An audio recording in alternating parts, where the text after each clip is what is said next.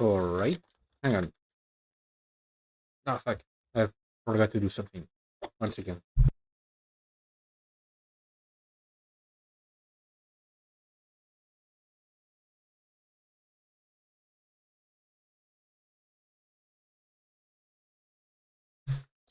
Okay. We are good. Almost. My neck is broken. Okay. Anyway. Back to a new stream. But this time I should not have any major like thing happening that would prevent me to necessarily stream for a while. I'm gonna have to check. Wait, no. Yeah, no, no, no. Shouldn't have any issue because literally, like, I have some appointments happening in like 10 days. I mean, technically, it's in 11 days that I have an appointment, but it's on an odd number day. And since we are on an even number day, it means the streams will happen on even number days, so it shouldn't be an issue. Anyway, right. So I should get to the news first. So yeah, I explained it last time. The reason why I had to take another break from streaming is because I was going to my parents' place to take care of my sister. Basically, like babysitter for a few days. What the fuck is happening? Oh, wait, no, okay. Babysitter for a few days. Sorry, Twitch did something weird. Babysitter for a few days to while my parents were gone to a funeral, uh, which is not the most joyous thing to do, but um, it went well. Slightly, I did faint at one point, which is not something I've done often. As in, like, it's probably the second time I've fainted, and it wasn't like when I say fainted, it's I don't lose consciousness when I do. It's just I start like losing my vision and my hearing, and I can tell that something is wrong. But usually, like, I take those steps to calm down before it goes too hard. Like the first time that happened was like almost 10 years ago. It wasn't my first job because I had the bad habit of not eating before, like not eating breakfast. And that job, every 2 weeks, I would be on the morning shift, and basically it would start at like 5:40 a.m. So I woke up at 4 a.m. I did not eat anything, and I would go to work. And we started with some like physical training of sorts to get our body ready for the day. And it's during that I just started to feel like really bad and had to essentially they had to call the not on the on-site nurse was not here yet at the time. Actually, it was too early for her to arrive, so I had to call a colleague that was trained in first aid, and eventually sent me home for the day and told me, like, don't come back until you're better. And I ended up getting actually like ended up having the flu. Like, it was between Christmas and New Year's. I remember. I ended up having the flu, so I wasn't able to go to work for the entire week, which was fun. And yeah, like, it was what, Monday or Tuesday, so a few days ago. While I was taking care of my sister, uh, it was Tuesday. I remember. Wait, Hang on. Was it? Hang on. What were we eating? You know, it was Tuesday because I had prepared a meal, which like for Monday we were just finishing like what my mom had prepared uh the day prior. For Tuesday I had to actually cook, and I remember I had just finished cooking, and I had just sat down on the table and I started thinking, well, um, and my heart rate started to lock itself at a high speed. Basically got palpitations, which is something that I've had in the past quite a quite a lot. I mean, relatively once every 6 months, usually. The last time was 5 months ago. Hey, it was actually 5 months ago for my younger brother's Birthday, I my heart rate started to go haywire again. I mean, as well. It lasted an hour that time, and there, like, so because I was feeling unwell and because of my palpitations, I wasn't able to eat properly. I decided to lay down for a bit, and just what 10 seconds after laying down, my heart like went back to normal.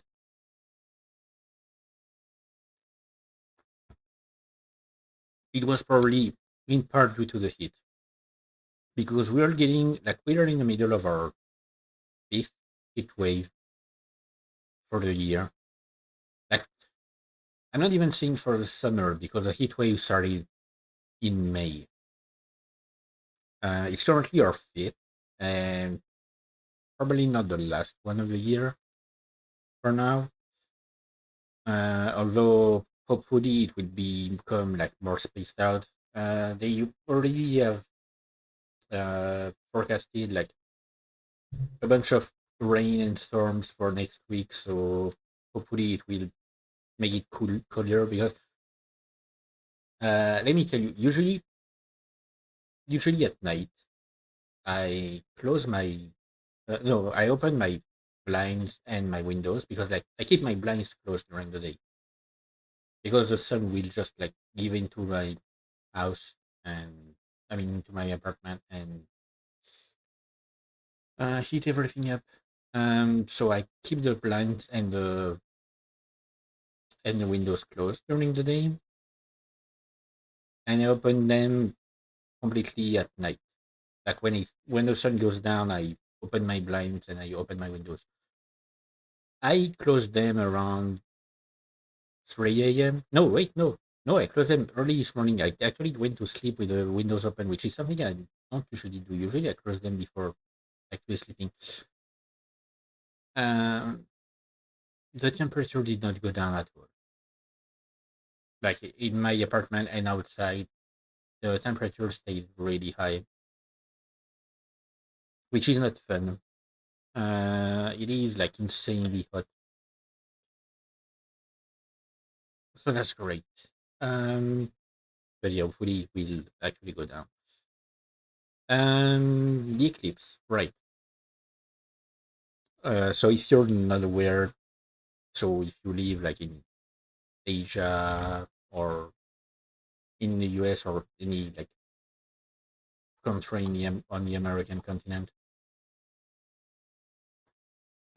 Europe and probably like Northern Africa, at least had an eclipse on Tuesday. No, not Tuesday. On Wednesday, we had an eclipse.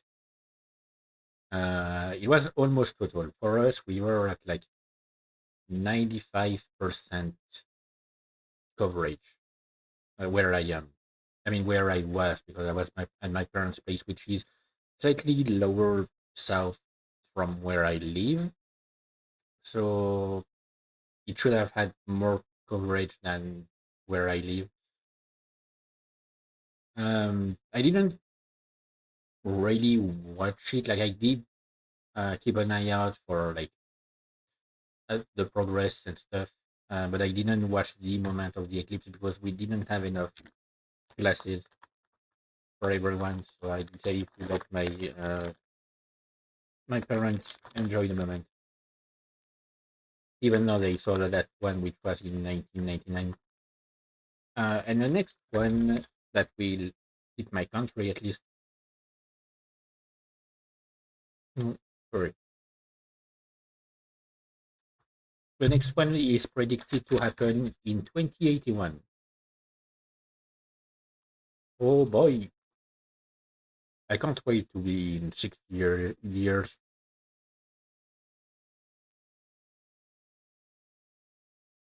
almost like 55 years.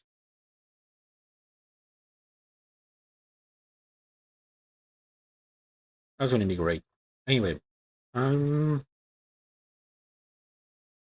anything else I wanted to talk about before getting to the main point? Mm, I managed to log on to a mod list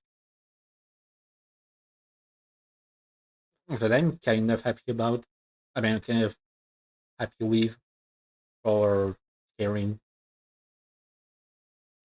So I had to like erase my saves and start all over again. But so I removed Ash and Serenade, not because I don't like them. I mean, okay, mm, the Serenade add-on can be a bit annoying sometimes. But the main reason is because like I had seen everything I was interested in seeing when it came to them. Um, mhm, sorry, I'm eating a little. Um, no, the main reason I did that is because I was having issues with some modes. Like basically, I was stuck in an infinite loading time. Mm. When launching the game, it couldn't load the main menu, and I thought it might come from one of them. So I because like it might have been incompatible with a mod that I added later on. So I decided to remove them to test it out, and I decided, you know what, like I'm done with them. I'm not going to add them back. I keep Lucian. Like Lucian is my bestie. I'm absolutely like going to have him on my team at every possible opportunity. Egoth as well, mostly because he can set stuff for me, and he he's funny. He can be a bit annoying sometimes because he's not aware of the context and tends to interrupt uh, important moments with some random banter.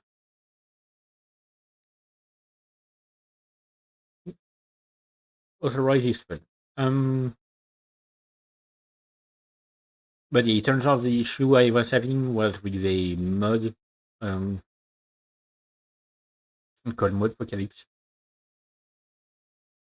which improves the textures and meshes of NPCs without necessarily like changing them completely. Like it make them of a higher quality, and I installed because there are a few versions. Mm, I installed the version that just makes I mean like makes their face look better and makes their hair high poly uh, count of a high poly count because there is a version which adds a bunch of hairstyles, like really smooth and pretty hairstyles, but from the screenshots that I've seen, it changes them a bit too much.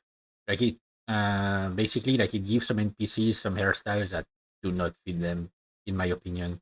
At least it doesn't like it changes too much from the base hairstyle so it would break my immersion of what I know of the game.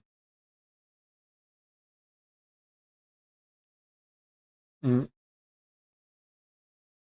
it's not the main apocalypse that I was having the issue with. Mm, sorry, it's the one that changes NPCs from the for the Legacy of the Dragonborn mod, because there's like versions for specific mod. There's one for the Forgotten City. Mm, that one works,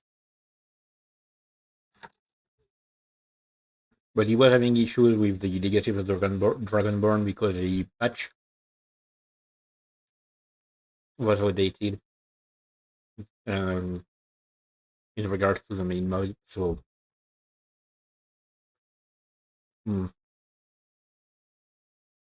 basically, I changed some IDs for some characters, and it messed up with the scripts.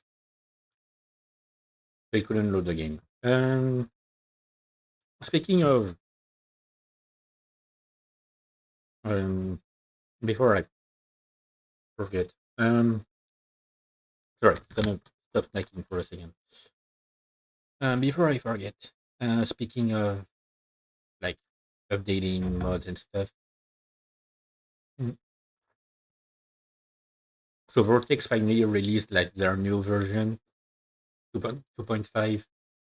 It was in beta for quite a while, and it kept bugging me about upgrading to the beta, but I don't do betas of um, games or softwares. I prefer to play like releases that are stable, or that are considered stable at least. So now Vortex is able to uh, not only update mods that were added manually, because before that, like any mod that you had to install manually instead, because you couldn't download it through Vortex, you had to re-download manually any update uh, that was available. For example, Legacy of the Dragonborn. It's not able.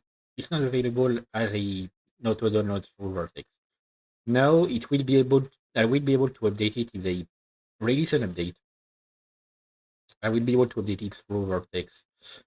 I'm not even sure if it will eventually get an update because um, they are working really hard on their new mod, which is Odyssey of the Dragonborn, which would largely like it would basically apparently it's going to be built on top of Legacy, as in like they will be made to work together, and Odyssey will make the story part of Legacy much longer and add a bunch of cool stuff. So I can't wait to see that. Anyway, I also added the mod Project AHO because I was a bit interested in it after seeing it. It's beautiful. They've made some incredible work with creating the maps. First of all, and like there are some stuff that I'm like, how the fuck did they do that in Skyrim? Because like there are some Dwemer ruins involved in this, which is one of the main reasons why I downloaded the mod because I love Dwemer ruins. I love the entire lore regarding the Dwemers. I was reading about it yesterday. We're taking my bath. Don't judge. Um, and yeah, I they've put some Dwemer ruins in that mod that have like the textures for the walls are so much higher quality compared to the main game that you don't feel like you're playing the same game. And they have a whole system with what is the AHO. So what the mod is named about. I had actually seen that before while using some mod packs, but I had never started the quest because it's a quest. You have to start that quest. You have to go to a specific place and expect a specific NPC to spawn and talk to you, and it will start the entire quest line. So it's like a bit hidden if you're not walking around everywhere, like every single place. But I had noticed while playing the mod packs some additions to the entrance of some Dwemer ruins, like some weird structures. And I was wondering where it came from. Turns out it was from this mod. And these structures are actually um, landing pads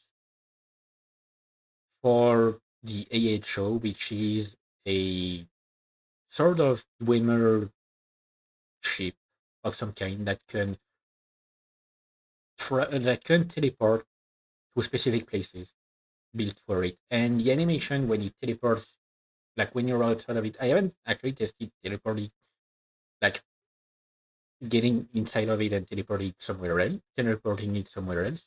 I've actually only bothered with um, teleporting it to me when I was at the places that could accept it. And the animation for it is just incredible. Like there was a lot of work put into it. The quality of the animation, the quality of the model, and I'm very impressed. So yeah, anyway, uh, and I've added some magic mods, some more magic mods, some really OP stuff, a cheat spell, because why not? I've been having fun, and I've actually like been doing a lot on a single save, which is not something that I do usually. I installed the Skyrim reputation mode, and I'm doing my best to be seen as like as positive as possible without using the mods options that allow you to cheat.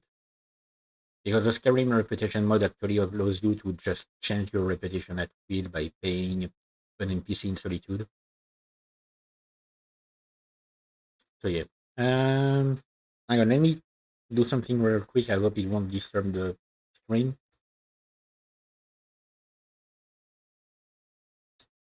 Hang on.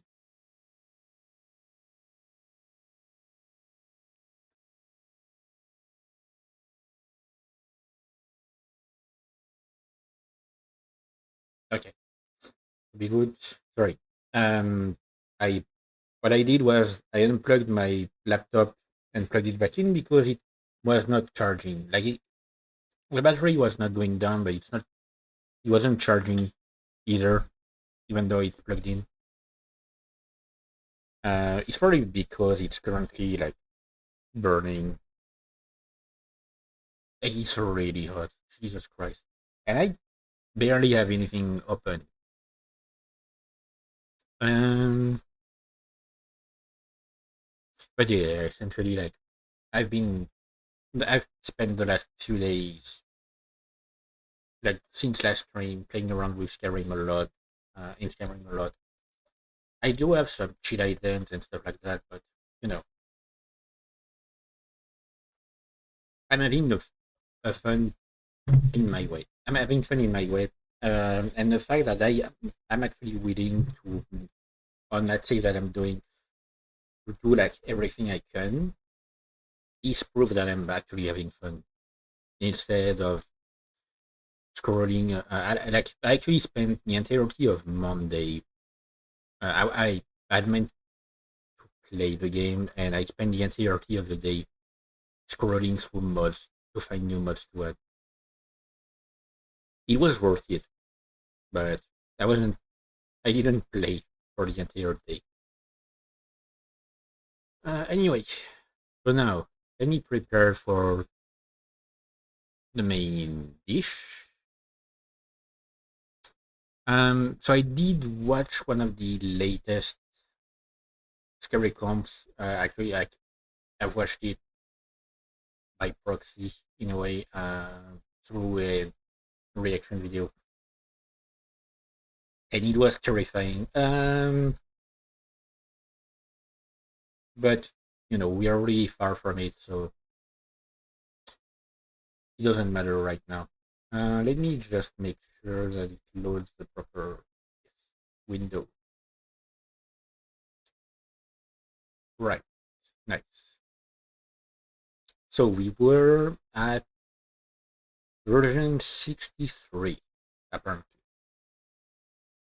So hopefully this time I won't do the same I did the last time I A very tried. Sorry. The last time I tried to do a stream like that. So if you're wondering why 2 or 3 videos are missing, like we're 2 or 3 videos ahead of what the last VOD uploaded. So it's because I did a stream where I watched like a couple, like 2 or 3 videos. I don't remember exactly. Um, but because I spent so much time yapping about like stuff that didn't have anything to do with the videos, and I ended up like, I don't know, talking about stuff that I probably shouldn't be talking about, I decided not to upload that VOD. So it's lost. It's gone. Like it's gone from Twitch. I did not download it, which means I mean, of course, it's the internet. It's never gone forever. There might be like some kind of archive website that automatically downloads streams from Twitch or some shit. I don't know why, but yeah, otherwise it's gone. But yeah, anyway. So yeah, version 63. A very concerned parent had posted the following video in the hopes that someone could Oh, explain the sorry. footage. In it, a child is seen playing in their crib when suddenly something truly terrifying is caught on camera. Now, according to Sorry. I was adjusting because my headphones have been having an issue like as of late where I have to fiddle with the volume on them to I mean my headset, like I have to fiddle with the volume on it to make sure that the sound goes through both ears, because sometimes if I don't listen to anything for an extended amount of time, I only hear in one ear, and I have to fiddle around with the volume to make it like go through both. It's weird. the parents, ever since playing with the Ouija board that they bought Oh, at a yard great. sale, strange things have been happening. On random Yeah, no occasions, shit. their son would stare at an empty space as though something was there, and then suddenly cry out of nowhere. The strangest incident, Yeah, however, that's may me just be the following video. on a regular It's late basis. at night when the following is caught on camera. Take a look. Sometimes I'll just cry out of nowhere. It's called depression. I mean, I don't think.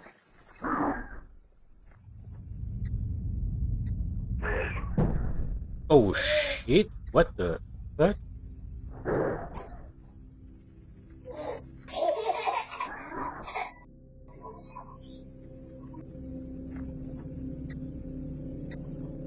Okay, setting aside the camera glitches, like that bang was,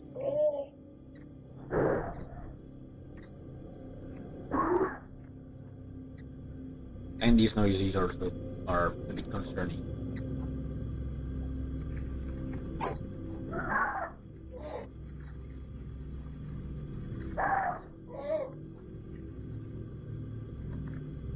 Because they, yeah, like some of these noises don't come from the baby. An You can tell. unsettling screech-like noise is heard inside the child's room. It seems to come out of nowhere, yet sounds very close to the child. But even weirder is the fact that the camera glitches whenever it screeches. It's almost as though the presence of whatever this might be is so strong that it messes with the frequency of the camera. Then again, it is often the case that people hack into these cameras.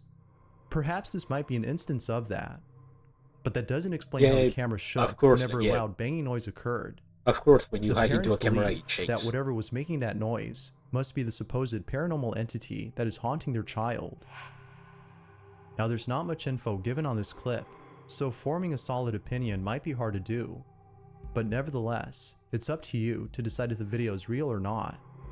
And that's Just the what thing. That's the thing, right? Like when it comes to uh, whether it comes through for like where is this where is it whether it is with animals or young children, especially babies and toddlers, it's much harder to fake something like this because the kid, like kids, they just do their thing. Like they won't listen to your instruction. They won't even understand your instructions. So it's much harder to fake Exactly had occurred this kind that of thing. night. Feel free to let me know what you think down below.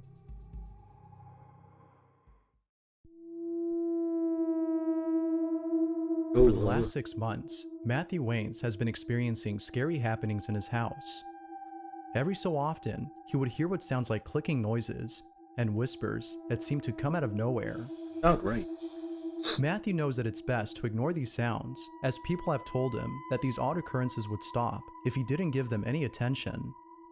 But, as of recent, I Matthew mean, like, it's a kind of case, right, where if you don't, if you like try to get a proof, an audio proof of something like this, and you don't hear anything about like with it, then you know that you need to need to see a doctor. Otherwise, if you do capture some sound, that yeah, there's something weird happening. But my first, if I started hearing whispers, my first assumption would not be ghost. My first assumption would be that I finally lost it, and it's a start of schizophrenia potentially. Like I'm the like I'm not. Um, I'm trying to find the words here. Sorry, I can't find my words today. It's annoying. Um, I'm quite honest with myself, and I mean, in some aspects, there are a lot of aspects where I lie to myself, but I'm quite honest with myself with the fact that I know pretty well, like that my brain doesn't work properly, and I know that if I reach like if I reach a higher age, eventually I will uh, lose my mind more and more. Like it's something that I don't think I can prevent. Like I know I will eventually lose my mind. But then, like if I'm lucky enough, it will simply be dementia at an old age. Otherwise, like it would be something worse that will appear earlier. So yeah, if I started to hear whispers, I would. My first thought would be like, okay, I've lost it. Time to time to can no tell time to tell my psychiatrist that I need to be internalized. Speaking of which, I did mention, I think, in an earlier stream that there's a potential for me to be eventually internalized, Hmm, institutionalized. That's a word. It's not internalized. Institutionalized. Like, there is a potential for me to eventually be like for a short time, but there's also an alternative that I can try. Uh, but for that, I need to see my doctor, and I don't have an appointment until the end of September. So that's gonna be great. And meanwhile, I've got the unemployment agency breathing down my neck, even though they literally got like I literally had an actual checkup that mentioned that I'm not ready to get back to a job yet. So yeah, kind of. Oh, did I mention? I don't know if I mentioned that. Um, I might have forgotten to mention that during the stream, or I might have mentioned that during the short stream. I don't know. I'm gonna say quickly. I know, like I'm not talking about the video enough. But quickly before I forget. So I went to my unemployment agency like last week, beginning of last week, and I actually um like it was to remind us of everything we have to do to make sure that like to show that we are looking for a job and stuff. Like we have to do a lot of stuff. We're supposed to do things like 15 hours of things a week, like looking for jobs and stuff. Which I will admit I'm not doing much regarding that because of my mental health, mostly because I already know where I want to go after I've taken care of myself.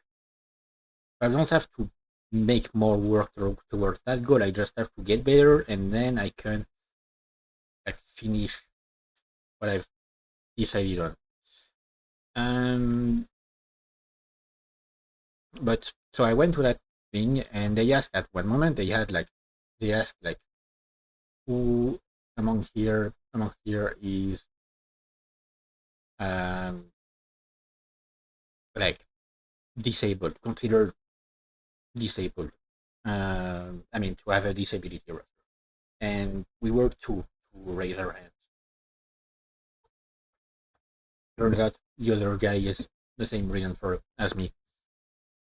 And the reason she asked that is because they are planning in November. Wait, October or November? No, I think October. They are planning.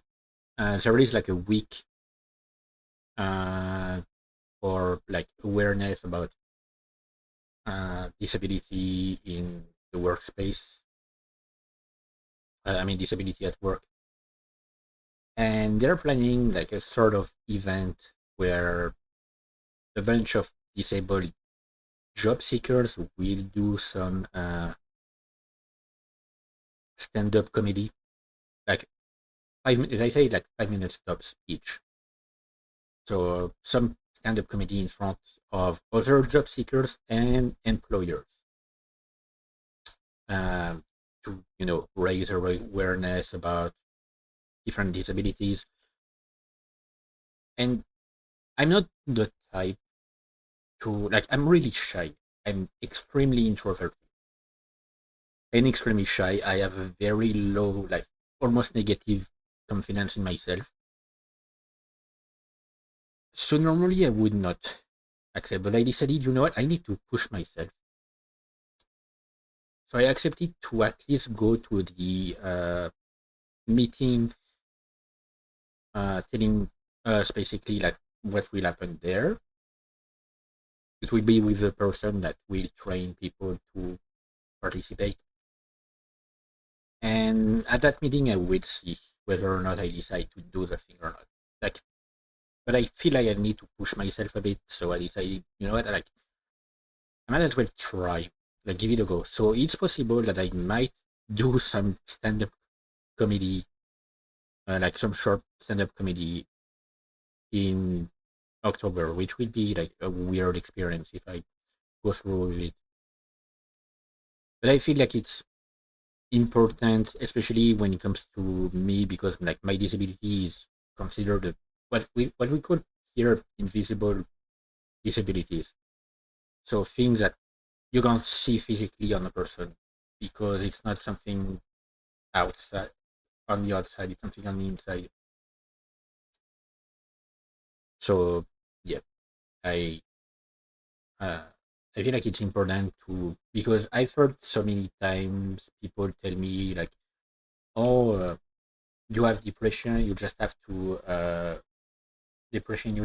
like go and take a walk or like stop start thinking positive thoughts or whatever bullshit they tell me. Like it doesn't work that way. That's not how it works. That's not how it works at all. The people who give me that kind of answers don't know shit about it, and they're the kindest when it comes to that. Like other times I've been told by actual like people that like it was at in workspaces and in workplaces and stuff. I've been told by people who are technically in a position of authority and stuff that I was just lazy or acting out for attention or stuff like. And it's annoying to no end.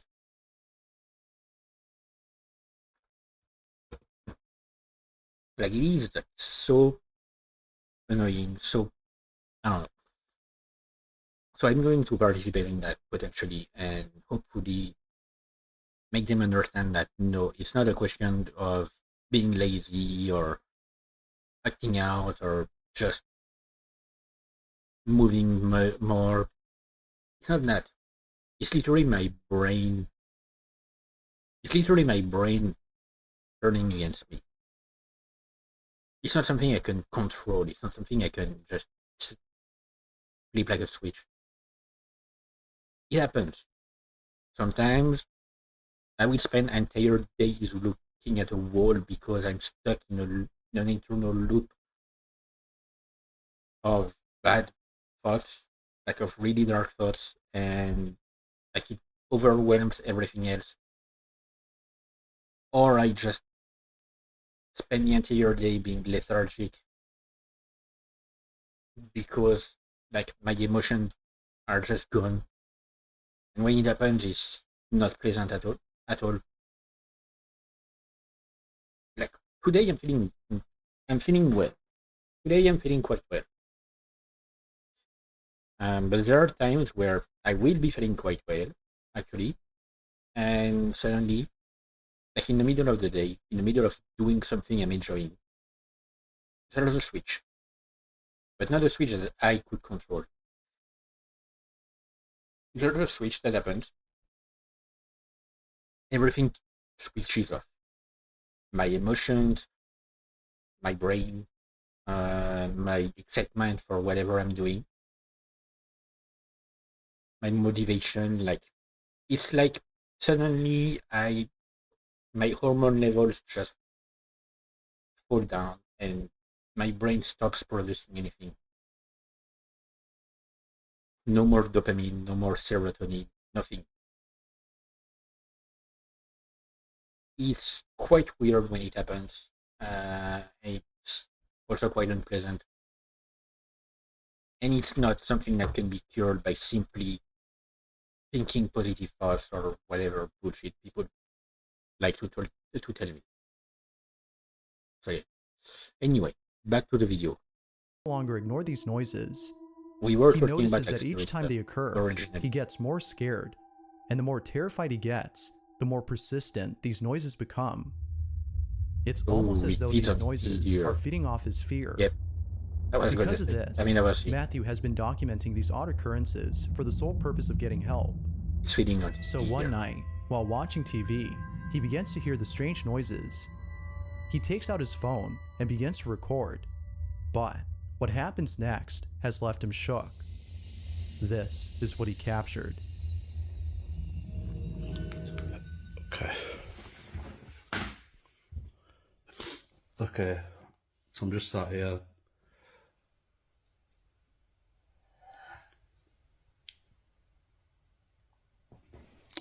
I said I were going to start trying to document it. I've been trying to watch this.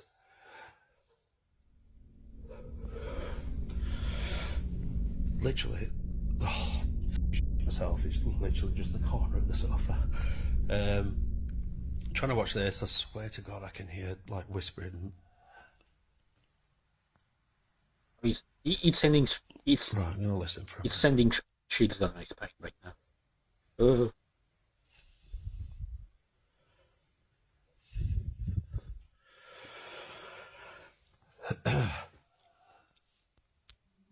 like I can hear them.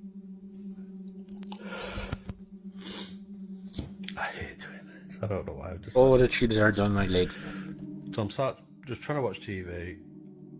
I swear I just keep hearing whispering. About 10 minutes ago, I just heard like 3 really loud. Right, okay. going to flip it because nobody wants to see my ugly face, and I'm going to sit and listen. I'm going to be quiet. See if anyone else can hear it. Trying to see like You what don't he's have to listen closely watching. to hear what sounds like someone or something breathing heavily in the background. It is heard close to Matthew, as though it was right next to him. And, to make things even more creepy, a bit of whispering can be heard in the footage. Yep. Clearly, Yeah, I Matthew was heard like beyond that. terrified. I heard the lower whispering that happened while he was explaining things. You can hear some lower whispers. But on the bright side of things, he's now getting the support and help he hoped to achieve by filming this video. Yet, ever since then, Matthew states that things have only gotten worse. The activity I continues. mean, yeah, like at this point, once you make a video of it and people are able to hear it as well, you know that you're not going crazy, at least. Like that's one good thing. And he doesn't know what to do. For now, he is staying at his family's home until things settle down. Like with most videos, the question is begged, what exactly is going on inside this house? Unfortunately, it seems that we won't know for sure until more footage is posted. In these kind of situations, when people say like, "Yeah, I'm staying at my family's," I mean, I'm staying with some family or friends until things settle down. Like, what do they mean by that? Like, how will you know when things will have settled down regarding like little haunting? How will you know if you're not in a place that is believed to be haunted? Or did it settle down as in like they're able to face it mentally? It's possible. A mother is going through her child's pile of toys when she finds a toy camera. The mother states that she had bought the camera for her daughter, but unbeknownst to the mother, the camera contains a chilling photo that her daughter had taken. To this day, this photo chills her to the core. In this video, she shows us what was captured. Take a look. So I got my daughter this camera from Amazon for Christmas. She's 3, almost 4. We're just hanging out at home today by ourselves. My husband's at work. She's been telling us she's been seeing somebody in her room, that she can't really sleep well. She refuses to sleep in there. We just moved to this house. I never set the date or time on this camera because it was just like a little play camera, so she would quit taking her phones and taking pictures of herself because she's at that age right now. So we just... I mean, okay. You know what? Like, I can accept that.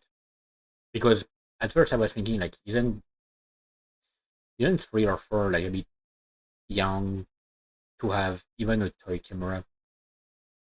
But if it's to avoid, a child spending their entire time on a phone, might as well be worth it. When I see like Jesus Christ, when I see my little sister, like the youngest one, she's 10 currently, but she's been playing on a phone since she was 5 or something. My mom has never really regulated that for her, which is weird because when I was a kid, we had much stricter rules when it comes to phone, and we didn't have flip phones. We didn't have smartphones.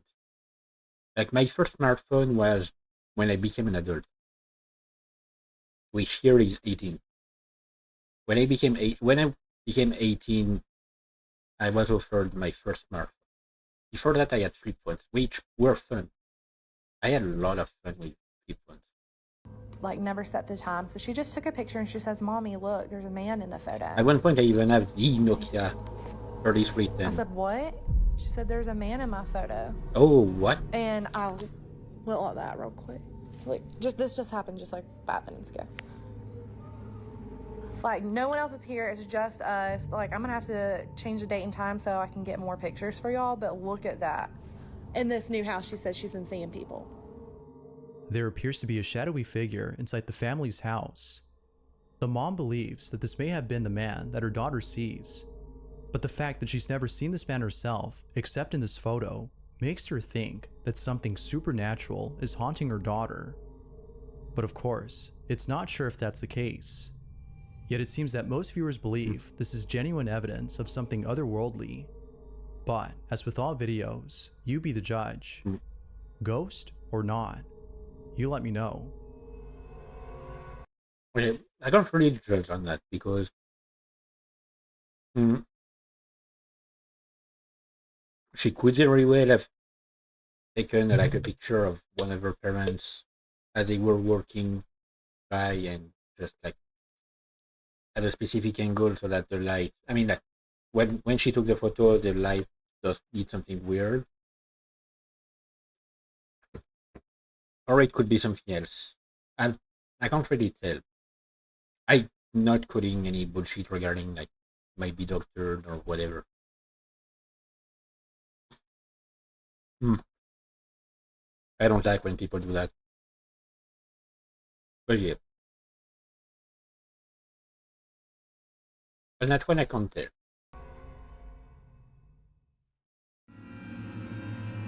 No, but it made me think of mm, that short or uh, a short horror film that I saw once on YouTube, like really short, where it's a guy that got a Polaroid camera and he's testing it out in his place, taking pictures of his apartment. Then eventually something starts showing up on the camera, on the pictures, and the guy is really dumb, so he gets closer and keeps taking pictures of instead of stopping there, and eventually he gets taken to the shadow realm. This next video was submitted to me by a father who caught something pretty creepy on camera. Now, the initial purpose of the video was to document a strange occurrence that often happens around 4 p.m. According to the father, it is at this time when the baby monitor inside his bedroom picks up a strange noise. It's hard to make out the sound that is being made, but whatever the source might be, it definitely sounds creepy. For this reason, the father thought it'd be best to record and share this video. However, little did he know that something far more spooky would be caught on camera. The father records the sound when suddenly something else is captured. This is what he caught. Yeah, sorry.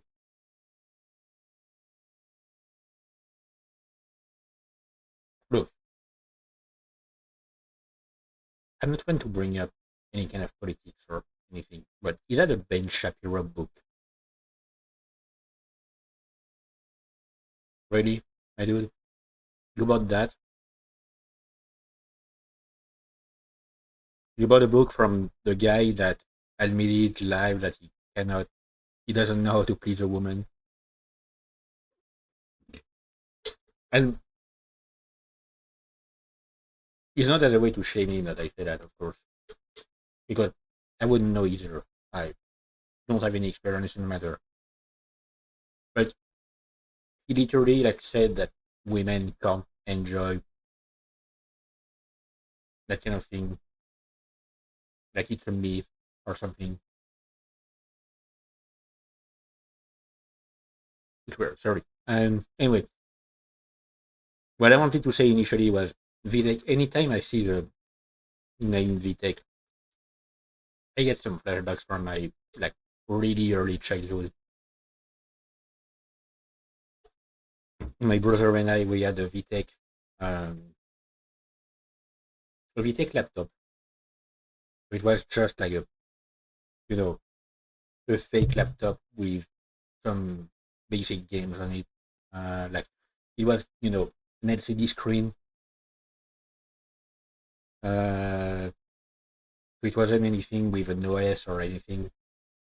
It was just like a big version of these small toys that you can get with LCD screens.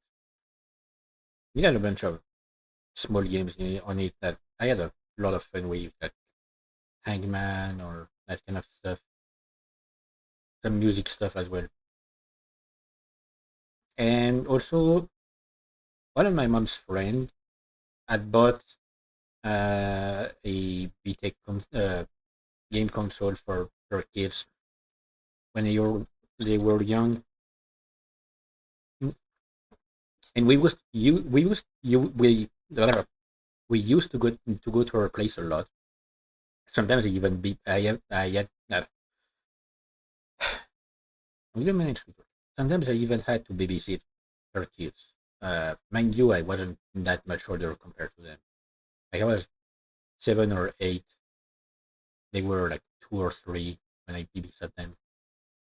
No, younger than that technically. But I would play on that console. It had like a Winnie the Pooh game, a Lion King game. It was fun. Games used to be like simple and fun. Now they try to make things that are sometimes overcomplicated and actually not fun. Alright, check this out.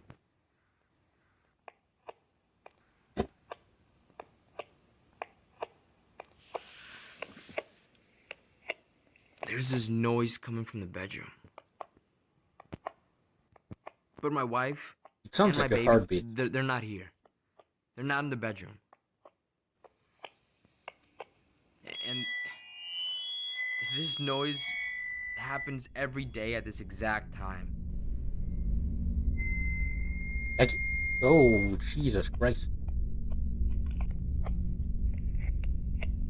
Like it sounded like either a heartbeat or a clock ticking. yeah, there's no one in there. But why it would have only happened No during one. this time? Like at a specific time? Oh, okay. Okay. Is that a... Hang on. Is that a creepy doll? Like, you know, one of these dolls that has a small body but a really large dress? Like my grandma had one of them. Is that one of these? Oh fuck. I think I found the source. Nope. If it is indeed a door, All of a sudden, the remove it. closet door opens on its own. It opens wide enough, showing no one inside. Understandably, the father stands up in total shock as he just caught something that may just prove his belief. According to him, the strange noises have nothing to do with frequency interference, but more to do with something paranormal. I mean, the fact He that it happens believes that whatever regularly. opened the door was responsible for the sounds that were picked up by the monitor. Whether Like the fact that it happens at a regular time, it's either some like it could either be some actual radio interference from the neighborhood, like someone who has a thing that is set to go off at 4 p.m. every day or something like that, and it's interfering somehow with the frequency, the radio frequency of the baby monitor. But then like you have the door thing. ghost or not, the father is definitely creeped out by this. He further adds that he'll continue to document more of these strange occurrences, but until then, this video Oh, and I just checked. Like my eyes passed near the time on my screen. It is literally 4 p.m. stands to be the Like creepiest when I encounter he's had. looked at it, it was exactly But as 4 p.m. It's always, 4:01 what are your now, thoughts but on this? it was exactly 4 Could this p.m. be evidence of something paranormal? Or did something else occur? See, me posing and ranting for absurd amounts of time can lead to some good things. There's a photo on Twitter that's currently trending. However, it isn't trending for the reason you're probably thinking. The photo in question isn't a pic posted by a celebrity or anything mainstream in general, but rather an ordinary image from someone with a very small following. The photo appears to be normal until you look closely and realize that the image isn't ordinary at all, but instead something beyond that. On August 3rd of 2022, Twitter user Natalina posted an image on their account that has left many people disturbed.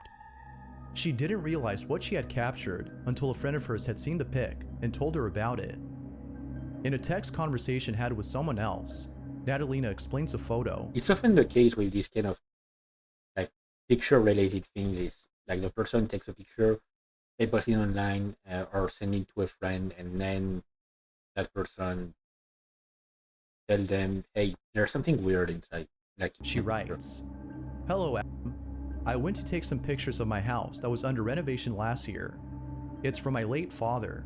I had taken the photos in November, and that was it. Recently, I sent the same photo I took in November to a friend of mine, and he was like, 'What the f, bro?' Because he zoomed in, and this just popped up."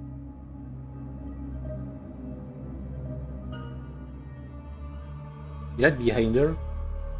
Oh, yep. Oh, yep. Yep, In this that's picture, I was not a shadow. alone, and there was no one behind me. Behind Natalina, a solid shadow-like figure can be seen. Yeah. No, like it is shadow-like, of course, because of the color, but you can see like here. You can tell that it's not a shadow because of the way it blocks out the light here. A shadow wouldn't do that. Not that way at least. And I guess it wouldn't be that dark as well.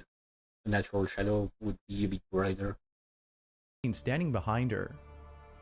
It stands only a couple feet away from Natalina, while being Especially here in the enhanced version of the picture.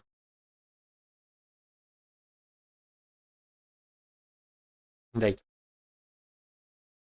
what the fuck? It's an actual silhouette, like a full-on.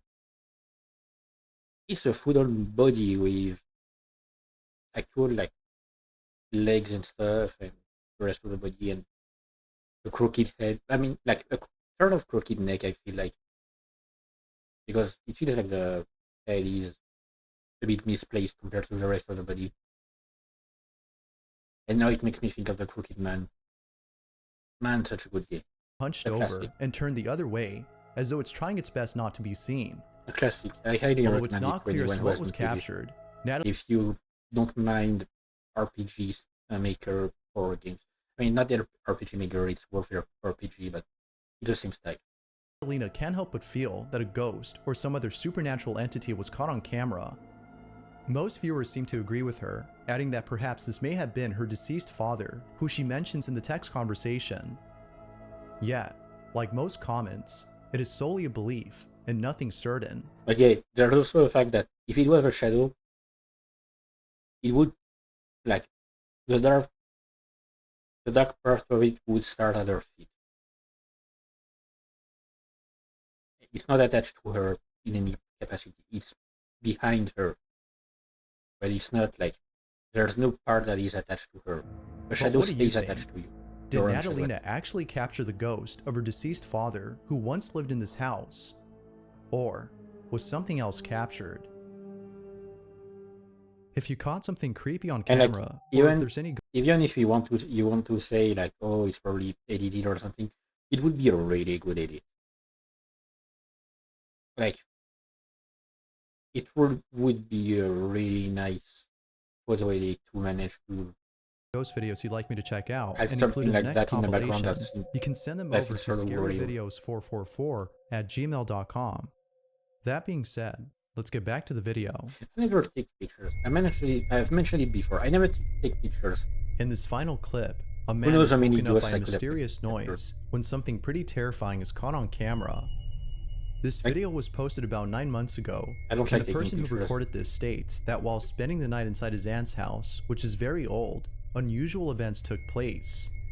The following is the video he took. Oh boy. I'm still hearing voices. Listen. Jesus Christ. I hear knocking again.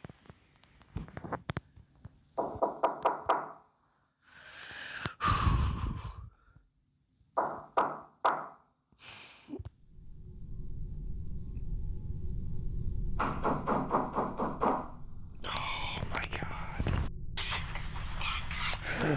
Oh, what? Uh,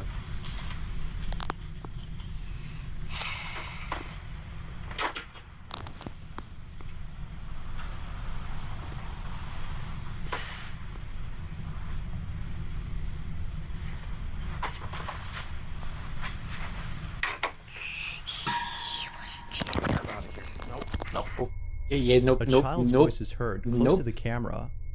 Naturally, That was too much in my ears. Nope. the Sorry, person no. recording fled from the room and went straight to his car after hearing the whispers. Not much else is known about the video, which makes it even more creepy. But doubtless, the video itself is scary alone. Yep. Like, I said it before, like, I said it when I started to watch Thanks for watching. scary videos on stream. I mostly want to watch them for the scare factor, not like I know I talk about a lot about like whether something might be real or fake. Oh yeah, yeah, that's the one I so the 113. I haven't seen the 114. I've seen it, that one. I know I've talked quite a few times I've talked quite a few times about like whether something is could be real or fake. But that's not the main purpose why I watch this. I watch this to like see something that can be actually scary, regardless of whether or not they're real. Even if it's fake, it is creepy. It is scary. Like the whispering was way too much in my ears, and I've mentioned it before, especially when playing scary games. One of the scariest things for me is like in any kind of scary situation is whispers. Like whispers in horror games or horror movies or anything of the sort is the creepiest. The following Like, sorry, I was making sure the video loaded. It is the creepiest. It's just, you know, like I can't stand it. Like, give me anything else. I mean, aside from jump scares, because fuck jump scares. Like, it's cheap. Jump scares are cheap ways to make people scared, and I fucking hate them. The following video shows three friends who are hanging out at a friend's house when suddenly an unsettling occurrence is caught on camera. What starts off as a simple get-together eventually turns into something straight out of a horror movie. The friend hosting the gathering is filming her friends, showing off her new camera when the following is caught on tape. This is what was captured. Cámara. ¡Ey! Hola. ¿Qué es, boludo? Me gusta. ¡Hola! ¡Qué divina tu cámara! ¿Te gusta? Mía, boluda. A nadie me regaló, boluda. Me regaló mi mamá. Ay, comiste todo, hija de puta. Tenía hambre. Escucha, trápate tu nombre. Hace mate. Dale, dale. Mira. Aguanta que Mira, todo. aprende a usar. Ahí está. Qué burro. Ajá. Dale. Te compras si no se usa. Escucha, ¿qué pasó con Gaby? Te cuento lo que pasa. Yeah, like, I was gonna say her mom gave it to her. You do not listen. ¿Qué le pasó? Chocó con la moto. I mean, like, it's classic, you know, teenagers slash young people, I mean, young adults. Not necessarily listening to everything that is said to them, Con la moto del just wanting to make fun of their friends for whatever reason. Con la moto del papá chocó. Vamos a jugar algo de la copa. No. No, No, dale. No. Estamos- Y para eso vinimos más o menos. Dale. No, qué crosa. Ya vinimos a visitar para eso. Dale, claro. No, dale, boludo. Que lo estamos jugando. does it really happen that often among young girls? You know, what teenage girls do? Play with Ouija boards. We've seen so many videos so far, like of this group of friends decided to play with a Ouija board. It's almost always like Anoche. teenage girls. Y vamos a grabar con tu cámara. Dale, dale, vamos. Pará. Saca eso ahí. Ay, para. Wait, they're drawing the board. Ay, no, tráele más allá. A ver. Oh no, okay. They're not even drawing it, they're just like... Ahí. Más frío, tu madre. Okay, but in that case, how would you know what he said? Ahí. No menos. Ahí. Like at this point, if all you have is a sheet of paper, you play the Charlie challenge. Not... You don't pretend to have a Ouija board. Ahí se ve, ahí está. Feliz. Yo tengo más experiencia. Pregunta, bueno, ¿en serio lo que está pasando? Sí, en serio. ¿En serio? Pregunta si hay alguien en esta casa. ¿Hay alguien en esta casa? No, no jodan, ¿en serio se movió? No jodan, ¿en serio? ¿Viste? Vos sos boluda. Ay, no. No, una joda. Ay, fue una joda. Basta. ¿Puedo hacer con eso? Pero, boluda, disculpa. No, sí, vamos a ver. Jodita, ay, pero para empezar, bien. Pero si vos... You know, oh, what?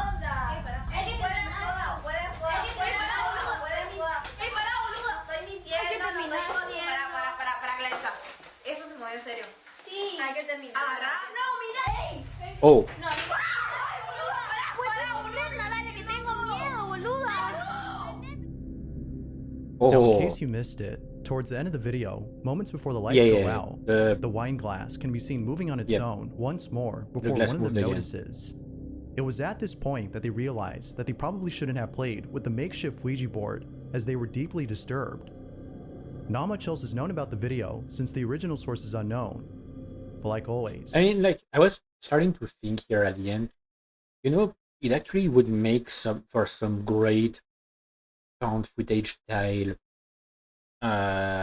thing for, like, you know, if you're making a horror movie about a demon or some haunting or something, you put that as like a tape that someone finds in a haunted place. Like they find a tape left there, and it just shows that footage. It feels exactly like the kind of footage you would see in something like this.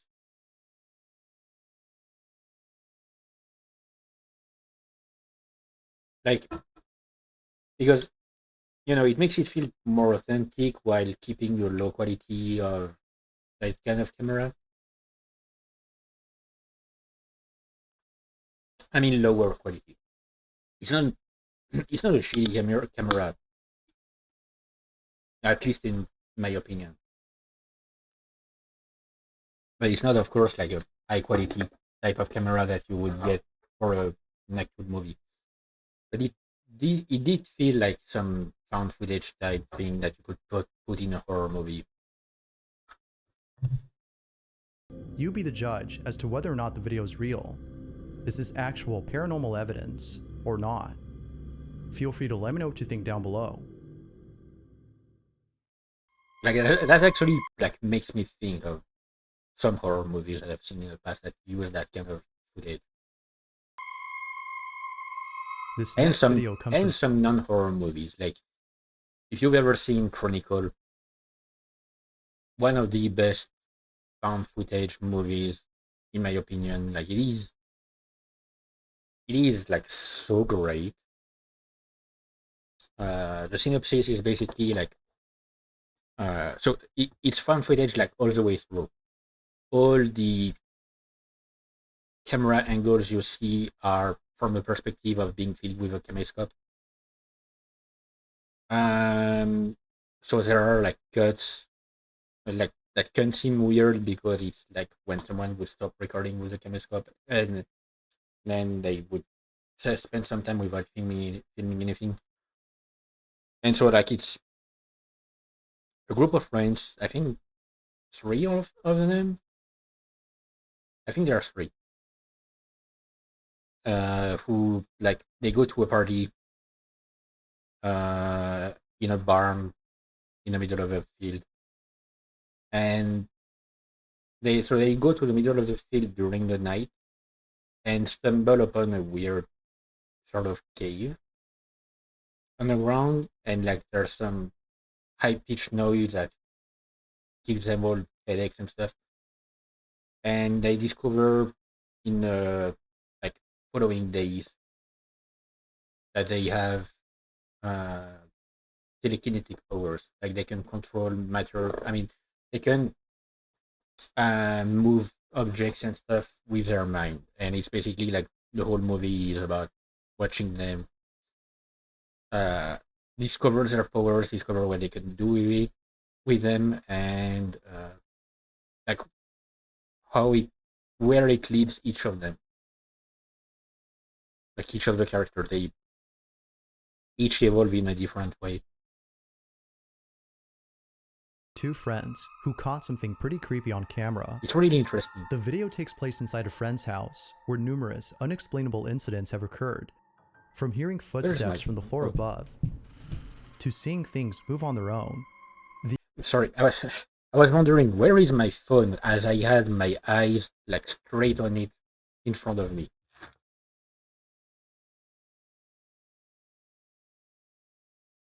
Yeah, okay, so I did hear it like but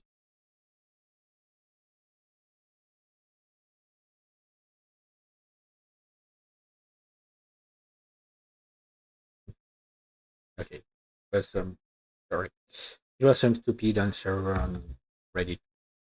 The activity in this house is considered to be very Yes, high. sometimes I scroll on Reddit when I have nothing else to do, or usually when I'm either when I'm going to sleep or when I'm on a toilet. I just scroll Reddit. One day, as the two friends were watching a movie alone inside the Ooh. house, Which movie is strange that? things Hang on, started happening. As the two friends Is that one of the? were watching a movie. Oh, it's French. Hang on, did he mention that it's French? Hang on, let me restart because I This next video comes just from two realized friends who caught something pretty creepy on camera. I didn't like pay attention to The it. video takes place inside a friend's house where numerous unexplainable incidents have occurred. From hearing footsteps from the floor above to seeing things move on their own. The activity in this house is considered to be very high. One day. Okay, so it's not the name of the movie here. It says classification tout public, which means basically like it's a movie that is available to all ages. So it might, it's probably not an alien movie, but it looks like it's based in space. Does it? It looks like something like in space. It could be an alien movie because these doors look really. I mean, this thing here, like it looks really like with the light and stuff. It looks really a lot like the alone inside the house. Alien stuff. Strange things started happening. It was only after. But the alien movies are not like for all ages. The first couple occurrences that the friend visiting decided to record the activity. Mind you that the friend recording recently met the person who owns this place, so it's his first time being here. Wait, you just recently met the person and you're already going at their place? With that said, this is what was captured.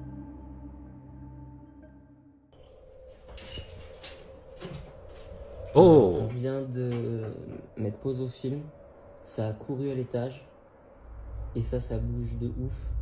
Lucas, tu vas voir. C'est grave chelou que ça bouge sans rien. Ça va se casser la gueule.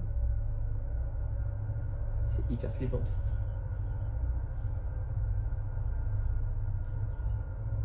Ça s'arrête pas, hein. Faut qu'on aille voir. Vas-y.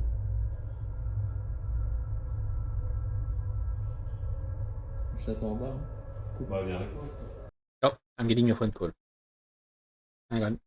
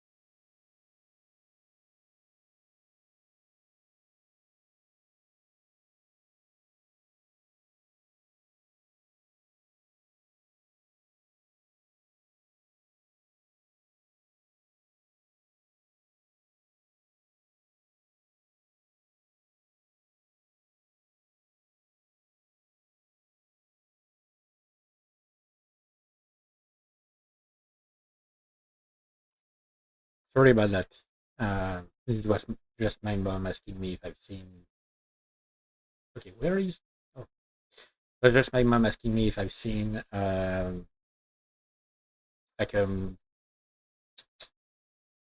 envelope of some kind, like a later receipt by my younger sister. Anyway, yeah, I was gonna say I think it's weird because like I can understand everything they're saying in both languages, so my brain is doing something weird here to force me to keep talking English. C'était une blague.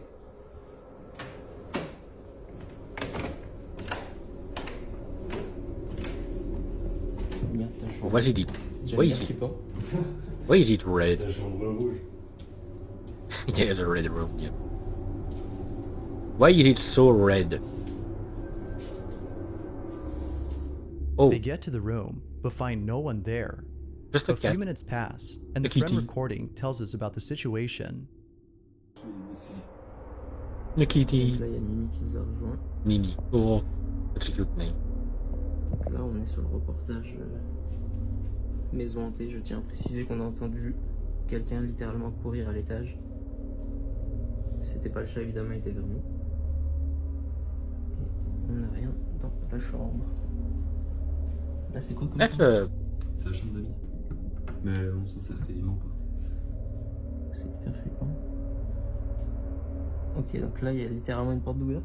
Ce qui est... c'est- Ouais, bah, normalement, c'est le placard qui est fermé. C'est le placard où j'ai mis tout le bordel que j'ai emménagé. Puis c'est allumé, normalement. C'est pas allumé, normalement. I was gonna say like that's a really small upstairs, like only 2 rooms, C'est quoi cette and like right on top of the stairs. After minutes of just staring at the closet, they make their way towards it and check inside. But just like the red room, no one was in there. Unable to find the source of the running footsteps, they proceed to go back down. But then, just as they reach the bottom of the stairs, they capture this.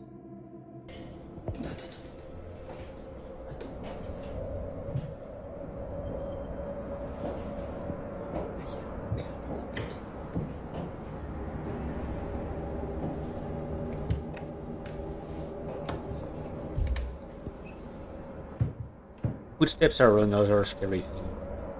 Like just like whispers. When you don't see anything but you hear something walking.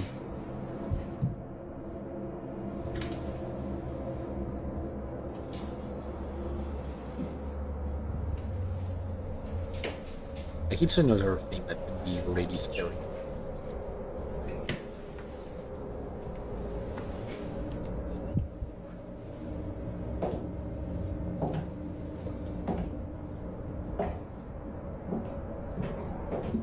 Oh yeah, it's coming like directly from the room, and the cat is interested in it. The cat is also wandering.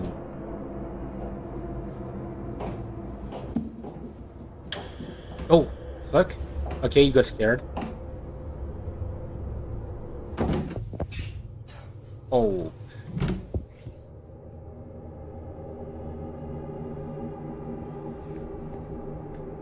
Oh yeah, I was gonna say, like, some people would say, show us the other side of the door. The sound of footsteps can be heard inside the room. Viewers have pointed out that even the kitten had Yep. sensed something strange in the room. Yeah, the Perhaps kitty, the sound of the footsteps the startled the kitten got kitten. scared. But the thing with these supposed footsteps is that they sound very similar to the noise of clacking high heels. Most viewers seem to agree with this, while some think that it sounds a lot more like an animal's hooves. Although we don't know what was inside this room or how the closet door closed on its own, the consensus seems to be that something otherworldly had occurred. Oh yeah, didn't even But notice what's your stance on this? the closet door Had the being two friends actually closed captured something when paranormal, they left it open. or was something else going on here? Like with most videos, this one remains inconclusive. I mean, that is creepy in any case. And every time I hear like every time there's something about the sound of footsteps, like with high heels, it makes me think of a series of videos I saw on some Nuke's Top 5 videos of a guy who has like like basically in his apartment. He made a few videos on it where every time you can hear the sound of a woman wearing high heels, you can sometimes hear a woman voice, and you can see in some reflections, like some mirror reflections, you can see a woman sometimes that is not in the room at all. This next video has very little information, but it still speaks for itself. A child is seen sleeping in their crib when all of a sudden, something pretty creepy is caught on camera. It's worth noting that this incident took place at exactly 3:33 a.m., which many people believe means something. Whether it signifies something good or bad, the incident itself is pretty strange. The child is sleeping when this happens.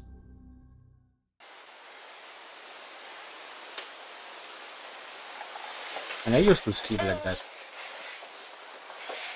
I can no longer sleep on my belly.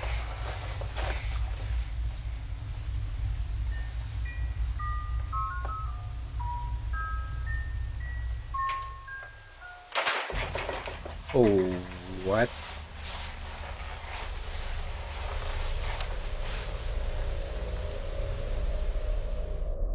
For some mysterious reason, the child wakes up and then quickly stands before staring at something in the room.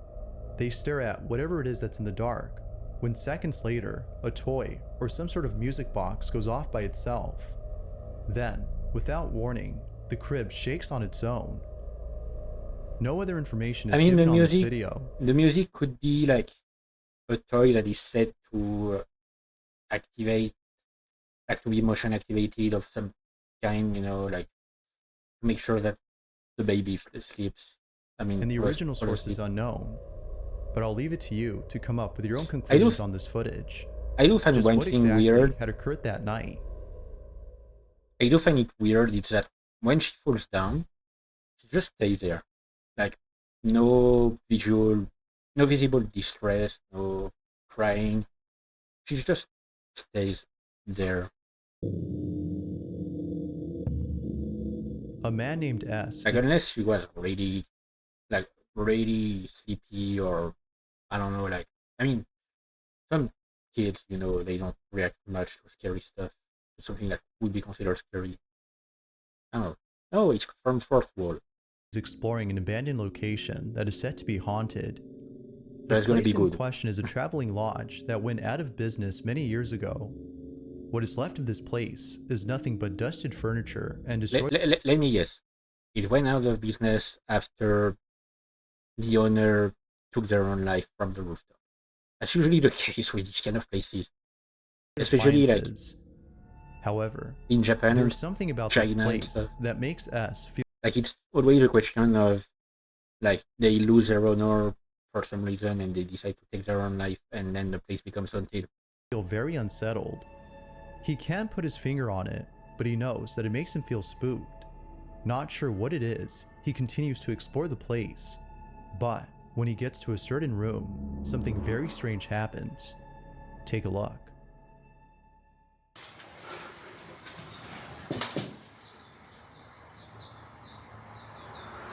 But yeah, Fourth Wall, if you're not familiar with like clips from the channel Fourth Wall, I've only seen these clips in like Scary Comps and some Nuke Top 5. But Fourth Wall, it's mostly videos of scary stuff from like Southeast Asia. It's around these places like Japan, China, South Korea, Indonesia. There are quite a lot of scary things over there.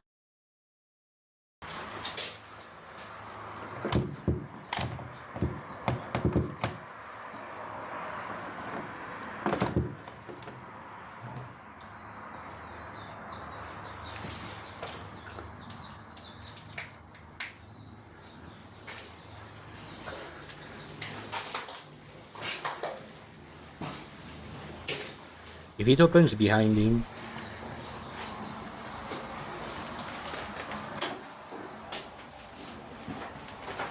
like we hear a creaking sound, he turns back and the door is opening. Oh. Oh. Sir, do you have a survival instinct? Please.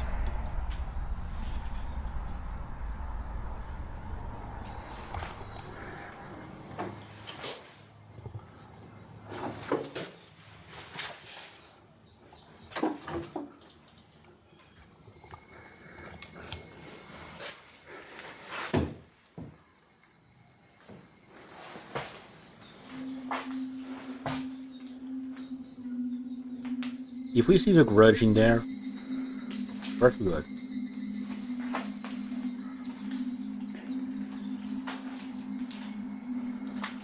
Also, yeah, hang on. These kind of parts, they have like, in these kind of parts, they have like the Unreal.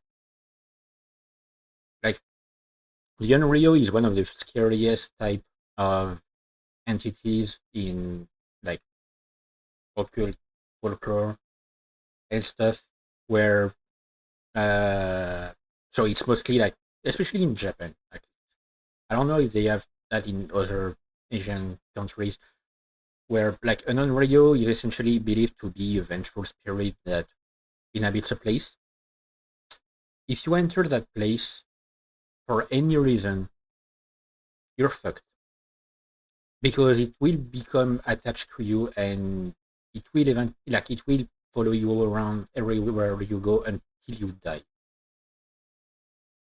Like from any, either it killing you or you doing it to yourself.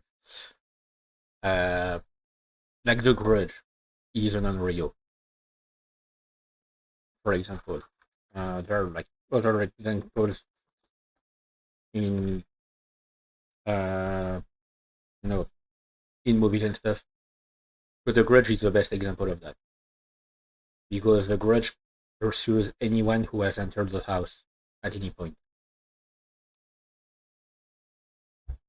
I mean, okay, I call her the Grudge because I always forget her name, or rather, I always confuse it with the ring. Like, which one is Samara? Which one is Kayako? I don't remember. One of them is the Grudge. The other is the chick from the ring. I think Kayako is the one from the Grudge. Might be wrong.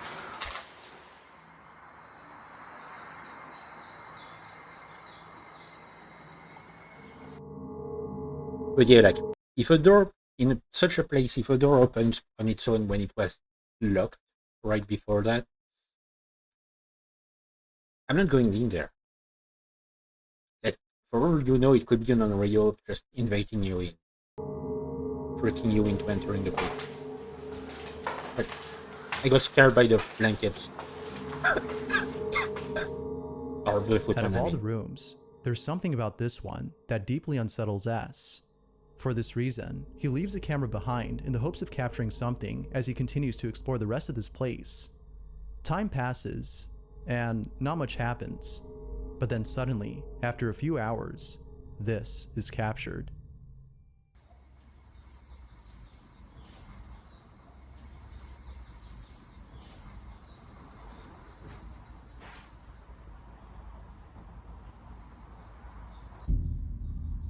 Oh.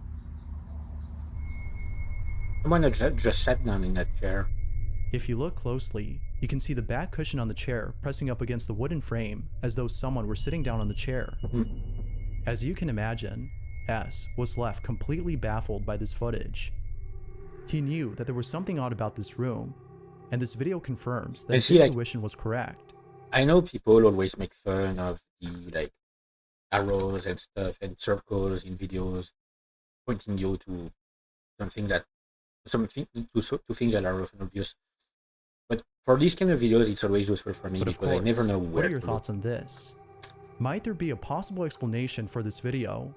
Or is this something that is beyond comprehension? There has yet to be a definitive answer to this question.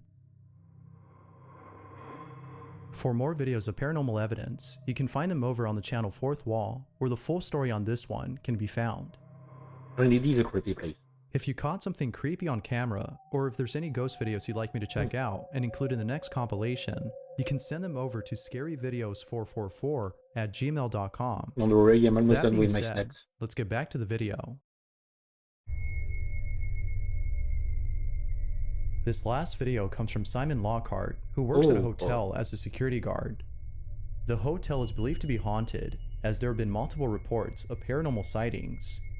One night, while being on duty, Simon checks on a noise that seems to be coming from an attic space inside the hotel. He goes in and encounters something pretty spooky. This is his video. This is their I'm story. over at the restaurant right now that's connected to our hotel. The door's been wide open, and they said they've seen lights going on and off in here. This is the attic area.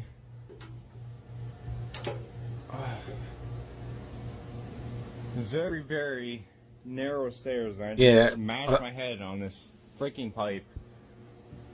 I was going to say, like, I'm really surprised that they use it as an actual storage space, even like how steep these stairs are.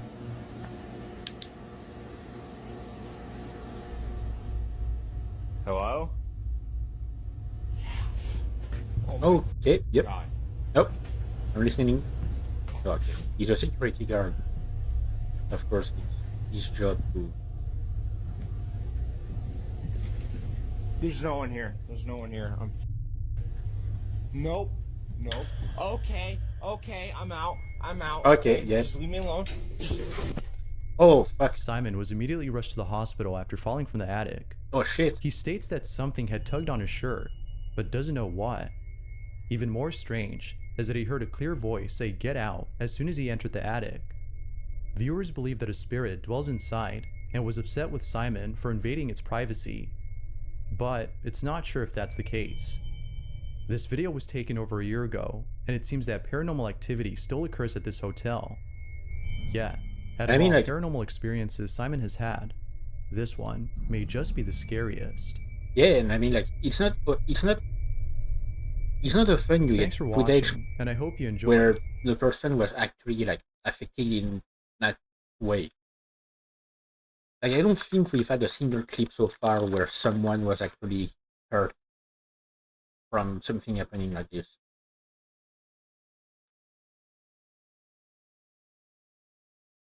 Which makes it extra creepy.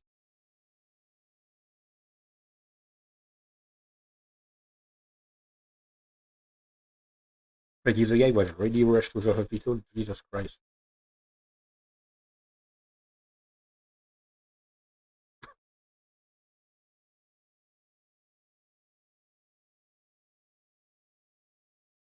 I mean, you know, that An is the main indoor thing. home security camera captures something pretty creepy on footage. Not much info is given on this video, but it still speaks for itself. A child is walking through a kitchen when suddenly they stop to look at something. What happens next is beyond strange. Take a look.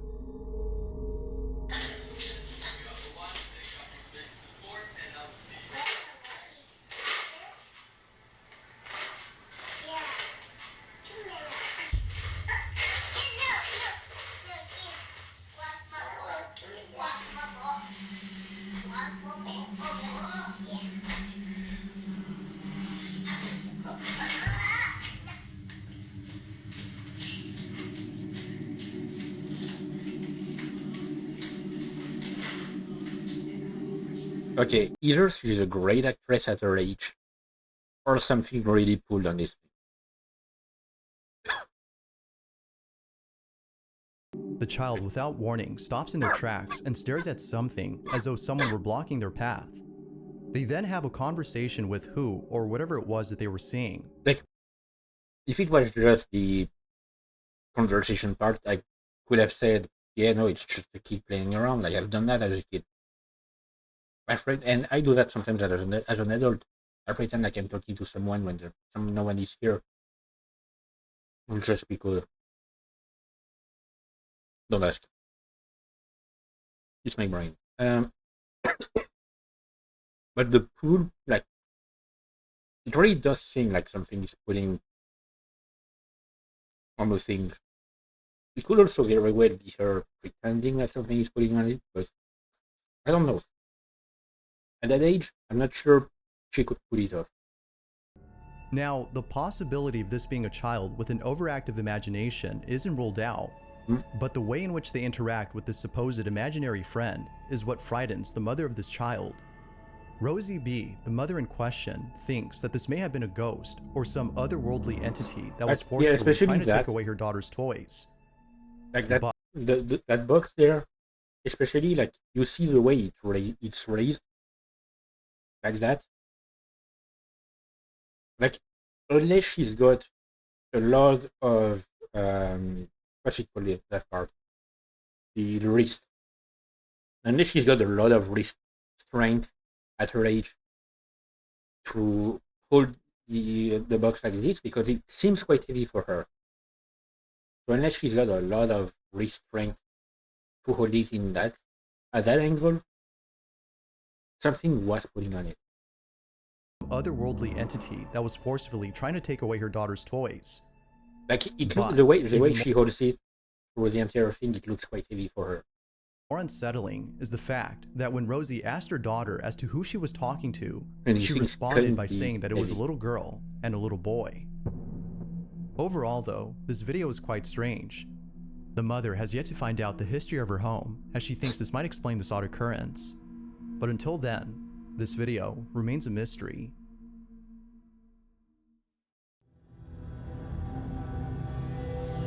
On May Like, okay, okay, I want you to say something. It's a thought that just crossed my mind. But I've said it before that one of the reasons I decided to start streaming was I got like I basically got the idea of starting to stream from watching other streams, and especially ever since I became a member of the Swarm. So I watch like almost every Neurosama stream. Whenever one happens, that's the reason why I stop my streams at a certain time. Whenever she has a stream that day. Today she doesn't have a stream. I can stream however long I want. And like a lot of the time, she will like seem to hallucinate some events and say things that doesn't make sense, which it's classic AI stuff. But when I see like footage like this, it makes me realize that it's also how a lot of young kids act, just sometimes making stuff up,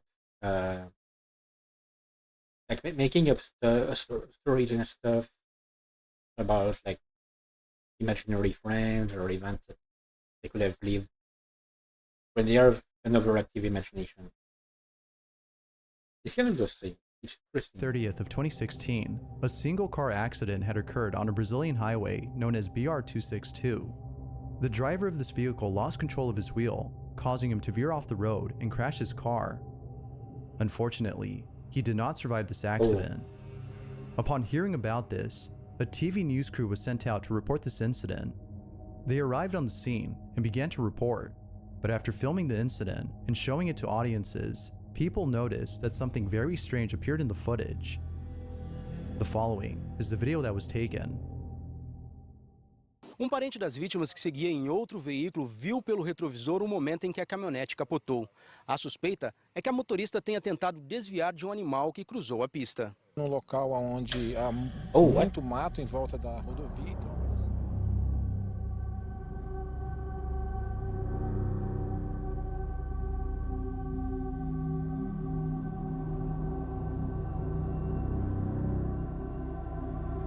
Okay, is that a face or is that an animal? Upon zooming in, a face can be seen inside the car. It appears out of thin air and almost seems to be looking directly at the camera. Viewers believe that this may have been the ghost of the driver of this vehicle, while others think that this may have been something else entirely. But as always, I'll let you be the judge as to whether or I don't not know. something supernatural was It looks caught. like it could have been What an owl exactly was caught on camera? that got, disturbed by the light. I don't know. As with most videos, this next one has little to no information, but with or without it, the video is still pretty spooky. It's late at night, somewhere in Chile, when a man captures footage of something that occurs right in front of him as he lays in bed. This is his video.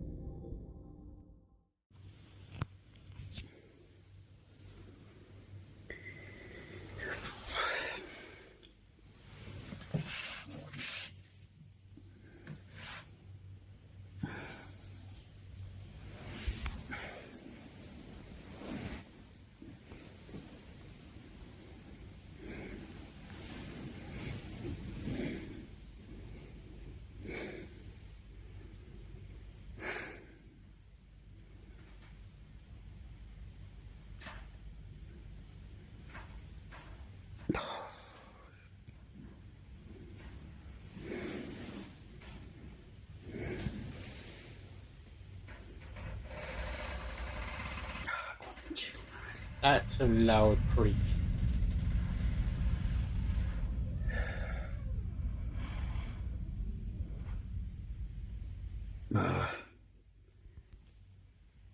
Sale conchetumare. Conchetumare.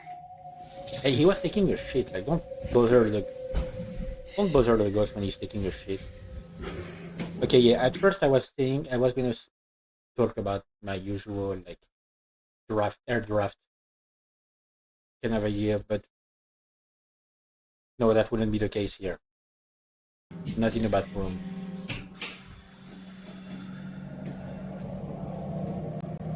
Like, unless you got like some venting system that is on and quite high.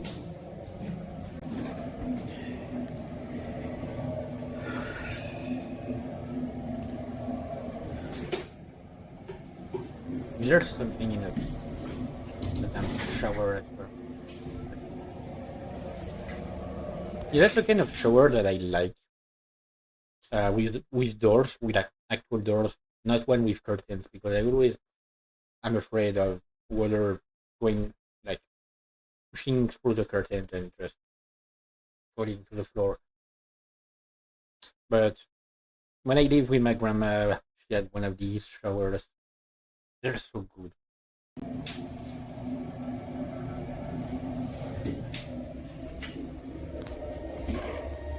Nowadays, I only have like a bathtub. I mean, like, I love taking baths. It's 3 in the morning when all this happened. But it is an issue if I want to take just a shower. Because I have a curtain, and every time I'm afraid that it will splash water everywhere. The door opens just a few inches before fully opening after being told to do so by the man. It happens almost immediately, as though whatever was behind this door was listening attentively. The man then goes inside, but finds no one in there.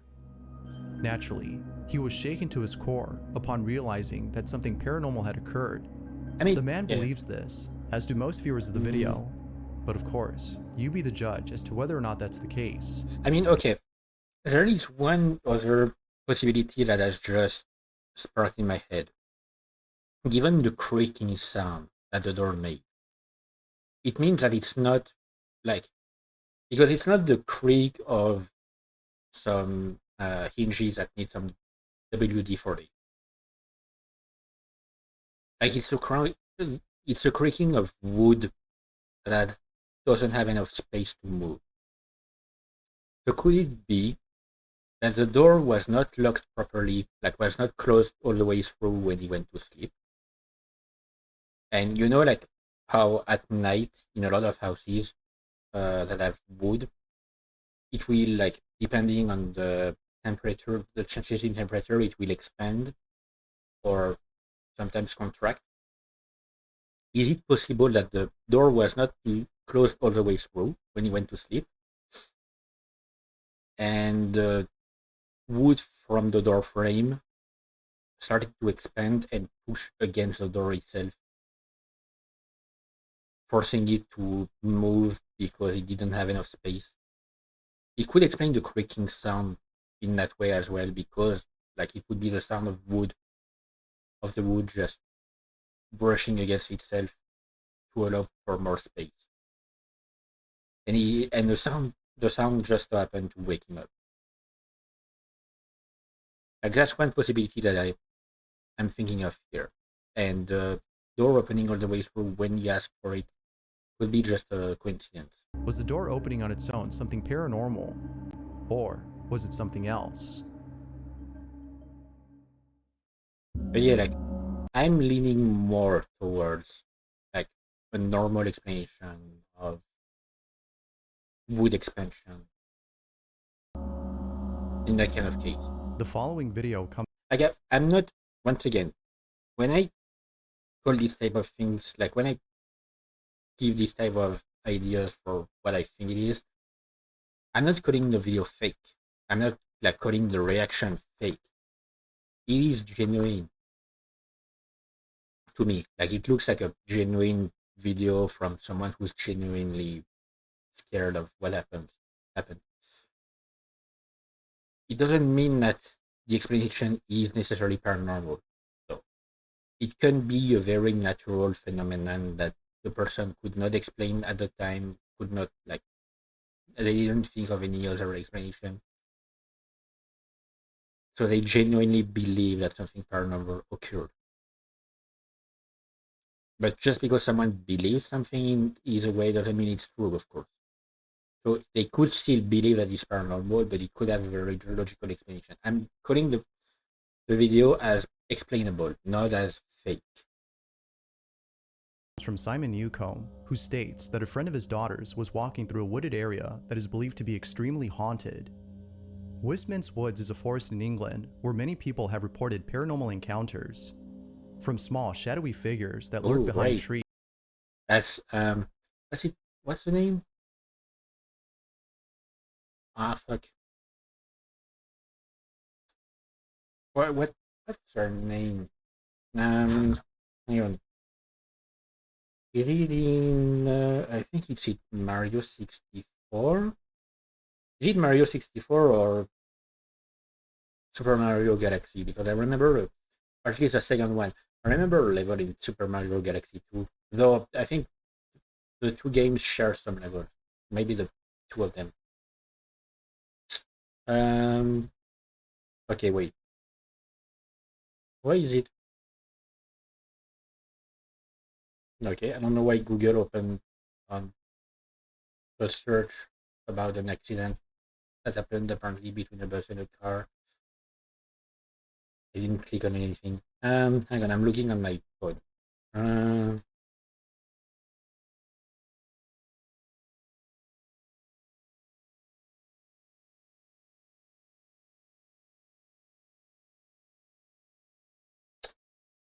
No, that's not that.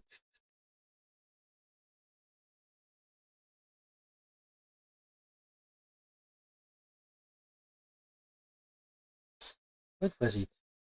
Like it's something about a valley.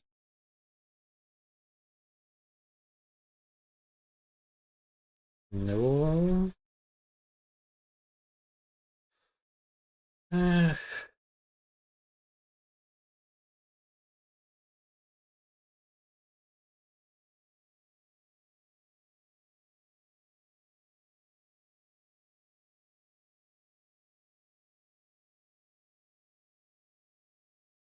Hell Valley Sky Trees. The Hell Valley Sky Trees. That's it. Thanks. Super Mario Galaxy 2. Okay. I was right, because I remember the valley. But yeah, like, it makes me think of that. Let me look it up. Hell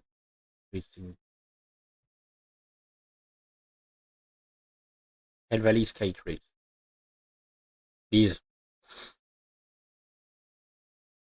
Like, I remember playing this level in Super Mario Galaxy 2. It's like a frozen valley. Oh wait, no. On SoundCloud? What the fuck? On dit tout. Okay, so we can see it better. Jesus Christ, I have to click so many times. Like these things, you can see these silhouettes, like at the top of the valley. And that's what, like, this immediately made me think of. To the infamous hellhounds that are said to come out at night, Oh, Whispering great. Woods has been a place of unusual activity. It is also said that pagan rituals have taken place here, some of which have included sacrifices. One evening, as a man and two children explore Winsman's Woods, something very unsettling is caught on camera. Okay, can we stop always shitting on pagan cultures? Like, come on. Pagan things are not always, like, scary, creepy things that involve sacrifices. Like, it's a myth that has been shared by people who wanted to convert them to something else. This is what was captured. Be sure to look closely for this one, as it happens real fast.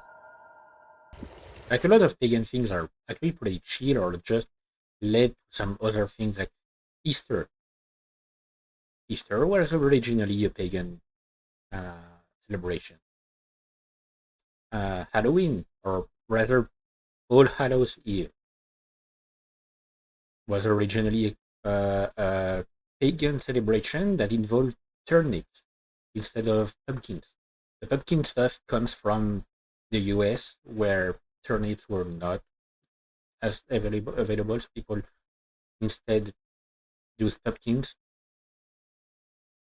But originally, All Hallows Eve involved turnips, and people going door to door, these guys to I don't remember like what the whole meaning was, but it wasn't necessarily children doing that. Like, it was something like, it had the kind of same message about like evil spirit and stuff, but it was, a celebration to cast out evil spirits. They have some similar stuff in Japan, I think, where someone dresses as an oni, and other people in the house have to throw beans at them until they leave the house, because apparently onis are afraid of beans. Don't ask. But yeah, like a lot of today's like vastly used celebrations are pagan in origin. I think Santa Claus was also pagan in origin, not Christmas not Christmas itself, of course, but Santa Claus, I think, comes from pagan beliefs. Like, a lot of things, a lot of big celebrations nowadays come from pagan stuff. Been walking for like an hour now. It is pissing it down. But yeah, they did not always have like creepy rituals. It's getting dark. It's really cold. I have no idea where the dog is. What? Tried to see if I could see something in the background, but I'm not sure. Oh, okay, yep. Little did he know that a small shadowy figure was caught in the background. It stands in place for a couple of seconds before ducking down beneath a tree trunk. It recedes away as though it saw the camera and didn't want to be seen. It is almost similar to an animal's reaction when it spots a person nearby. Yet Simon doubts that it's an animal and instead believes that it might be a spirit that haunts this forest. Whoever or whatever this was is a mystery, but unfortunately, it seems we won't know for sure what this was until more info is given. Yeah, not enough pixels to give to give my thoughts on that. Not enough. It was during a podcast that one of the hosts had shared some chilling photos that were submitted to him by a viewer. It goes without saying, but what was captured in one of these images has left many viewers disturbed. The person who submitted the photos states that the reason they took them was because they felt like they were being watched. Oh. They were lying in bed when all of a sudden they get the strangest feeling. No, I've never really had the feeling of being watched. Even when I was actually being watched. I've never had that feeling. So I wouldn't be able to know exactly what it is like. For some reason, they can't help but feel that someone is outside their room, standing in the doorway and looking at them. No one else was inside the house except them. They asked me, I'm just asking if they have some Dr. Pepper in their fridge. Feeling very spooked, they slowly take out their phone and begin to take various photos of the passageway outside the room. What they captured has left them shook. These are their photos.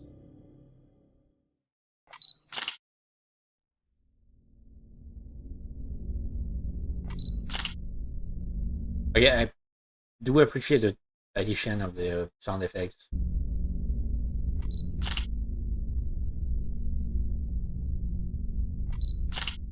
Is that from like, oh, what? Like, is the sound effect thing from the original video, like the podcast thing, or is it done by Blizzard? Okay, wait. I see that face. Yep.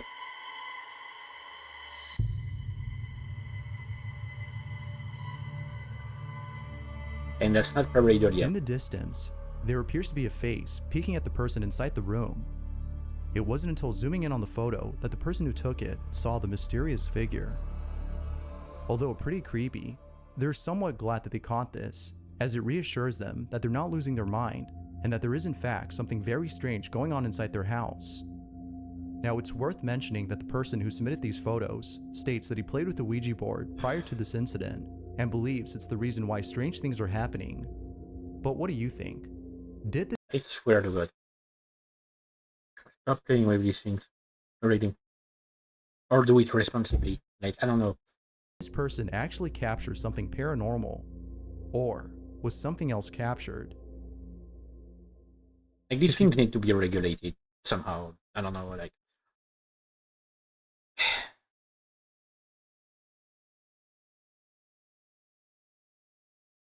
How many times so far have we, like, in all of the videos we've seen so far, have we seen the case of someone playing with goddamn Ouija board and then, like, experiencing some creepy stuff? Caught something creepy on camera, or if there's any ghost videos you'd like me to check out and include in the next compilation, you can send them over to scaryvideos444. And as I said, like, I'm not necessarily a complete skeptic, but I'm also not a strong believer in the paranormal simply because I've never experienced anything that I could qualify as paranormal, even if when I was in creepy places. I am not saying that it's also all fake, of course. I'm not denying that there might be some strange things that we don't have an explanation for. But I'm also not necessarily a big believer in that kind of thing. But if there's one thing I would never fuck with, it's a Ouija board. Because no, if there is a risk of something bad happening, I won't play around with it. At gmail.com. That being said, let's get back to the video. Oh, but you might miss Two out on friends light. are goofing off inside a house Oh, when they I've seen capture that clip. something pretty creepy on camera. I have seen that clip One of the before. friends appears to be doing an online challenge, I know while the exactly other what's records him going on. doing it. However, what happens moments later leaves them both terrified. Watch. I have Right, definitely do it seen again because I'm filming this time. that one No, before go in on. a Nuke Stop Right, 5. yeah. How many you got left? There's only 2 left, so it's... Right, well, yeah, just do 2 then. this is... I'm gonna... Actually, I think the Nuke Stop 5 video in which I've seen that one is one that, like, one of his videos that have the most reactions to online. Which is annoying because, like, when I'm trying to load up reaction videos to Nuke Stop 5 videos, a lot of the times it's reactions to the same goddamn video. Like, he has so many videos uploaded, and for some reason, most channels only react to one and always the same. They never, like, almost never more. There are some exceptions, of course. Like, there's one guy Casper sites. He's reacted to quite a bunch until Nuke decided to ask him to stop reacting to his videos because it was like people were eventually turning towards his reaction videos rather than watching the originals, which of course like, I can understand. It would hurt his revenue. There's a VTuber, is it like Coremia Lucian or something like this? I really don't remember her exact name, who does react to a lot of Nuke's Top 5 videos, but other than that, like most of the Nuke's Top 5 videos, I mean, most of the Nuke's Top 5 reactions I've seen are from the same video, and I'm pretty sure it's a video that starts with this clip. Maybe some Mentos and then drinks. Well, it's not Diet Cola, it's Pepsi Max, but there's only two, so it might. But yeah, like, It's fizzy, it should work. I know that one. Oh yeah, he's doing like a Mentos soda challenge. It's Pepsi Max, which is one that I was hoping to buy when I bought my groceries yesterday because it's like sugar free, but it's still quite good compared to the alternatives. The alternatives when it comes to like sugar free soda, Pepsi Max is my favorite. When I'm looking for one with sugar because I don't mind, I'm looking for usually Dr. Pepper, or we have a local brand of soda that works well as well, which is what I bought instead because I didn't have any Pepsi Max. And I don't have any Dr. Pepper. So. There's only one store around here that sells Dr. Pepper. Working? No. You should go on, give it And a the bit. one that does at my parents' place Give it a bit. only sells the cherry. What's it? Not you. No. What? What? What's up? Dude. What? Dude, What? look. What? Look. Yep. Look, let me out. A rattling sound can be heard inside the other room before the door opens and things fall on their own. Not much else is known about the video, so it's hard to be sure if it's real or not. But regardless, the reaction appears to be genuine. When it comes to these things like these, I don't know what it's called in English. But it's, like it's these things you use to iron out. Isn't that like an ironing board or something like this? Like when you need to iron out some clothes, is what you use. I speak by experience when I say these things are unstable. Like you can prop up against a wall, they will find a way to fall over. Always. I don't know if it's a bad balance in the weight or something, but the one my mom used, the one my grandma used, they never stayed put. Unless you put them at a specific angle, like narrow space. Make sure that they couldn't fall off. But if you try to prop them up against the wall, they would always fall off in some way or another. To be fair. Had they captured something paranormal or not? And the movement of the door here would probably have could probably have caused the thing to fall off. I can't explain necessarily the rattling and the door opening, but for that the following video comes from a man named Jacob who lives in a house that he recently inherited from his grandmother. I've seen enough, bro. Jacob isn't too sure if he wants the house, as it's out of shape and requires a lot of fixing. Oh yeah, but after the following night... Oh no, it's Jeffrey. Oh no, it's Jeffrey. That fucker. Jeffrey. I've seen clips of him. Oh no. Oh fuck.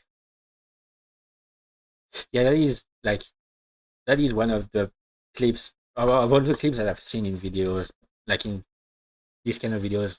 That is that's one of the cases where I say burn it down. It seems that he's made up his mind. It's late at night, like and Jacob wakes up to a noise inside his bedroom. Fucker. This is what he caught. Put his ass in the incinerator. Like the very fact that he decided to keep Jeffrey at first and have him in his room looking straight at his bed. Like my dude.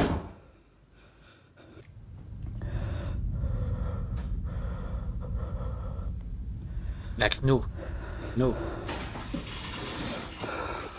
I've said before what I think about scary puppets and dolls and whatnot. Burn it down. I don't stay. I can't stand this. Oh. Oh no.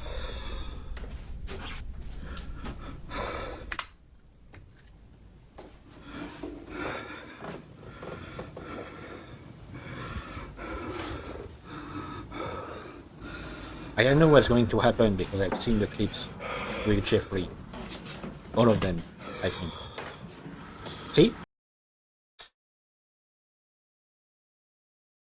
Burning down. Burn it down. Send his ass to the compactor. And then incinerate him. And then burn the ashes. And then disperse the ashes in space. Send them towards the sun. Like...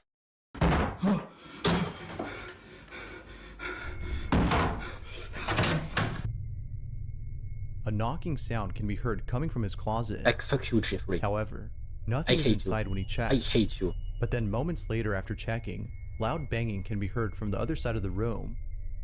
Clearly, Jacob was spooked out of his mind. Yet something else happened that Jacob didn't realize until watching this video. At the start of the clip, the clown doll on top of the drawer can be seen staring at the bed. But then later, it is seen staring at the door. No, it's not at the door. It's staring right at him. Jacob has moved the doll downstairs to the living room. He states that it came alive that night and is glad that he caught evidence of it. Although pretty creepy, this video is still a mystery. But thanks to this incident, Jacob has made up his mind on whether or not he should keep the house. All in all, what happened that night has left him beyond terrified. I don't know if it will show in a later video. It'll probably show in a later compilation the clip that I've seen the most regarding this, because there are like a few more clips about this whole situation. But the one that I've seen the most and that has creeped me the most is like, in that one he's moved Jeffrey to another bedroom, like an empty bedroom. And so he's filming because he heard some noise. So he checks in on Jeffrey. Jeffrey is staring at the wall in the room, sat down. So he closes the door to the bedroom, and then he hears some noise behind him, and you hear some footsteps like running up the stairs. And when he turns around, the door to the bedroom with Jeffrey is slowly opening, and Jeffrey is looking at him. Like he has his head turned exactly the same way. And that is one of the creepiest clips with that. This last video comes from India, and it shows a woman walking late at night. Fucking hate it. In it, she appears to be scared as she constantly looks over her shoulder. It seems that she might be seeing things, considering that it's dark outside. But then, all of a sudden, something is captured that seems to suggest otherwise. This is what was caught.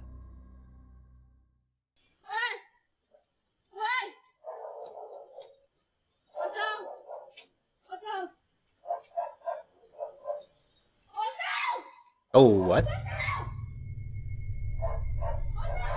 What is that? Initially, the woman looks at something that doesn't appear to be there. But then, seconds later, the figure of a man appears out of nowhere. It shows up exactly where the woman was initially looking. Viewers believe that a ghost had been caught on camera, yet some believe that this was an actual person who for some reason couldn't be picked up by the camera at first. Whether ghost or not, this encounter is pretty terrifying, as who, or whatever this was, just creepily stands there looking at the woman. But as always, what are your thoughts on this? Like, it might be one of these instances where, you know, like, because it's scary comp. It's a scary comp. It doesn't mean that it will all be like ghosts and paranormal stuff. It can be some very real situations that are admittedly scary. Like sometimes you can have situations like Nuke, for example. in one of his videos, he posted like a clip of it was like a kid and his grandpa nearly being crushed by a thing, like a really heavy thing falling from a rooftop. And so you see the clip and they barely dodge it. They don't even see it happening. It just falls like behind them. Like they were stopped on the place and they start moving again, and suddenly where they were, something heavy falls. And it's like the whole story is it was actually like not an accident.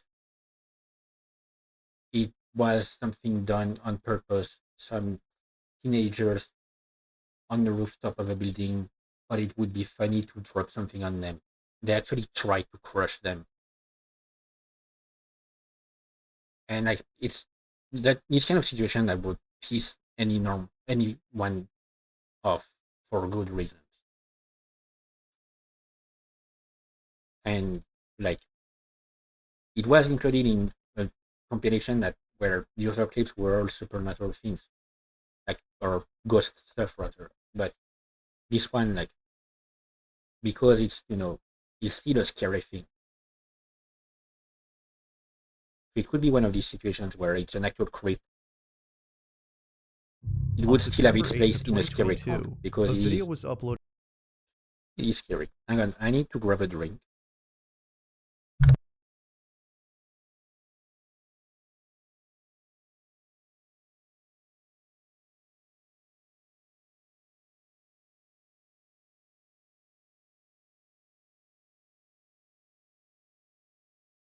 Okay. I said a drink. I actually grabbed two because one of them is almost done. My soda bottle is almost empty, and then I got a water bottle that I will mix with some fruit syrup. On September 8th of 2022, a video was uploaded online that many viewers are finding hard to explain. The video is anything but ordinary. It was posted by Isbettarelli, who states that she didn't record the video herself, but instead, someone else had filmed it. The footage was later sent to her and was eventually posted online for everyone else to see. Similar to Isbet's reaction, viewers were left terrified by the footage. It's late at night, somewhere in Peru, when suddenly, two friends encounter something pretty disturbing. This is their video. Oh, call an exorcist. Call an exorcist.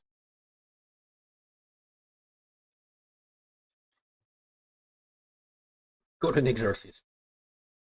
The question is, why send it to her? In particular. No, no es una persona. Es una cosa doblada. ¿Pero qué es? Ay, madre, no. Nope. I don't like what the head is doing. I don't like what the head is doing here. Like, it's not moving normally. Está moviéndose raro. If it starts to run towards them, like, no. Diosito, Dios mío, ¿qué es eso? Ay, no. Understandably, the two friends kept their distance from whoever or whatever this was. It stands on all fours while moving its head in a manner that's very unusual. What the fuck is that? Being paralyzed with fear, both friends stay in place as they continue to observe the strange being. Although it's not clear as to what this was, viewers believe that it might have been a skinwalker or some other supernatural being. Yet, the lack of info on this video makes it likely that we'll never know for sure what this was. So then, had the two friends actually captured something supernatural, or was something else caught? Like, what the fuck is that? Like, of course, like, you could argue, it's fake. I don't care, like, what kind of explanation you have. It's still creepy. What the fuck is that? Like, it's sending, like, shivers on my spine. Ugh. A woman is alone at home when her dogs all of a sudden start acting strange. Ooh, I think I might have seen that. It was only after looking back at her footage that she realized the reason as to why they were acting odd. Doubtless, the footage has left her disturbed. Now, before showing the video, It's worth noting that the person in this clip has been featured in a previous video before. Oh yeah. Laura Combs has been documenting strange activity in her house, and Okay, it was that's why you just felt recently familiar. that she caught something that has left her even more That's why you felt familiar. We saw that in we saw footage in that place. baffled than before. The following is her video.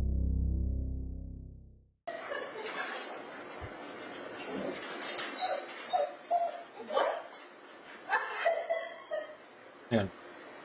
I'm paying attention. I'm just like mixing my drink.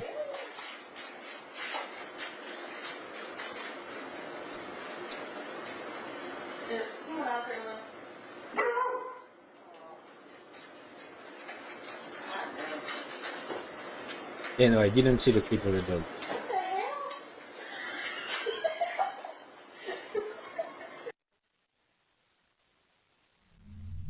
Oh, what? Is that something in the woods or?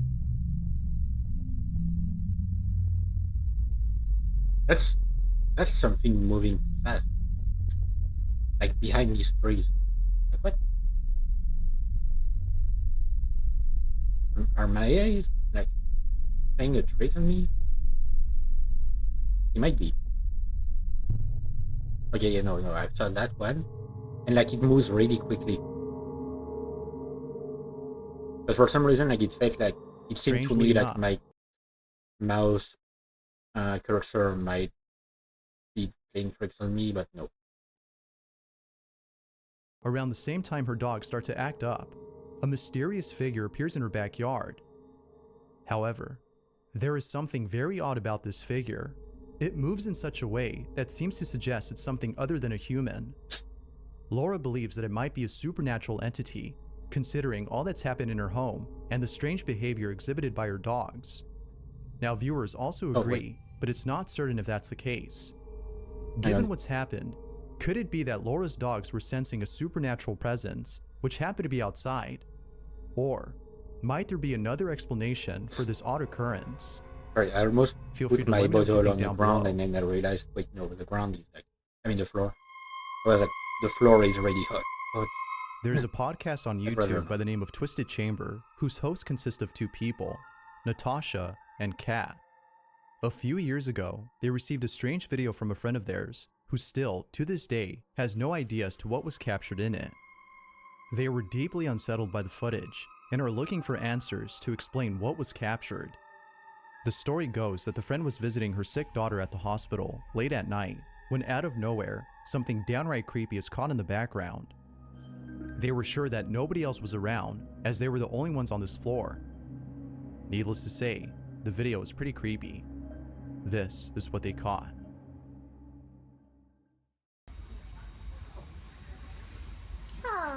I mean, that's the kind of places that's always quick.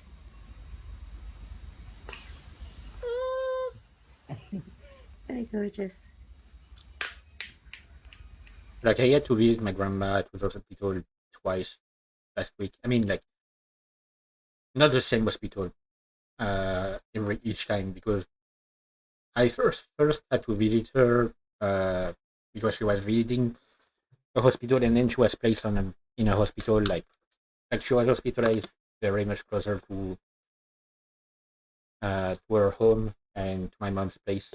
And when I went to my parents' place, we visited my grandma. Both places were creepy.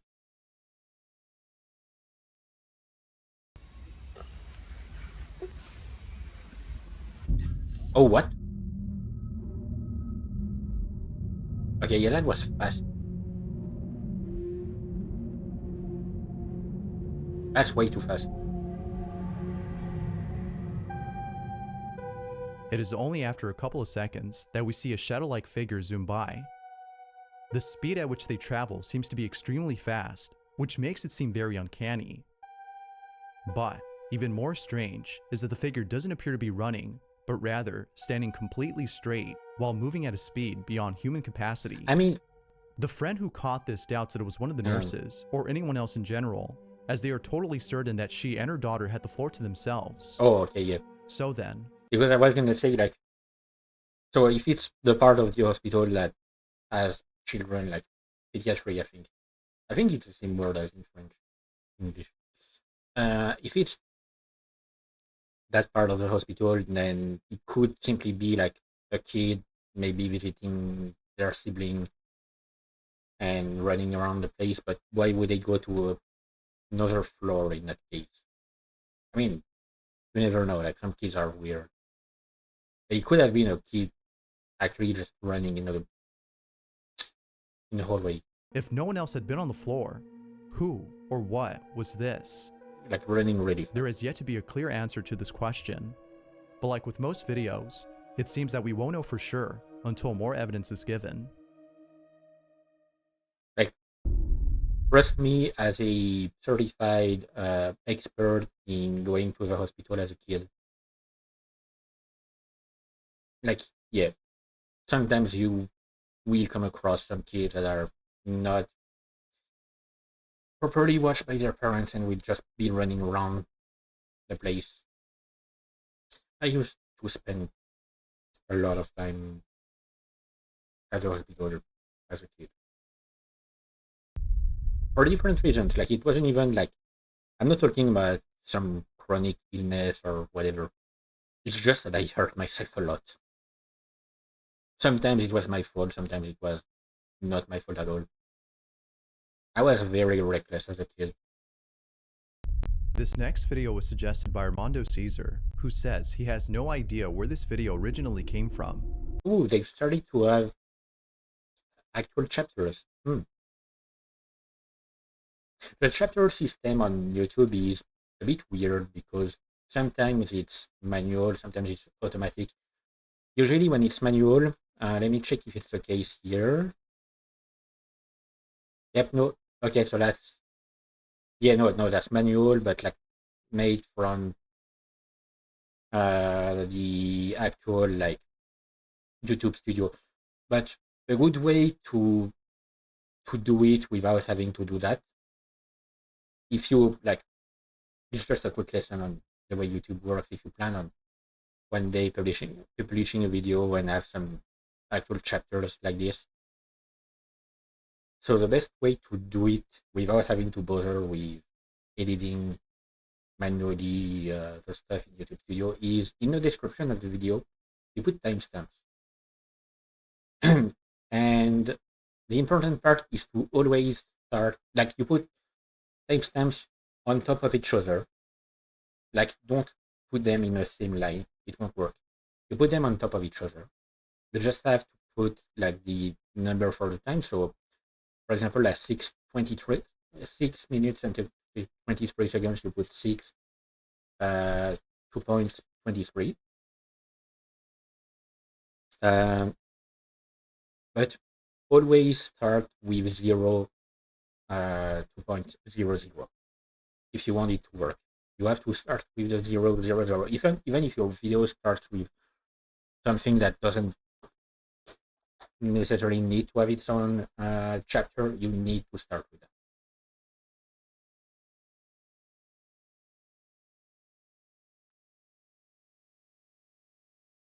Like, I remember posting a few videos where I use that system. I don't remember much about. Oh wait, yeah, no, yeah, okay, I remember now. So I did that when I used to moderate on a game, because to get someone banned for cheating, you needed to, as a moderator, because it was community servers, get someone banned from the game itself by the devs, or rather by their global moderation team.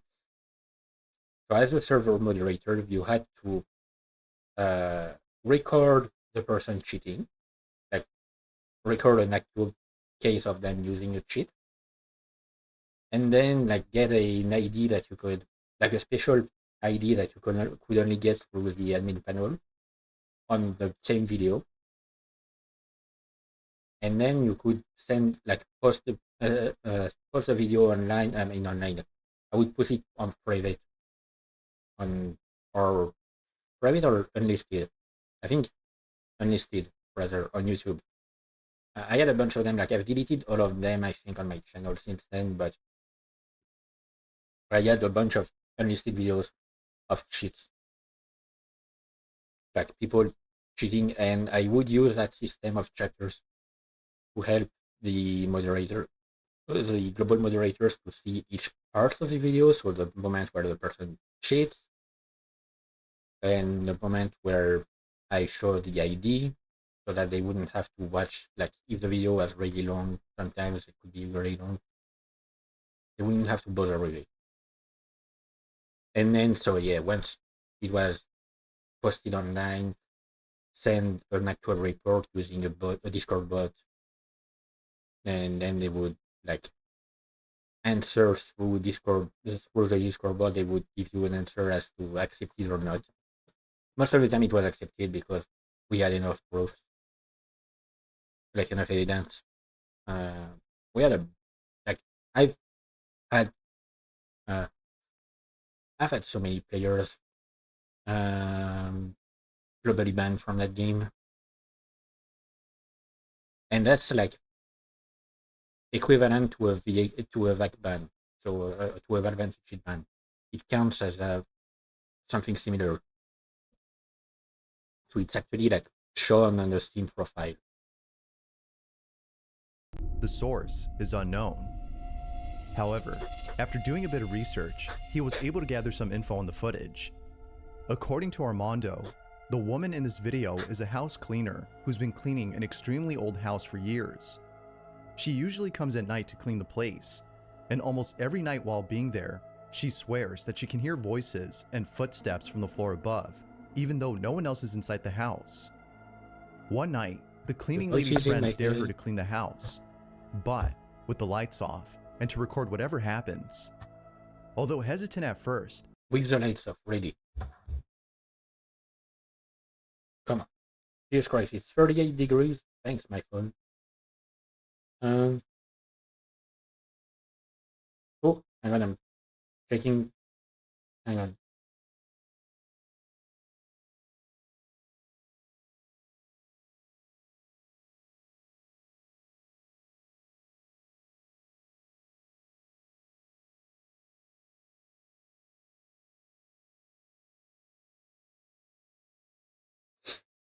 Hang on.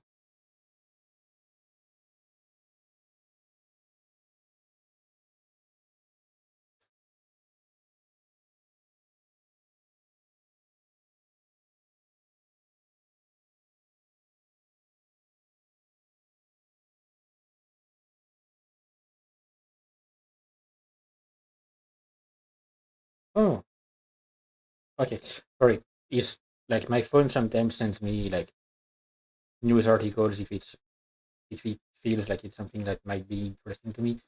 And lately it's been sending me a bunch of articles about apparently like the CEO of Xbox was given a playtest of The Elder Scrolls 6, which means that we could get the game in like 2 or 3 years potentially, because it's at a they have at least like a playable state or something, like not the whole game yet, of course, but I mean, of course, even like the time since the release of Skyrim, and like they started talking about PS6 in 2018. Like we've been waiting quite enough already.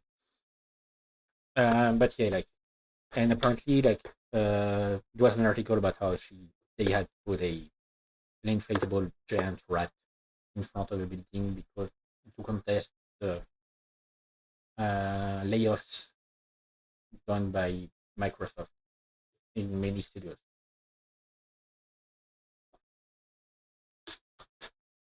So yeah. she Anyway. took the dare, thinking it would be a great idea, Yes. as she would prove to her friends that she's not crazy and the house is actually haunted.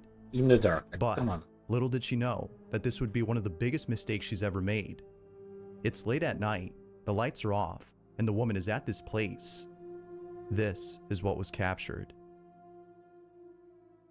I at least ask for one of your friends to come with you. if you're doing that thing at night, like with the lights off, rather. Have I to really cope there? Ah! What?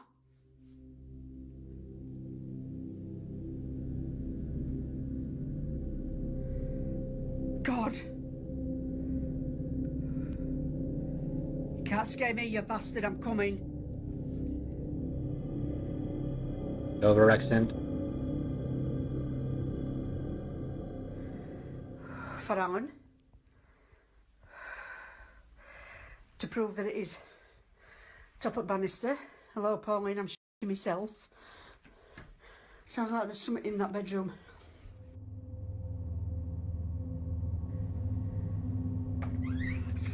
Oh, I'm fuck, on nope. top of the stairs. Ooh, ooh, ooh, ooh. Oh.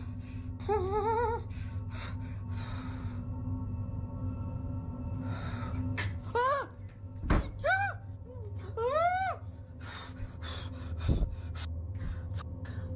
Ah!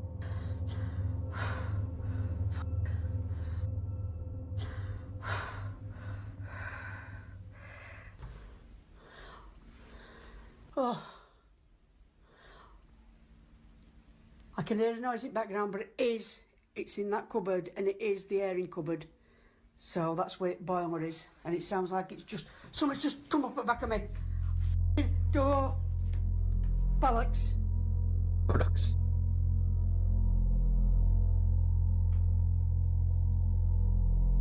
One of my favorite words. Now I want to go back down now.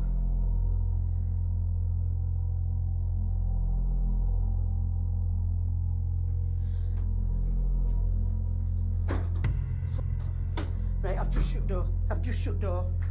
Bed, I'm going to sit on the fuck. I daren't move.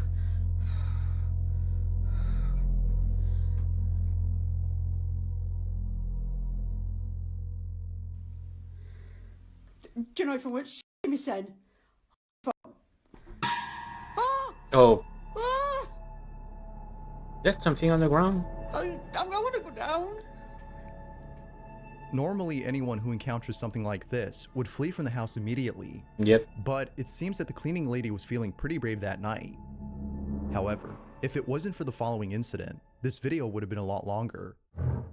What happens next, before heading downstairs, has left her completely shook. This is what she caught.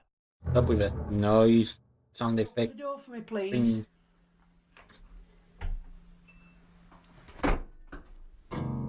What the I have just seen something. I have just seen something. The hell was that? Right, that's it. I'm off down. I can't take no more. I am off frigging down. What the fuck was that? That's an arm. That's an arm. A loud bang comes from one of the rooms, at which the woman points the camera and captures something by the door. It happens real fast, but if you slow the footage and pause at the right time, you can see what appears to be a palish looking figure peeking at the woman from behind the door. Eerily enough, it seems to have been standing there before even pointing the camera at it. It is at this point that the woman has seen enough and decides to call it a night.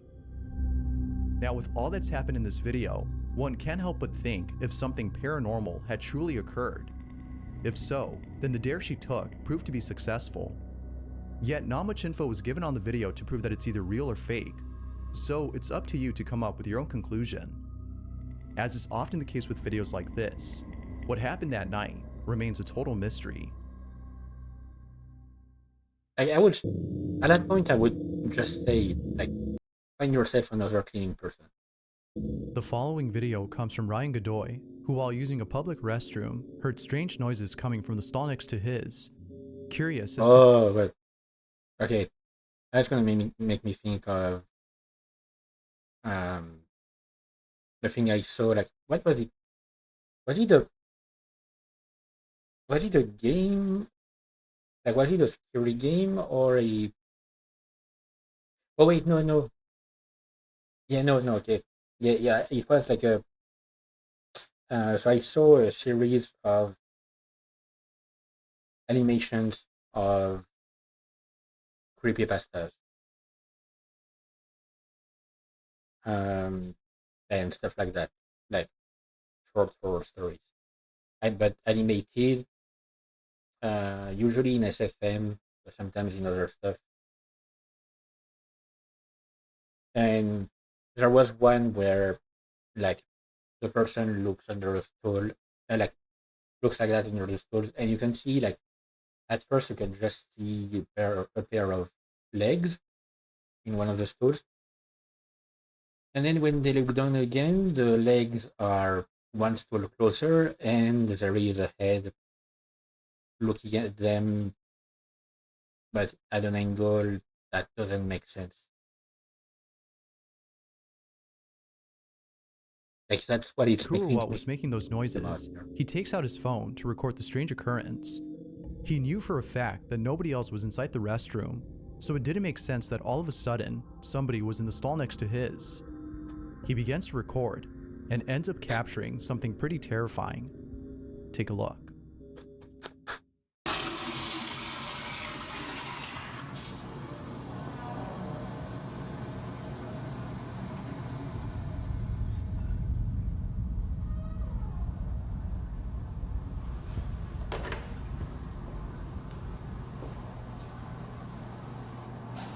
Oh, fuck.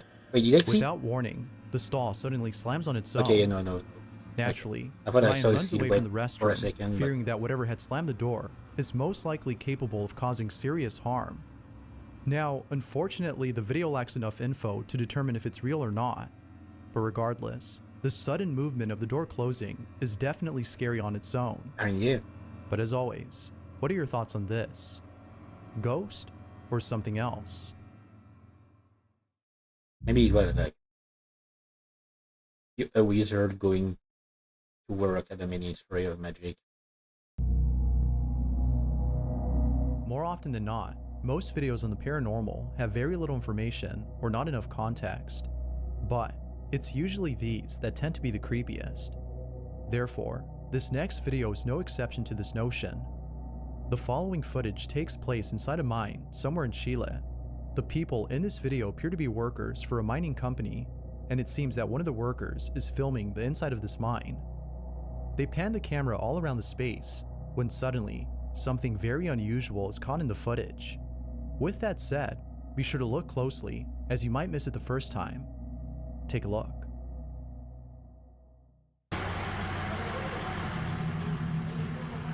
Oh, I would hate working in that kind of place.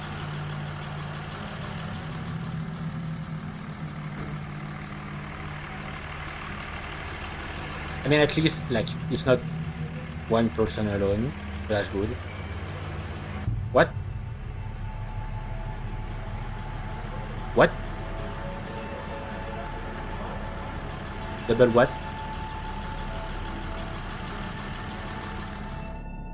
There's a small crevice a few feet away, and just outside of it, there seems to be a small, shadowy figure resting against the wall.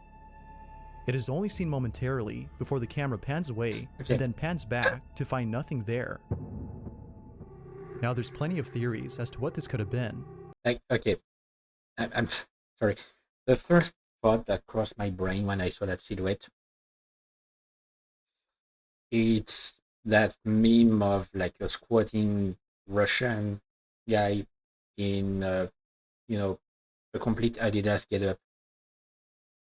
I don't know why, like, that's the first thing that popped in my head. But the most popular one seems to be the belief that this might have been a creature known as a duende, an elf-like entity with sinister intentions.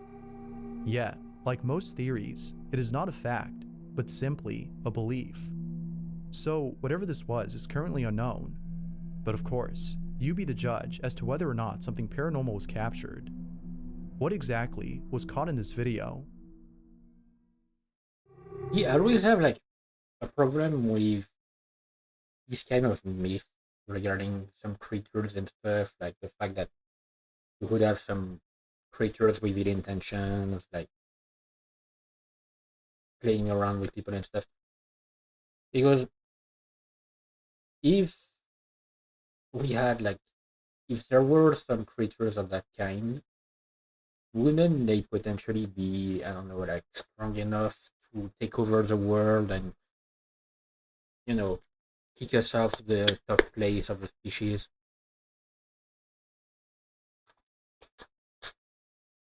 I don't know, it feels kind of weird. Did I just hear something?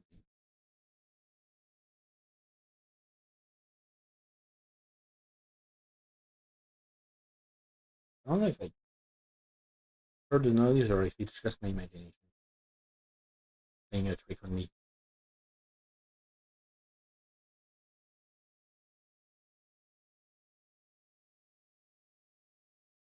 Okay, you know, that noise was from my heater. I don't know. In this next video, a security guard is working the night shift at an empty facility when something extremely creepy is caught on camera. The guard in this video is known as Tim Saver, and he's been working the night shift at a place that he believes is haunted.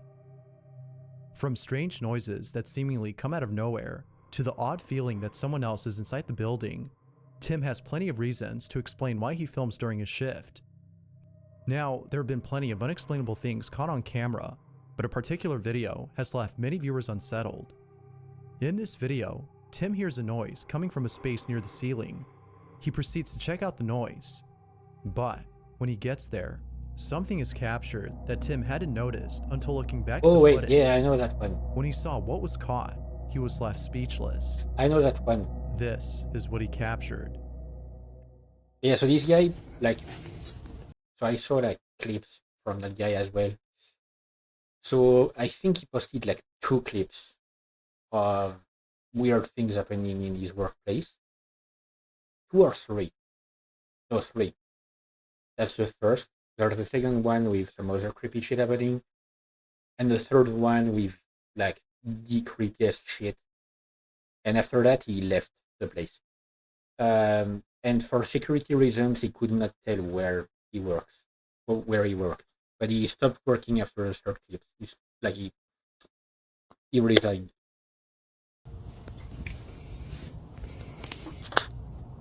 Yeah. I remember like he posted like 3 clips of it. And this one is the first one.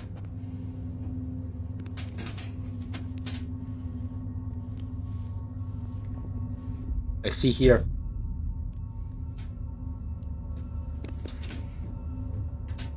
And it's gone.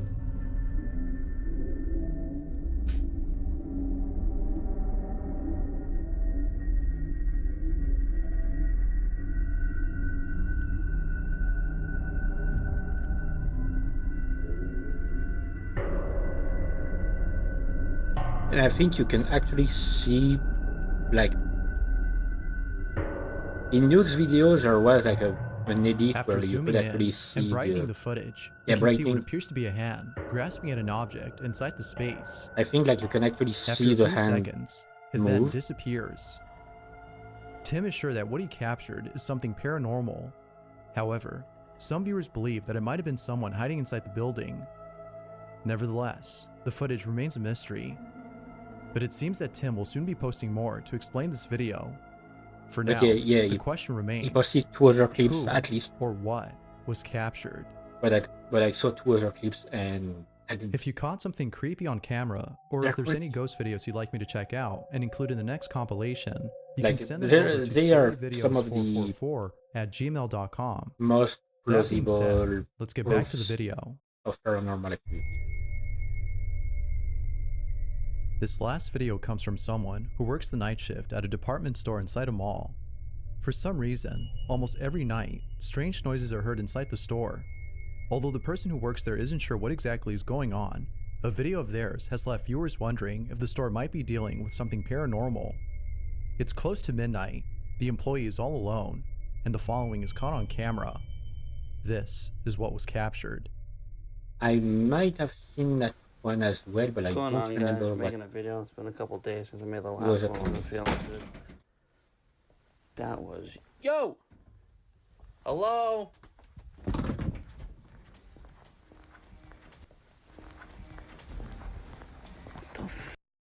Like it feels familiar, but at the same time not. Jesus Christ! It was behind me. What? Out of nowhere, a small silhouette of what appears to be a child stands right behind the employee. Now, because the video ends abruptly, it's hard to be sure if what was caught is actual paranormal evidence. But whether paranormal or not, And there is like, no doubting that the sudden appearance of the small figure is creepy alone.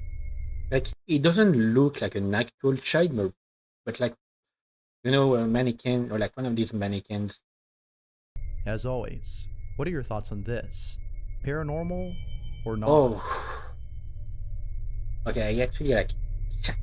I Thanks was for not watching, expecting. and I hope you enjoyed. Yeah, so I had not Until seen next that clip. time. I don't know why it felt familiar. Oh, what the heck? It actually like jump scared me. Okay, one more video, which is a version that I will not say the The number of. following video shows. Why? Oh yeah, no, it's because I had. Okay, it's because I had. Huh, I didn't know that. If you don't click more, you see like the time, like it's 3 years ago. But if you click more, you see the actual A date. woman doing a live stream inside her house when something extremely creepy is caught on camera. The woman in this video is known as Cello Loca, who's well known for doing tarot card readings and other fortune-telling activities. It isn't often the case, but occasionally, Cello would go online and do a live stream where she does tarot card readings for her viewers. But it was just recently that Cello had done something completely different. Instead of reading cards as usual, she decides to do a seance inside her house. Little did she know that this would be a big mistake. As Cello tries to make contact with the dead, she talks to a friend on the phone who's watching the live stream. She sits in front of a mirror when all of a sudden, this happens. Girl, come on. Es como si me quedara inmovilizada. Mira que se ahora hacen así. Ahora se abre la puerta. ¿Dónde está la puerta? ¿Se ve la puerta? Sí. Ábrete, ábrete. Ábrete puerta. Have I seen that one? Puerta. Que se abra la puerta. Que se abra. No posible. No posible. I feel like I might have seen that. Ay, tu madre, hija de puta. No me toquéis que estoy protegida, ¿eh? No me toquéis que estoy protegida. No vale. Ya abro la luz, tía. You know, just because you Somehow, repeat it the doesn't make door it opens on true. its own. But even stranger is that it opened when Cello asked the supposed spirit to do so. Feeling completely terrified, she takes a moment to gather herself before proceeding further with the seance. What happens next has left her beyond spooked. Watch. ¿Te puedes poner delante del espejo, por favor? ¿Te puedes poner delante del espejo, por favor? ¿Estás enfadado? ¿Te puedes poner delante del espejo, por favor? ¿Te puedes poner delante? Venga, ponte delante del espejo. Te quiero ver. Yep. Dios, tu puta I'm madre. gonna be honest. Me caigo. If I was a ghost, if I was a ghost, I would be really annoyed at someone repeating the same sentence a few times to me. Like, am I the only one that finds it annoying when people do that in this kind of stuff? Like when you repeat the same sentence or the same question over and over again? It feels annoying to me. Like if I was a ghost, I would just be pissed off by the person repeating the words. It is at this point that Like, Cello I'd be like, bitch, I'm a ghost. I'm not like a moron. I'm just a dead person. I'm not completely stupid. You don't have to repeat the same thing over and over again. has seen enough and decides to end the live stream. Given what happened, viewers believe that Cello might have reached out to a sinister entity. Yet others think that something else was contacted. Although pretty spooky, it could be that this whole thing was just a setup for the sole purpose of getting views. But it seems that many viewers find this video to be genuine evidence of something paranormal. But of course, you be the judge. Ghost or not? Feel free to let me know what you think. I got lost for a few seconds trying to remember my dreams from last night. I remember they were weird, but I don't have any detail right now. I think there was something about like an apocalypse or something. Now, the following video barely has any information, but it still speaks for itself. Where exactly this video had come from is unknown, as the original source is a total Okay, it mystery. might be one of the compilations. All that is known is that it I've was seen found by reactions. someone online who reposted the video. In it, a small child is seen lying. But I've talked about it before. Like, while I have seen some bizarre bug compilation, usually when I see them, it's by proxy, as in like I watch a reaction video in a doorway to these. Sorry, I've watched reaction videos to these, and usually when I do that, it's at the same time I'm playing a game, so I'm not necessarily paying attention to every detail. So I can have missed something. Like sometimes I will hear or see just a part of the video and not pay attention because I'm focused on my game for a while, and then like I've missed some stuff. So it's highly possible that I have missed some stuff in these videos, but I have seen some of them by proxy. When something pretty baffling happens, And it might be one of these. Take a look.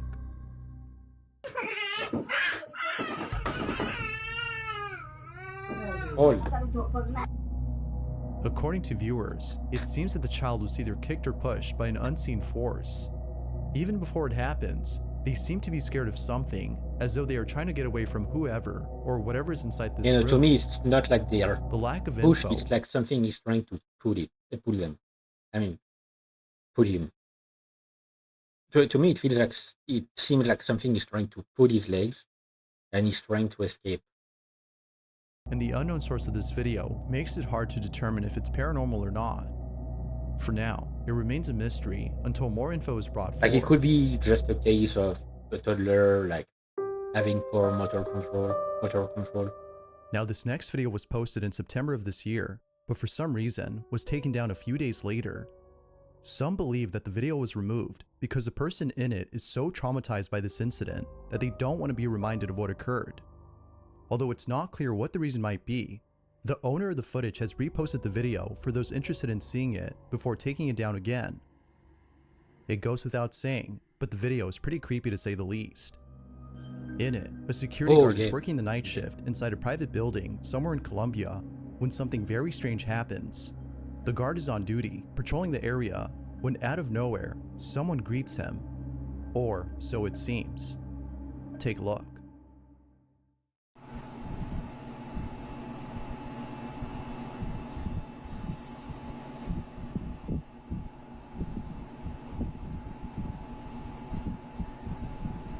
And like something that's interesting is like there are a few cases of videos similar to this with a security guard like on camera being filmed as like they're acting as if they're talking to someone, but actually nobody is there, and the guard himself could swear that someone was here. Like I've seen a few cases of these, which makes me wonder how many more cases there could be of people who think, like who work night shifts like this, and they think they've seen someone during that night shift, but there At the actually start of the wasn't clip, anyone. we can see the guard waving at someone and looking at them. But And they'll never know. as the video continues, no one appears. He seems to be having a conversation with someone who doesn't appear to be there.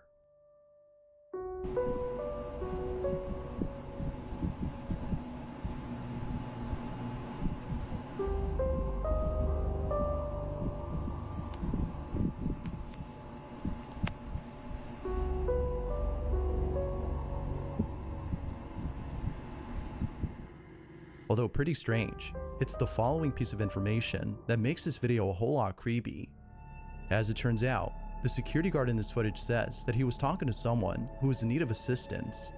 That someone was an old lady who was asking for directions to a place in the building. But, as we can see in the footage, she doesn't appear to be there.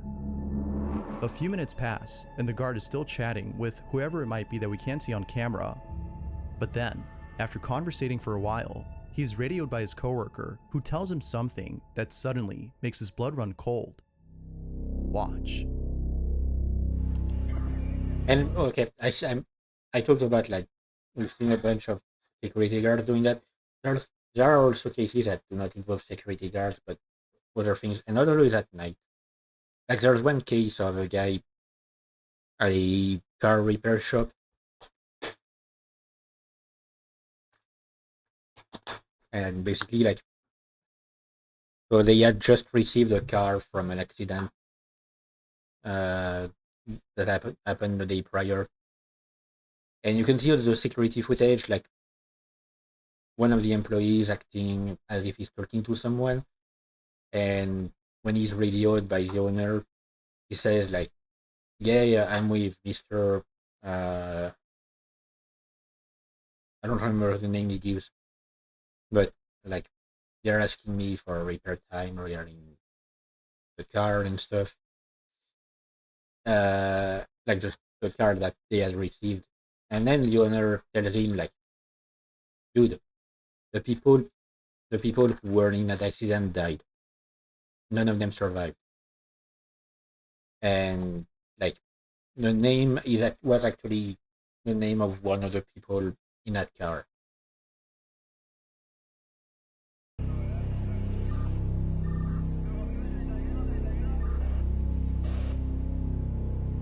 But like yeah, I do wonder like how many more cases have not been noticed of people like thinking they're talking to someone, but there actually isn't anyone. There actually isn't anyone there. And he bolts out. Yep. You run from out that old lady. Right away, the guard hits the button to the elevator, thinking it would open immediately, but then quickly realizes that the stairs would be a better escape. In a panic frenzy, he runs away and leaves the building without ever looking back. It isn't clear where exactly the guard had went, but given his response, it seems likely that it was far away from this building. Yep, he's like, all in all, his fuck coworkers have no doubt in their minds that this whole encounter was paranormal in nature. But, unfortunately, this whole video is a mystery. Without sufficient info, the question remains, who or what exactly had the security guard been talking to? Like, can you imagine? Like, can you imagine if potentially you could have encountered a number of ghosts throughout your life? You just didn't notice. You just never noticed because you thought they were just normal people passing you on the street or something. There's a photo online that's been circulating through various groups on Facebook. The image was initially posted somewhere in September of this year, but ever since then, people have been getting creeped out by this photo. Now, the photo itself comes from a family who took the image during a baby shower that occurred somewhere in Mexico. Lots of photos were taken at this party, but one in particular has left the family disturbed. It was only after the party was over that they looked at the photos and saw the chilling photograph that they can't seem to explain. It's nighttime, and the party seems to be going well, when someone takes out their phone and begins to take various photos. They see a group of people in the corner and decide to take their picture. Little did they know that they would capture this. Oh, yep.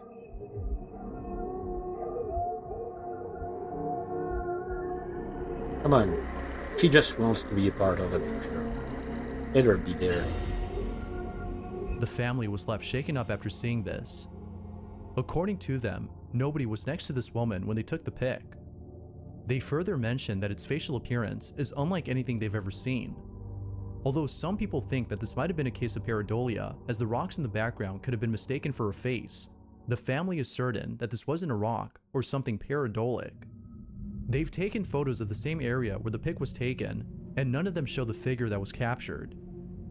So then, if this wasn't pareidolia or someone they know, who or what was this? Just someone who wanted This to next be in video the comes from picture. a man named Chris Hill, Hey, who Chris. you might recall from a previous video. My From dude. exploring abandoned places, to seeing things that he can't explain, Chris has had his fair share of creepy occurrences, but his most recent exploration may just be the creepiest. Oh, is that the one? Chris visits an abandoned warehouse at an undisclosed location.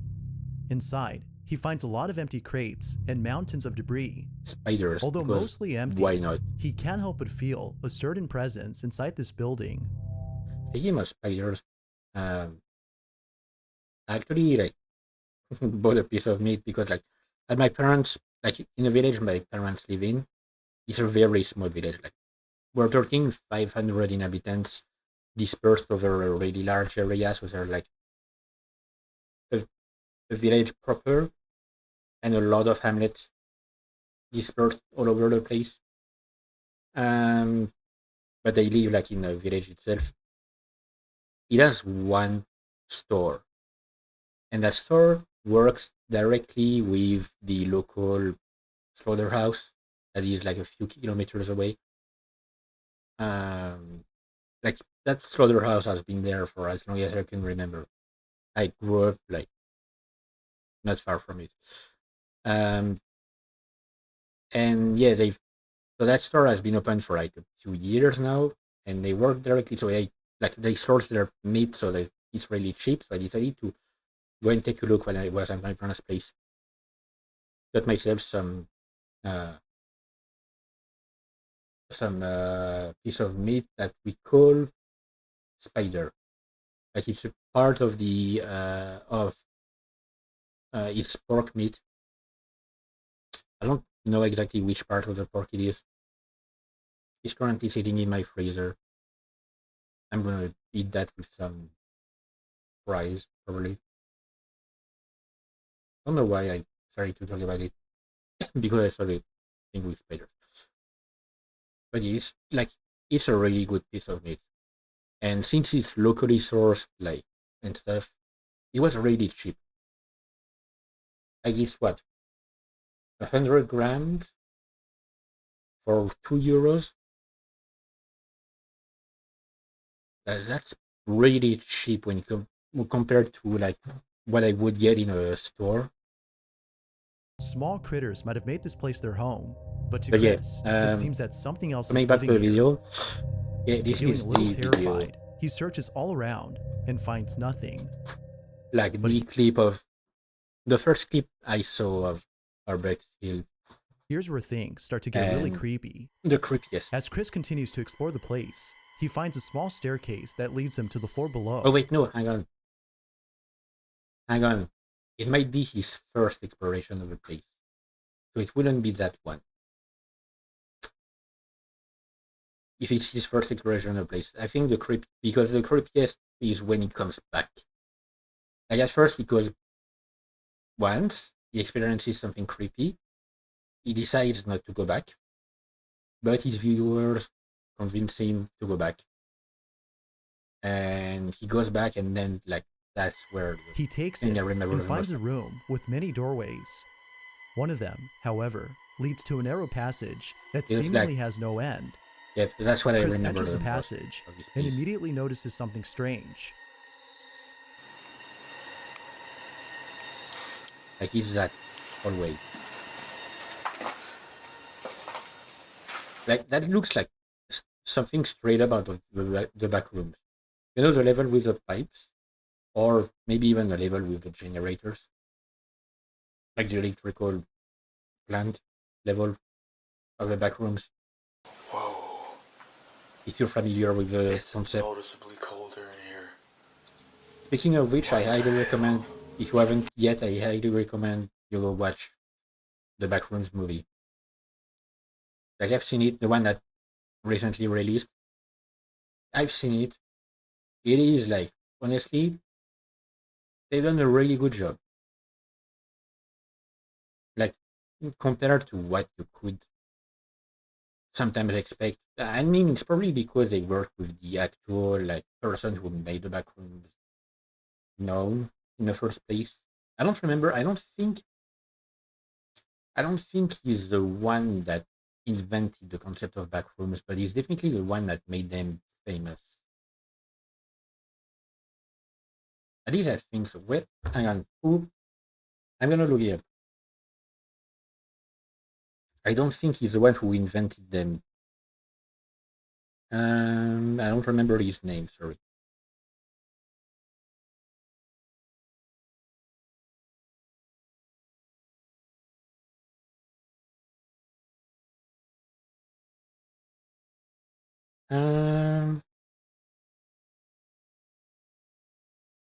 Okay, yeah, no, he only King Pixels only popularized it. But it started the same way that um, the SCP Foundation started, which is a post on 4chan. In 2019? Only 2019? Jesus Christ. That's more recent than I expected.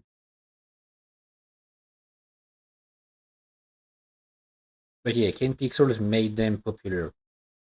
And so he was like, he helped work on the movie, which probably helped with making it as good as it is. Because the thing that I like about it is not necessarily a spoiler. I mean, kind of, I guess, but not like a story spoiler or anything. But it's not a movie that tries to explain or solve. It's a movie that shows. Like, it simply shows you. I mean, it does try to explain in some way, I guess. But, it doesn't try to give, like, a possible solution to, like, the back rooms. It just shows you what the back rooms are, like how creepy the whole thing is. And it does that through characters that do not have anything to do with async, which is, if you're not familiar with that, uh, the corporation that's uh, experimenting on the back rooms, like exploring them and stuff. The one with the infamous door to the back rooms, the one that managed to build a door to the back rooms. Like, it doesn't show it through their eyes, through the eyes of an exploration team. It does it through normal people who just stumble upon the place. And it's like the characters are so well written. Like, we've been blessed with some good horror movies so far this year. Like, Obsession was just wow. It's a work of art. It's creepy, yes. It's disturbing, extremely. But it's written and directed in such a beautiful way that it is a work of art. Like, you can't argue with that. But yeah, like, it looks like normal temperature. A place from the back. But as soon as you It's go so in here, uncanny. it gets cold. It's a liminal space, literally, here. That is creepy as hell.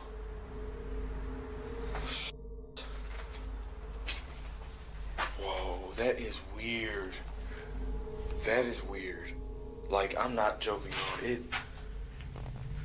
What was that? It's noticeably cold.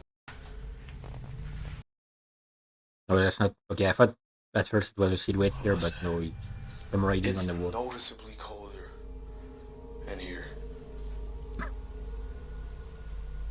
Wow. It's gonna be creepy. Chris has no idea as to why there's a sudden change in temperature when entering inside. But confused and scared, he walks further into the passage, not sure where it would take him. He eventually arrives at an area that is more spacious and emptier.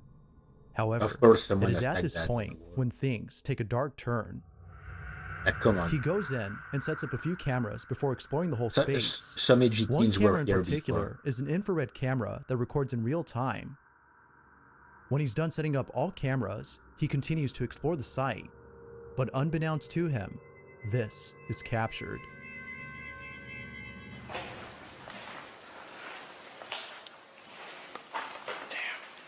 still gotta go down there too. I wouldn't know. Back from the dead. Like some edgy teens were here. Did you hear that? That was loud. Yep, it was. What the hell? If it's a place that is tagged like this, I would usually think like potential squatters or junkies or just homeless people who don't want to be bothered. What the was that noise?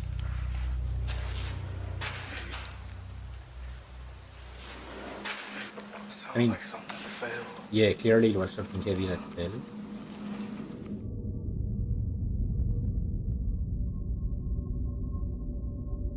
Okay, show me on that video.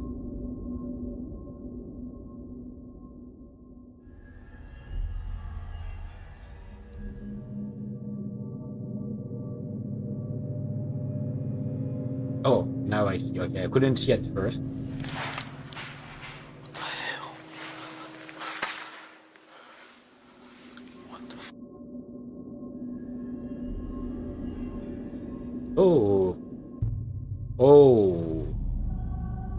Oh, he's looking at us. Oh, he's looking at us. Oh, what the hell?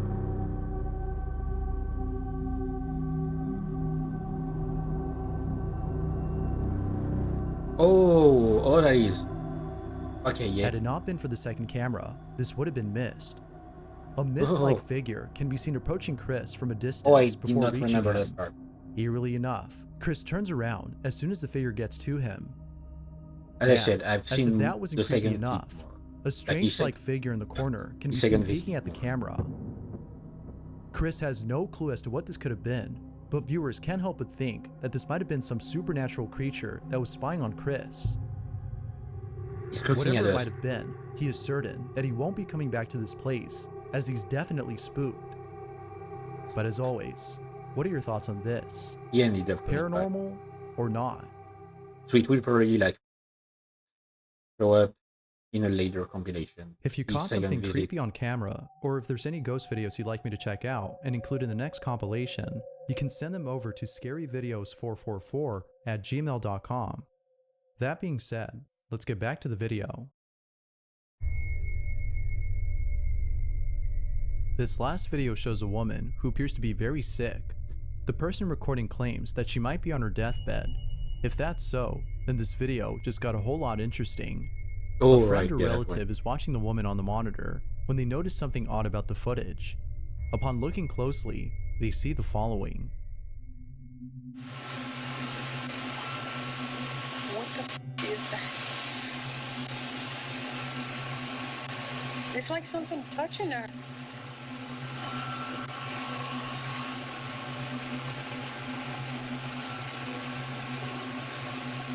What the hell is that?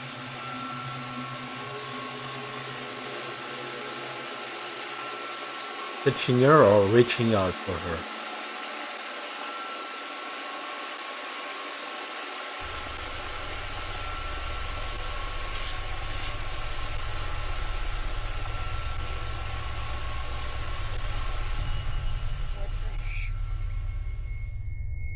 What looks to be an arm reaching out to the woman on her supposed deathbed can be seen on camera. It reaches out as though whatever this is trying to comfort the sick woman. Some viewers have theorized that this might be the ghost of a loved one who is still looking after their partner from beyond the grave. Although pretty wholesome, it is solely a belief. Yet most viewers can't help but think this. But of course, what do you think? The fact that it seems the ghost of a loved one paid a visit to this woman? The fact that it seems to be glowing. Is there a possible explanation for the ghostly arm? Like I know that some Feel free to people let me know what you think down below. The fact that it seems to be glowing, I know that some people would say. Thanks for watching. That it's potentially like an angel or something like this. I mean, like not a biblically accurate one. Like if you've seen what biblically accurate angels look like, you would know that You don't want to meet them. You do not want to see them yet.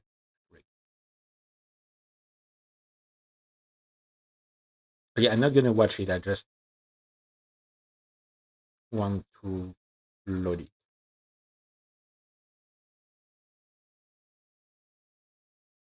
Jesus Christ, my PC is burning up. Which makes me question whether or not I want to enact my next plan. Oh, I know that. Hang on. I need to place. No, what am I doing? Hang on. I need to place this tab back with the others. Close it up to save it. Okay, my PC is burning up so much that I don't know if I want to enact the next part of my plan. I could do that with YouTube Studio closed. I'm closing YouTube Studio. Sorry, Slack. Which is my plan is to spend some time on Skyrim, but on my current save, just like playing around. Playing around on a modded save.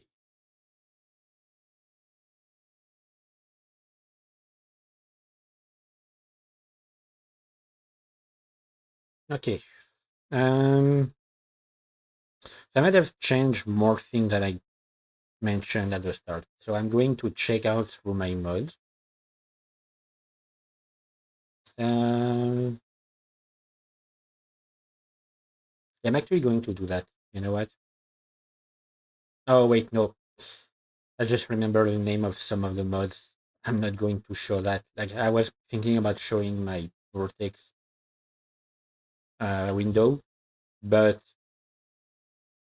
some of the mods have some really specific name that I don't want to show on stream. They're not like, they're not even,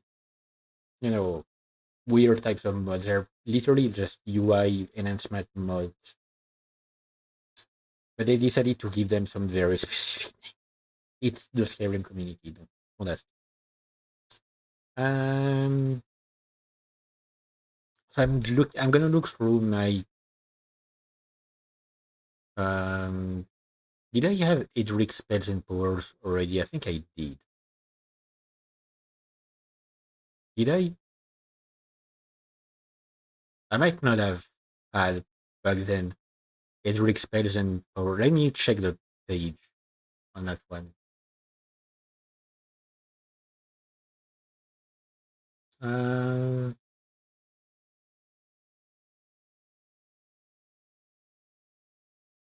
Oh yeah, no, I had that one. I just didn't use it. But I want to play around basically like I'm gonna play around on that save and showcase some of the mod stuff that I have, like when it comes to magic and whatnot. So in the mods that I've added since the last stream where I finished the beautiful quest mode of Forgotten City. Like honestly, like incredible. So I've added ever since then the basically all of the at your own pace mods. So if you're not familiar, at your own pace basically like allows you to modify the pace at some quest lines. So the main quest, you can choose to make it so that some quests don't start automatically, which allows you to go at your own pace, as the name implies, like talking to Yarbargruff to tell him about Helgen does not immediately start the quest with Farangar. You have to talk to Farangar separately. Taking care of Bleakfall's Barrow for Farangar and giving him the Dragonstone does not automatically start the dragon attack on the tower, which is great if you want to complete these quests there, but you don't want to deal with having dragons in your save file early on. actually and there's also an option that makes it so that you can buy Breeze Home before the dragon attack. I think I had that activated, but I don't remember being able to buy Breeze Home. Might be misremembering. So I have that for the College of Winterhold, which allows you to actually it does several things. It removes the entry test for the college. You can talk to Mirabelle Irving and immediately ask her to join the college. No Farelda waiting for you. Tolfdir is not immediately giving a lesson. In fact, you can go and meet him. He has you can find a request for him asking for mercenaries to help with research in Sarthol, which means that you can go to Sarthol and get the word of power there without dealing with the college questline necessarily. The companions, it makes it basically longer. You can make it longer between each main quest, or you can make it just as short as it normally is, which is what I've done. You can also refuse to become a werewolf, and straight up decide to leave the companions if you're not of that.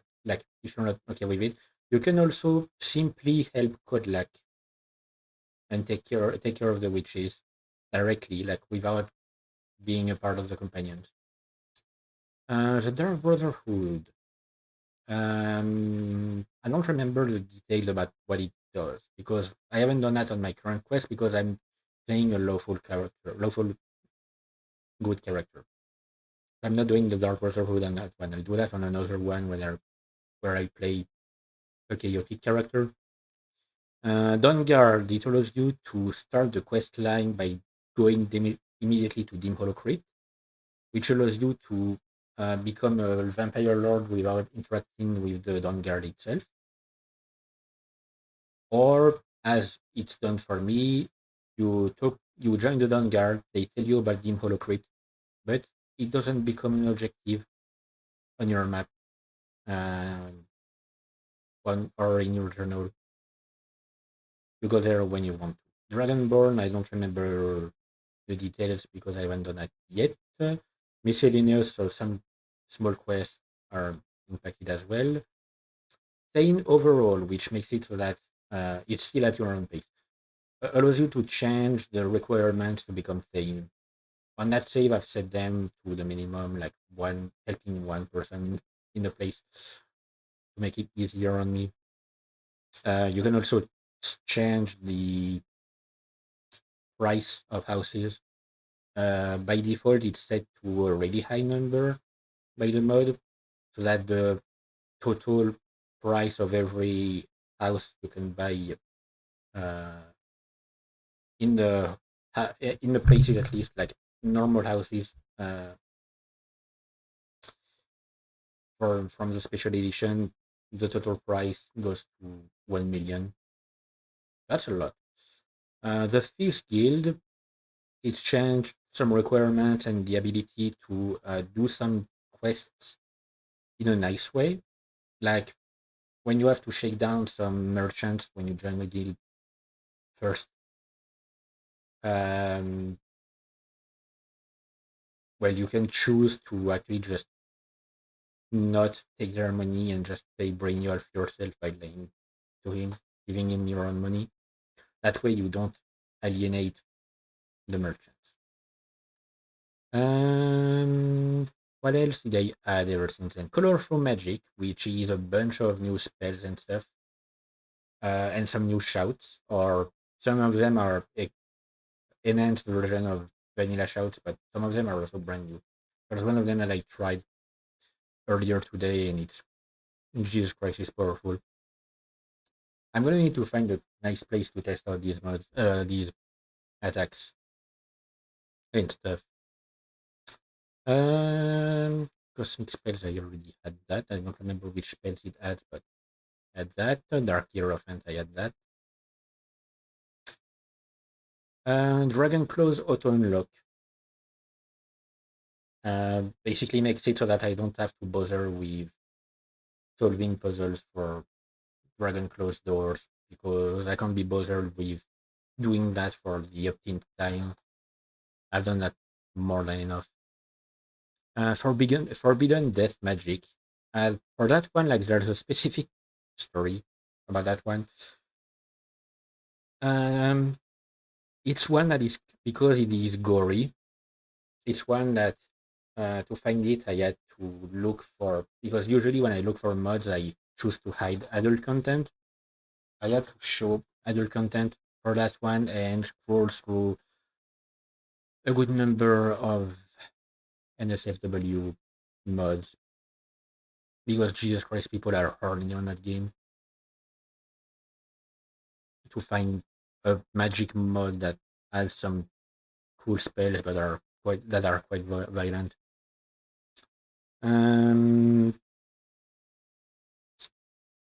Okay, I've had that one already. I had that one. Sorry.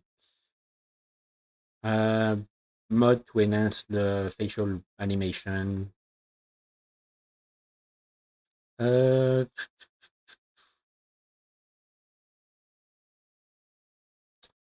trying to think here.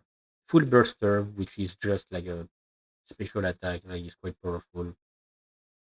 Honestly, like it takes so long to start that I might just remove it because it won't be useful for me actually.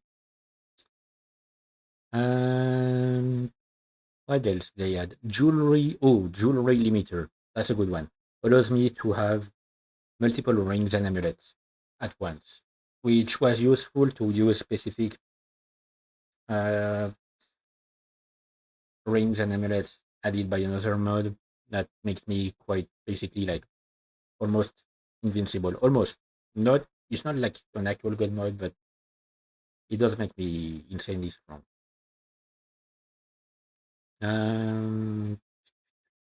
Some another mod for Legacy of the Dragonborn collectors, which had a few NPC vendors that sell some stuff from Legacy of the Dragonborn, so that we don't have to bother to look for everything all the time.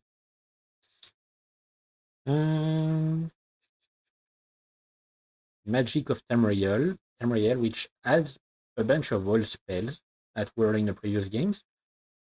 But I'm gonna be honest, most of them are actually spells that are also in Skyrim already.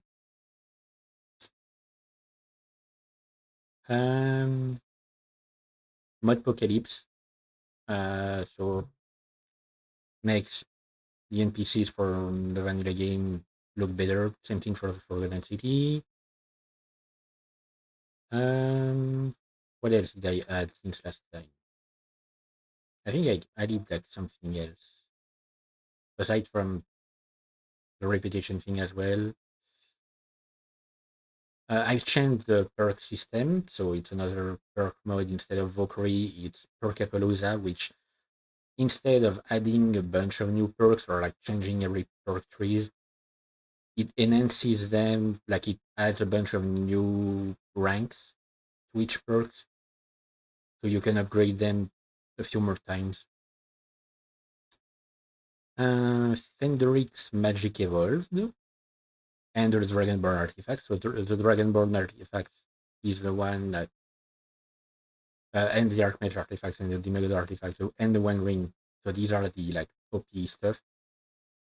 And Magic Evolved is like a bunch of spells.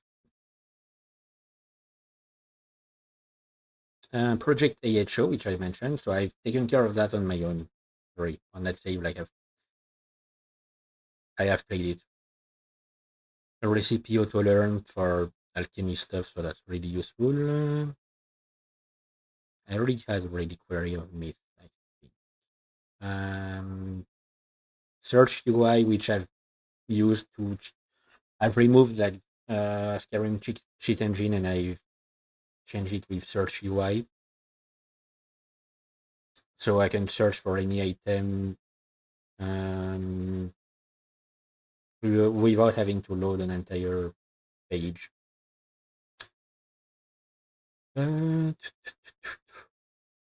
What else? What else? So yeah, Skyrim reputation and a bunch of patches for it. Actually, I got Skyrim reputation improved. So basically makes it so that you can, like, your actions will have an impact on the way NPCs treat you. I'm treated as a hero currently in my save because I've defeated Alduin this morning. So I'm treated as a hero for that. Oh yeah, spell tomes I4 icons. So basically makes it so that even modded spell tomes are shown as with the icon of the school of magic they belong to, because otherwise they would be shown as a different, like a blank icon or a white rather icon. Like the choice is yours, which is basically the same as similar to at your own pace. Allows you to refuse to start some quest, because sometimes you can like say to an NPC, no, I don't want to do that quest for you, and in a vanilla game, and the quest will still start. But this does it so that if you refuse to start a quest, it will not start. It will listen to you. Some fixes for the Forgotten City. I didn't necessarily need them because I didn't get any trouble, but I felt like it might be interesting still. The people of Skyrim, right? That's a big reason why I had to restart, because it changes like a lot of the world of Skyrim, adds a bunch of new structures all over the place with some stuff that has some lore and some items and some stuff, but you don't actually like get quest markers for them, which can be a bit annoying because you have to remember everything. Um, and that's it. That's it. Okay. So now let me start the game.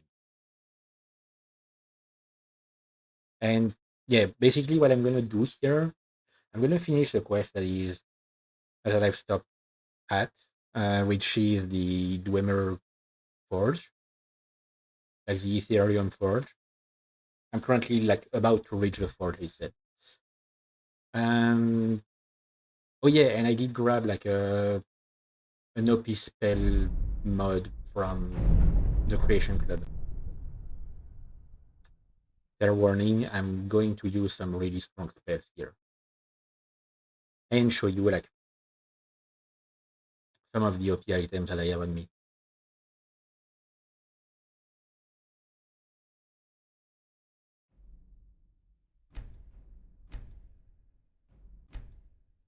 Right.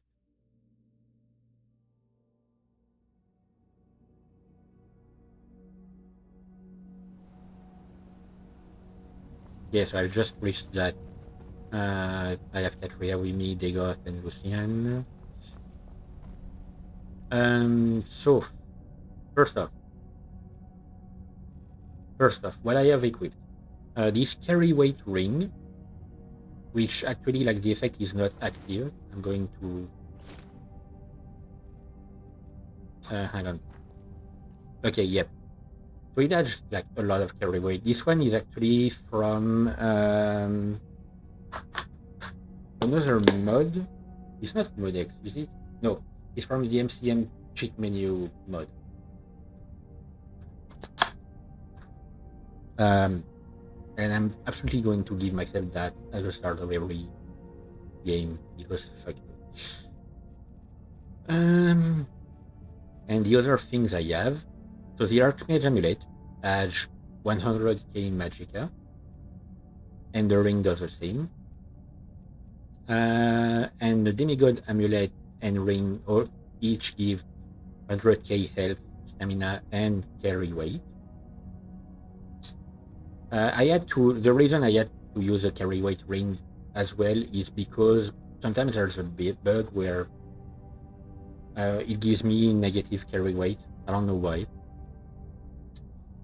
And the Dragonborn amulet, which completely removes shout cooldown. I don't have the one ring. I've sold it. Makes you invisible, but it actually doesn't work properly. So fuck it. I could show some mod configuration stuff. So yeah, the at your own pace, pay up. The College of Winterhold, objective displayed between quests, I've disabled it because enable the entrance test, no. Ritual quest to be offered Archmage position. You can set it so that you have to actually do the ritual quest with charge quest to enable you to learn master level spells. Companion, so the total radiant quest required for the request. I've set it to the minimum for each. But by default it's like a lot more. Define Earthen makes you a werewolf if you do Ill-Met by Moonlight, which is like, I think in Falkreath. In the Falkreath prison, I think. So you can defy Earthen in that one, and that mod allows Earthen to turn you into a werewolf if you're not already one. The weapon skill needed to become Harbinger. By default, it's 75. I've set it to 0 because I wanted to make it easier on me. Even though I didn't need to because I have the experience multiplier set to maximum. The main quest, so Bleak Falls Barrow, Dragon Rising, A Blade in the Dark, and Season... Bleak Falls Barrow, rather, but... Right, Bleak Falls Barrow only starts when you ask Faranger about it.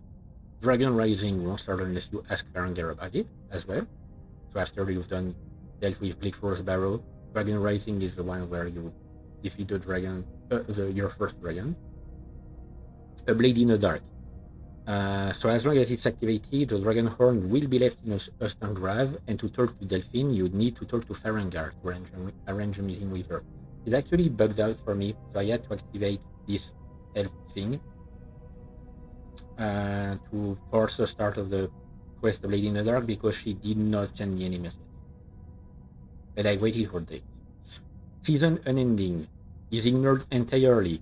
Season unending is when you try to capture Odahviing in Dragon's Reach before taking care of the civil war. Normally, you get the quest season unending where you have to go to High Hrothgar and hold the meeting between the two sides of the war, and they have to give up some cities and stuff. It's annoying. But this mod removes it. You can just capture Odahviing at Dragon's Reach, whatever, no matter what. Objectives displayed between quests, I've deactivated it. Brisome available early, so after Bleak Falls Barrow, and you can start a quest early. Thane overalls, I was talking about it. Friends needed to become Thane, I've set it to 1 for each. Doesn't matter. House prices, I haven't touched it. Makes them way more expensive. The invest amount, by default it sets it to 5k. I set it back down to 500 to invest in a shop. And by default the simple favors are disabled, so chopping wood, harvesting crops, and mining ore, by default they don't no longer make you with a friend with a quest giver. I've actually deactivated it so that it makes you friend again, because I like it. The Fuse Guild, number of city quests, no, needed to complete a city quest to unlock each main quest. I've deactivated it. I still want to do the main quest like normally. Number of radiants or city quests. So what this mod does is you no longer have to to unlock a city quest, you no longer have to do a set number of jobs, which by default is 5 in each city.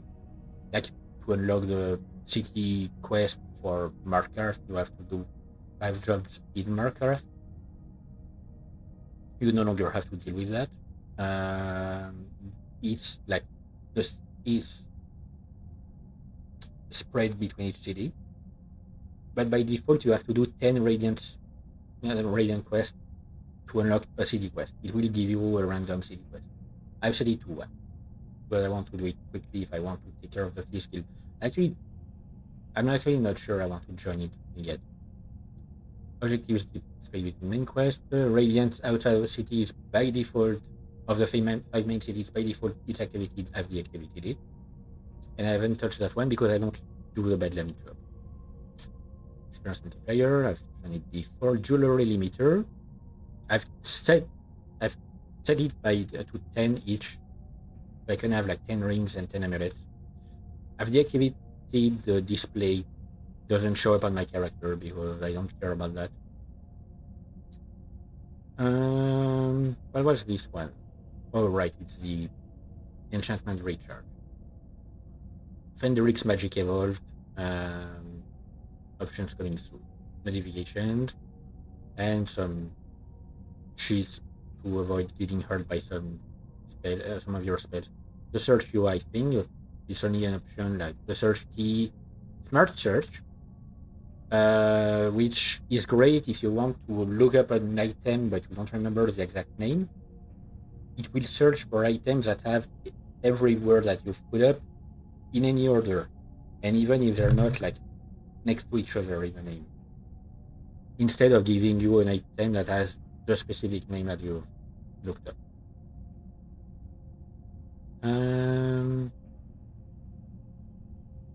Skyrim reputation. So I said my status. My reputation is hero, which is the best.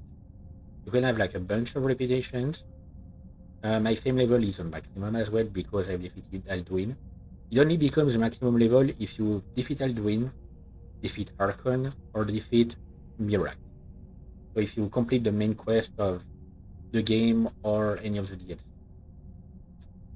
Devotion. So that's related to quests done that involve the Daedras. So Edric Devotion is higher for me right now because I've done what's her face, the one that gives her Stonebreaker. It counts as a towards Edric because she's a good Daedra. She is one of the few good Daedras. And Azura also counts if you help Azura, if you choose her side. It also counts towards Edric Devotion because it's the actual like moral good side. Suspicion status. So I'm currently a werewolf, as I usually am, because it allows me to be immune to diseases, including the vampire stuff. And I don't want to be a vampire. Suspicion is very low because I never transform as a werewolf. I never do any action that would let other people know that I'm a werewolf. They will see me negatively. Lawfulness, I'm 78% towards the side of law. I have done some something that can be considered crimes, but it's mostly like, even if you steal an item from a bad person, it counts as a crime, like from a bandit or something. And proclivity, I'm more dependable than over hungry, but that's because I actually like modified some options. Like by default, the more books you read and the more spells you learn, the more it will set you as power hungry. And the same thing that when you do quests for the mage guild, for the college, it will set you as power hungry. Because people in Skyrim don't like magicians, which is like lore accurate. But I've decided to deactivate these things because of that. Base price, because of my reputation, the base prices are 15% better. I've got a barter perk. Allure. I don't remember what it does. Don't have any influence perk. So a status, so a statistics rather. So the number of I've done 18% of the Edric choices. So undead killed, we need to kill 1,000 to reach the maximum of points you're gonna get from that. The maximum of influence. Daedras killed. Charity. You don't need to do that much charity apparently. I've only done twice. Oh no, it's the number of beggars you felt. I only have 2 beggars. And one of them I have adopted. So. Restoration skill points counting towards your reputation. Summoner skill points are actually count towards the retained because you pull your summons from Oblivion. Even though I don't use lycanthropy is 28%. Oh, it's because the percentage of werewolf points, and I have all the perk points because I kind of cheated to have all of them. Oops. Beast forms seen once, werewolf stations 5. Oh, really? Lofonet's points 14%, crime points 4%. 3 of them are for trespassing, and I don't know what the last one is.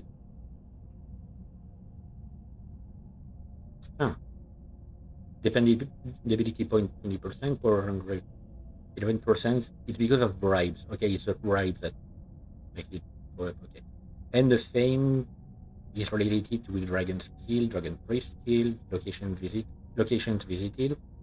So it said at 42. It's because after I visited 42 places, I kind of unlocked all of the of the map markers, so it can no longer go up at my foot. Dungeons cleared, people killed, but like it's bandits and whatnot. Store investments, properties owned. Quite interestingly enough, while the number of properties to own is 10 by default to get the maximum, the number gets up if you buy a modded property, even if it doesn't add to the number of total properties you have to own. Like you have to own to get the maximum boost. And yeah, you got a bunch of options of what you want, what you be. And the control panel, which allows you to change things manually, but I'm not using that. And of course, debug. But yeah, and I've added an MCM for Thunderchild thing that adds more shouts. But actually, you don't need these options, but it was just in case. So yeah, for now, so on my left hand, I have a very OP spell that kills any enemy in a large area without damaging any friendly or neutral character. And on my left, on my left hand, I have the OP spell. On my right hand, I have Dragon Devastate, which is also kind of OP, but not as powerful. I fucking love Dwemer Ruins, Nerevar. Fucking love them. Thanks. Did you know that I love Dwemer Ruins? Let me tell you Let me activate these things up here. So see, like, that's what Dragon Devastator does. It shoots lightning, and at the end of it, it's an explosion. Which allows me to kill dragons very.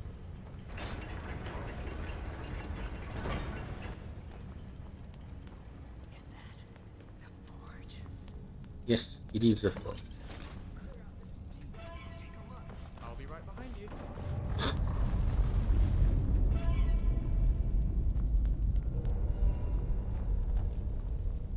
All right. You do know where you're going, don't you? Kind of.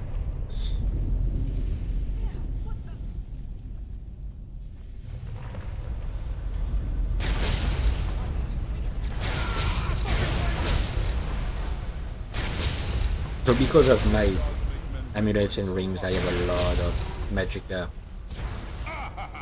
and all of those stats, so I don't have to worry too much. Okay, yep.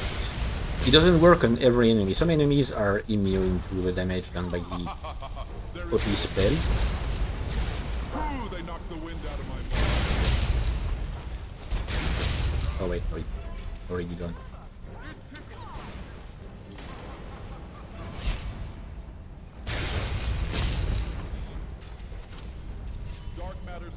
So yeah, Lucian is... I've put every spell I could to Lucian, I think. Like every spell he could learn.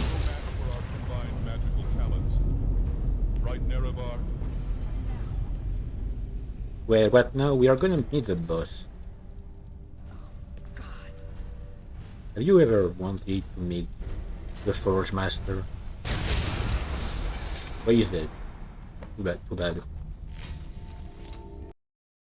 And I crashed. Okay. It's probably because I'm streaming and it's so hot. Because it's so hot. Like, my PC is not handling it well.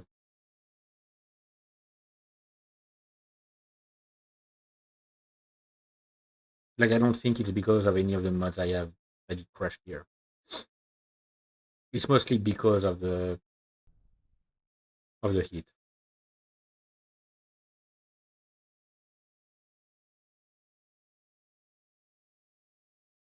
But let me try it again. This time, like, quicker. I'm gonna speedrun my way through it. Or with enough luck, I got another save. Oh yeah, I did get another save. That was okay. Because I was wondering why it froze at one point. It was the other save. Right.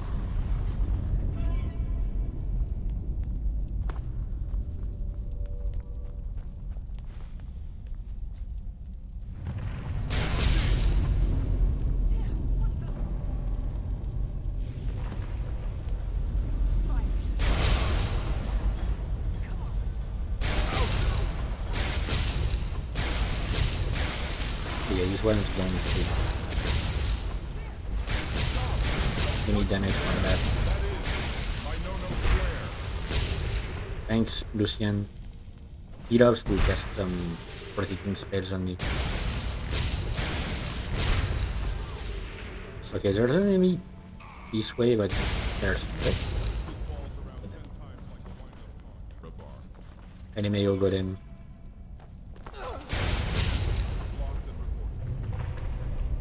You doing okay?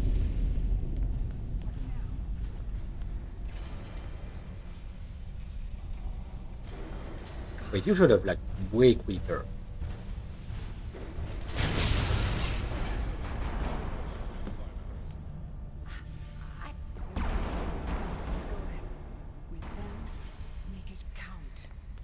Okay, perfect. Let me grab the thing. Every time you push me, I'm going to stand in doorways more often. Usually, I don't actually use what I craft here, but I like to craft a crown. Oh wait, no, that's really just staff. I'm really sure I usually craft a staff. Right. And with that, it's done. I've waited so long for this moment. We found it at last. And now, I think I can rest. Farewell, my friend. Wherever your travels take you. And that's it. So there actually was a mod that I played once. I mean, that I had in one of the mod packs that after you had completed the quest, it added a bunch of creations to this.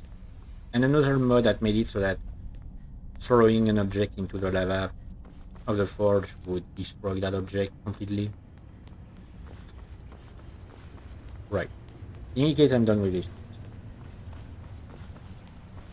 I actually grabbed some stuff. Yeah, I grabbed one book. Yes, I've got like these spell books. I kept them in case I needed to teach Lucian more spells, but I think, let me check his stats.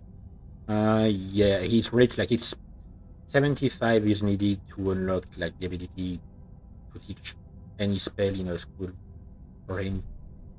It's like by stages, it's 0, 25, 50, and then 75.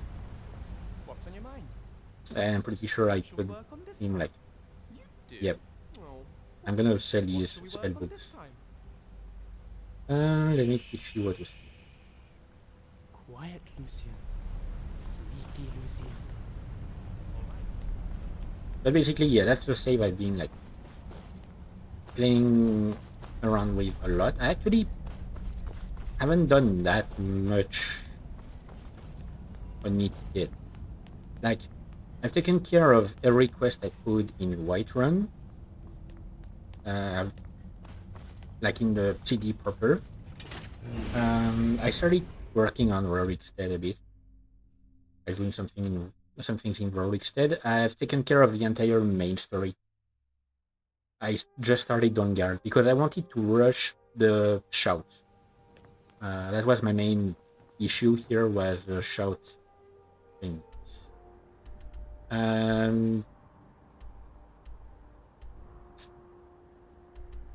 What else? What else? I've been working a lot on the Dragonborn Gallery. I've taken care of Project AHO. But yeah, I did do like still quite a lot. Speaking of Project AHO, I need to show you. I'm gonna make a stop by the Dragonborn Gallery first because I want to get rid of the things that I have on me.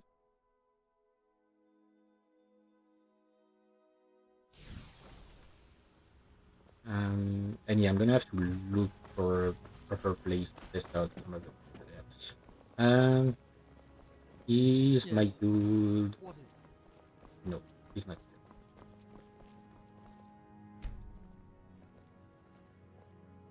And more things. Is there anything I can make a replica of?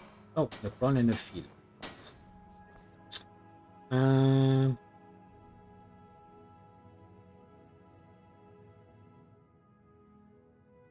Yes, I do add myself the items themselves because okay. Alright. Sorting my supplies. Actually, I think the last time I came here, I forgot to empty my inventory the way I usually do it.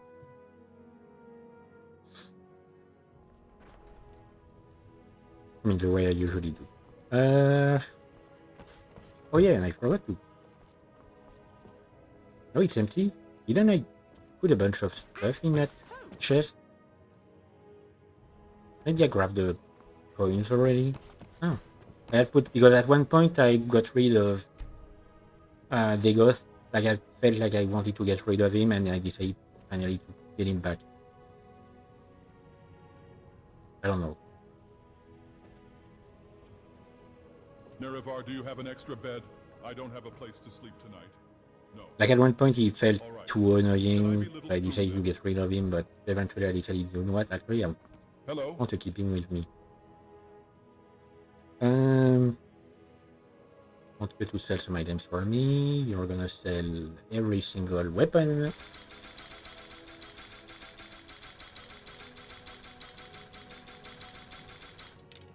Because I'm not using any weapon in that save. Like I'm literally just being full mage. Okay, I have to sort these by names because for some reason, like something weird happens if I do my usual sorting thing. Like it starts to jump all over the place, and I don't know why. So I have to sort by name.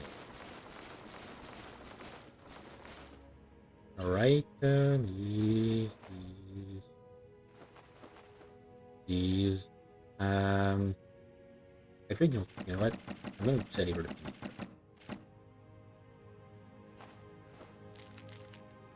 I could have kept these rune books for Latoria.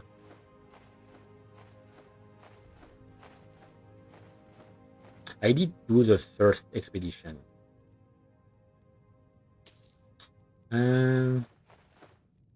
I'm gonna keep that because I still need one place. I still need to unlock one place, like one entrance to the Black Reach. I don't need that. Okay. And carry weight -12. What the fuck?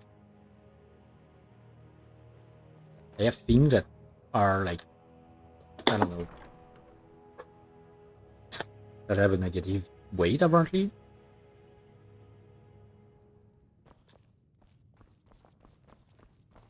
Right.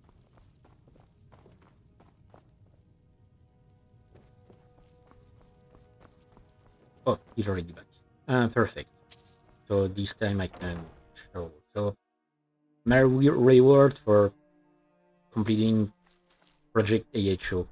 That's the first thing I'm gonna show, and I'm going to go to Alfman for that. You know what? That's gonna be the best place. It's one of the places where I can do it, and it's easiest to remember for me because it's the entrance point to go to Black Ridge. Alright, time to have some fun. So I have the control tool.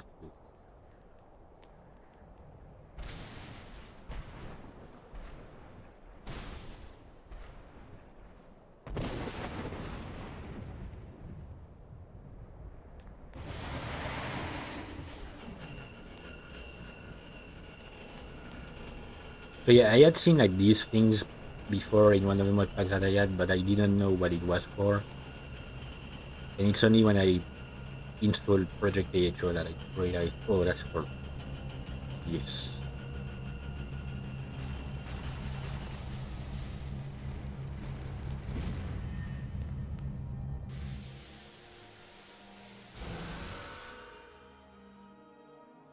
And I have this, all for myself.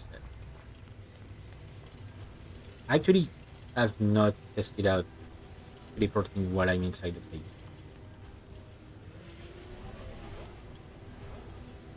I don't know what this button does. Doesn't tell me. Yeah, I have access to a bunch of things. Hey, you're here, Snippy. So it's an Easter egg from the mod that I found like by completing a quest that required me to look for an entire area to find him and find a place called the Chamber of Secrets. And yes, it is definitely inspired by Star Wars. They're actually a really cool thing. Maybe I should show it up. Did I go to? I think I didn't. That's the only place where I haven't activated it. Might as well.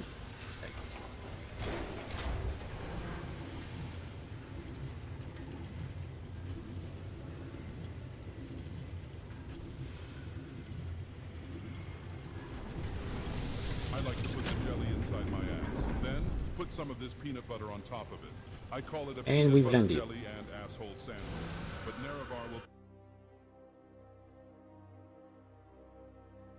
But yeah, there's a place like that I've unlocked access to also by doing a short quest in Project AHO. Oh.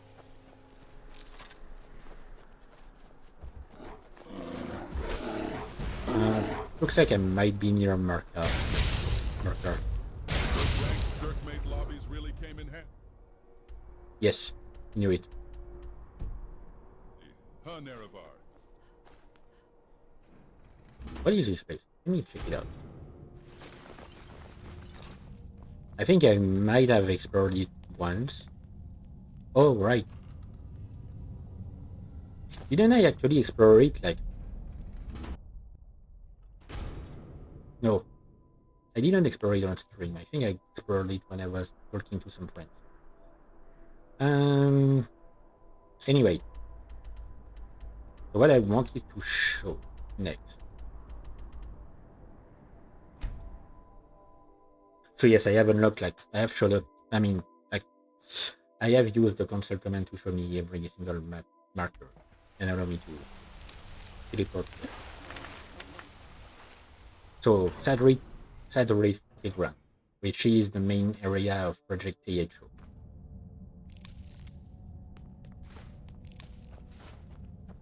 And it is beautiful. So of course it's like there's some heavy Black Ridge inspiration. It is said by one of the NPCs here that some of the plants were brought from Black Ridge. What I want to show is inside here. So see, like that's what I was talking about. The quality of the textures on the wall compared to any other Dwemer ruin. Like look how good that looks.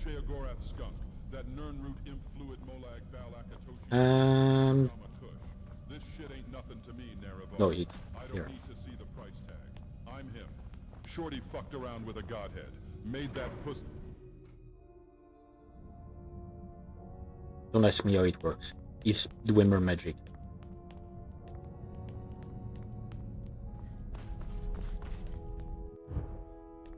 You can explain anything by saying Dwemer magic in the game. I actually have. I'm actually going to need to give myself the things back because I've sold all of them. I don't remember the exact name they have.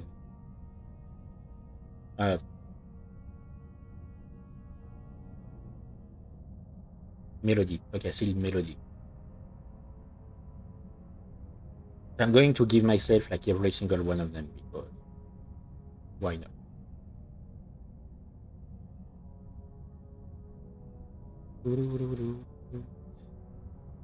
Sorry, I have like apparently I have a song from the anime Lost Song that is playing in my head. So I'm telling you right now, each of these songs, like each of these melodies, is an Easter egg of some kind. Like it's a reference, like not a reference. It's like a lot of them are straight up like altered versions of known music. Some of them I haven't heard because I didn't have all of them. Like I didn't give myself all of them first. But I think I've heard that one.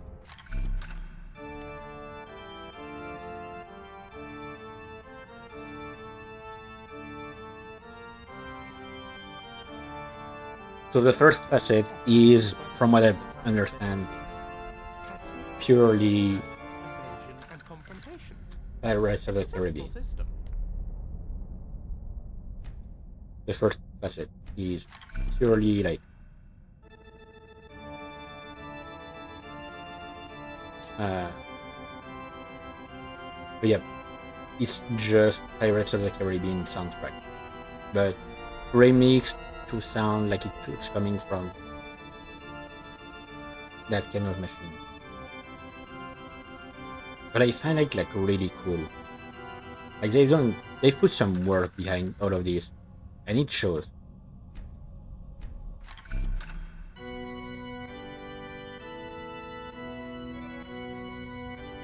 I'm trying to remember exactly.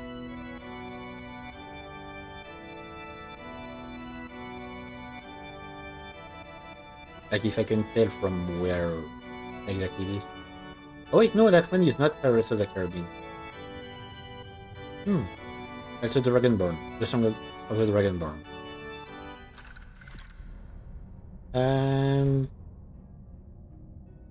Melody of the Sea.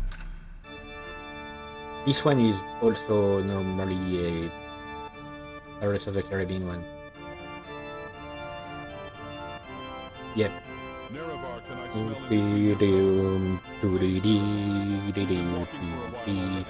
and I just want to whiff. Still Melody of Dark. I haven't heard that one. I don't think so.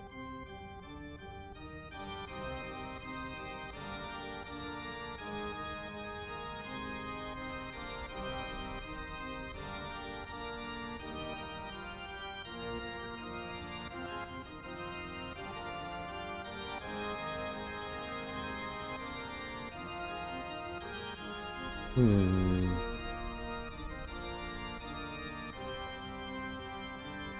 should probably save your game right now, Nerevar. Don't worry about it. I can fast it. Still Melody of Time. I think some of these. Is that the one where some of these are from Zelda?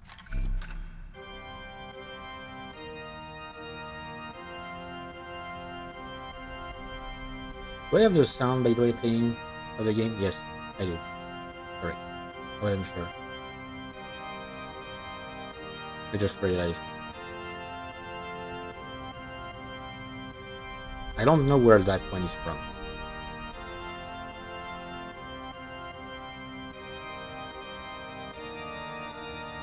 Nope. I don't know where that one is from. I'd rather avoid playing them completely because I don't know if there might be something more to them.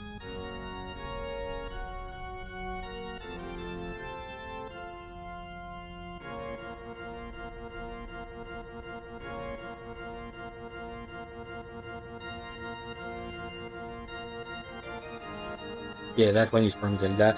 It actually made me like I ended up finding again a remix I heard of that track a while ago, and it made me look it up again and listen to it a bunch of times. Like, it's such a good track.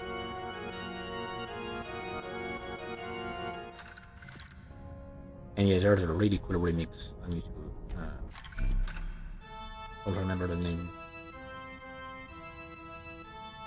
I have it in my like videos now, so I won't bother with looking it up every time or remembering the name.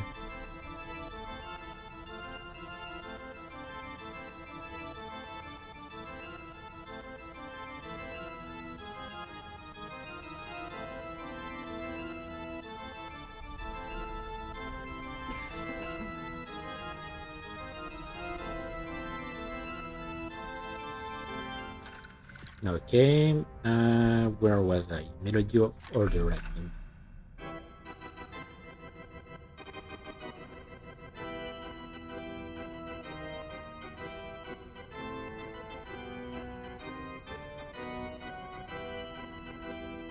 I'm trying to remember where it's from.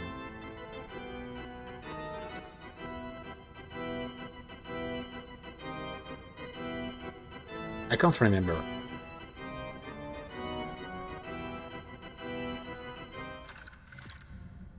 Yeah, I can't remember. And the one of Glory. I don't think I've heard that one before. I mean, I don't think I had that one.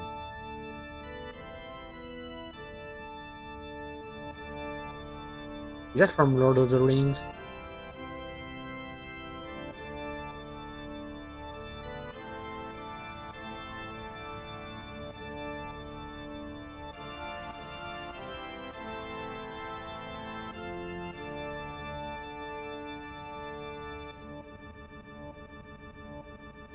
Maybe not. Like, I might be.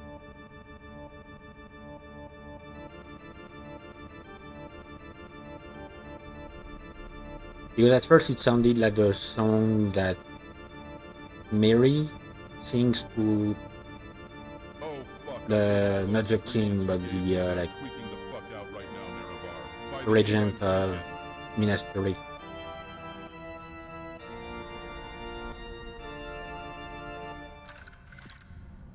Probably something else. Didn't get it. Instability.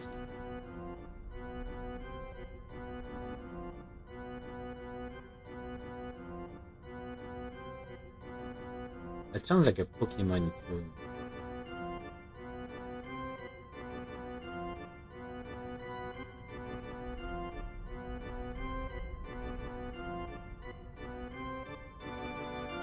I once met a Khajiit that was so high on moon sugar he thought he was you, Nerevar. See, that's why I wanted to remove him at first. He keeps talking. He won't shut up now. Okay, I can't tell where he's from. This one.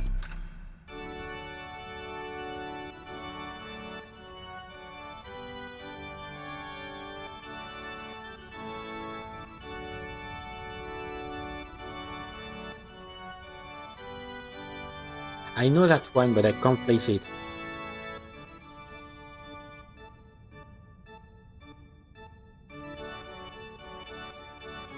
Oh no, it is from the Lord of the Rings. Concerning hobbits. Yeah, that's concerning hobbits. Come on. That's one of the most well known because it literally plays at the beginning of the first movie. The one regarding the Shire, like whenever it's in the Shire.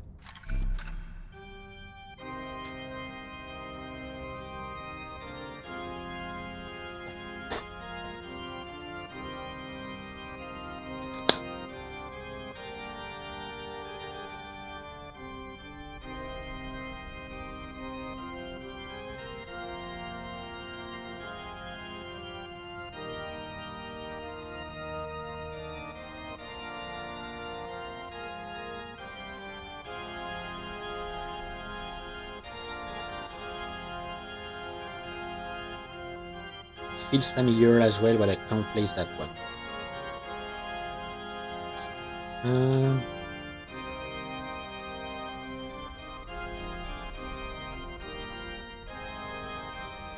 Nope, I can't place that one. That was the third one, I think. Yeah, Melody of War. Sing Melody of the Sky.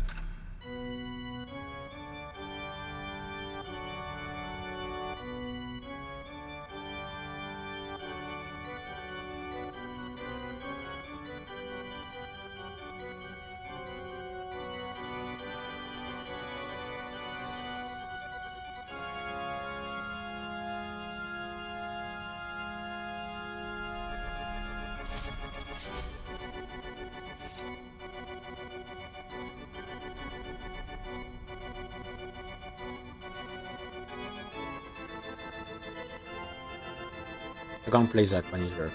Like, I'm really bad at recognizing music, especially when the music is altered that way.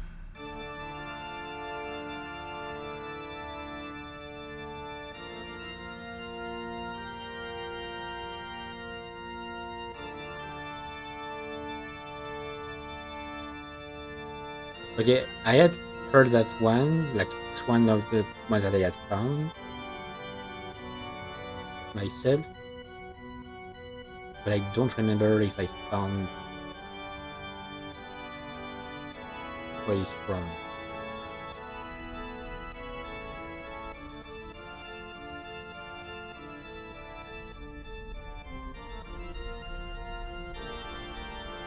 And I don't think. Did you know the Dwemer? Hang on. Yeah, no, there's no like. Telepathic. They called it. There's no description. So the last fight, Sealed Melody of Jesus. No one really knows how it works, but it must have come in handy.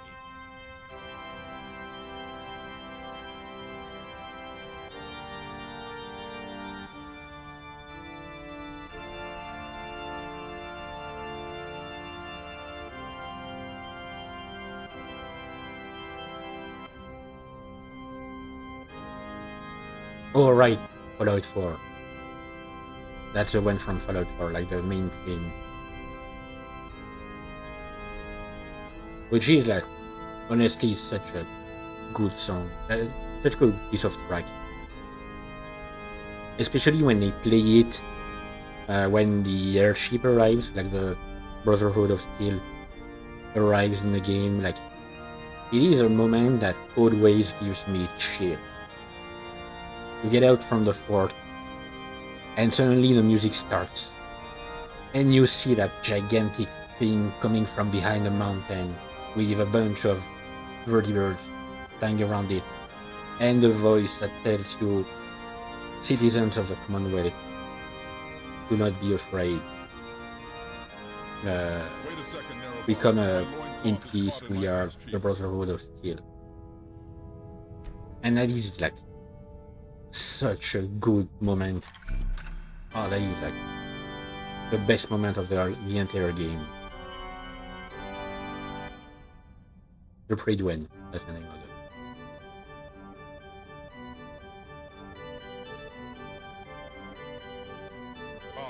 The Dwemer, so advanced. Yet Hang on. Yes, milady. It's about. Yeah, you don't talk during Baba Yetu. Like, you don't interrupt Baba Yetu. I'm doing it. Yeah, that's absolutely Baba Yetu. So if you don't know, Baba Yetu is the main theme of Civilization 4. One of the only video game soundtracks to ever get like an actual prize, like an actual award at a music show that is not necessarily. I think it's a Grammy that it got. No, not a Grammy. I don't remember what it got, but it's like it got an award that is usually not given to music, to video game music. But it's so good that they gave them an award. Like they gave the composer an award because Baba Yaga 2 is just. Who posted my nudes to Twitter? Was it you, mortal? I sent those to you in confidence.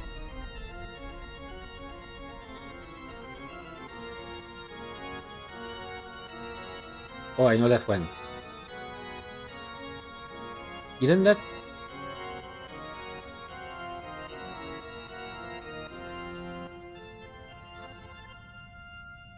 Hang on.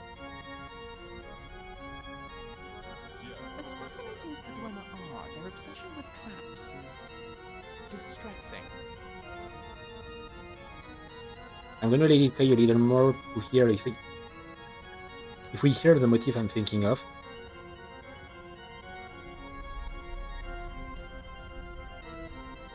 I mean, I don't necessarily know the original song, but yeah, that's the one you hear in the first Bioshock game when Sander Cohen is making Fitzpatrick play the piano, and then ends up blowing him up. Was it?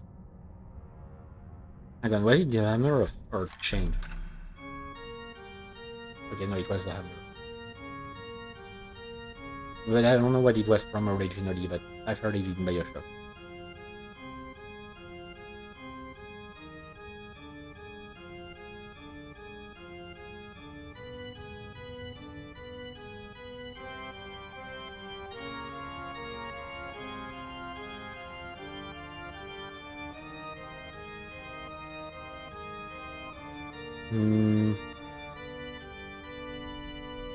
I feel like I might know this one.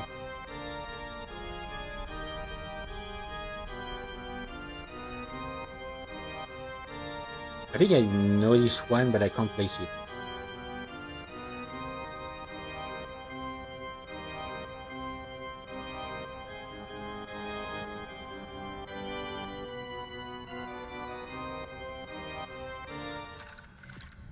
Yeah, I can't place it, and I don't want to play too much for it.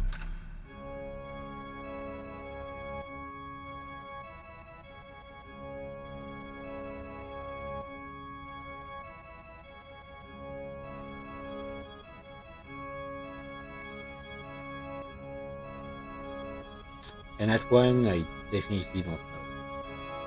I like to put the jelly inside my ass. Then, put some of this peanut butter on top of it. I call it a peanut butter jelly and asshole sandwich. But You repeat yourself. Like a little too much right now.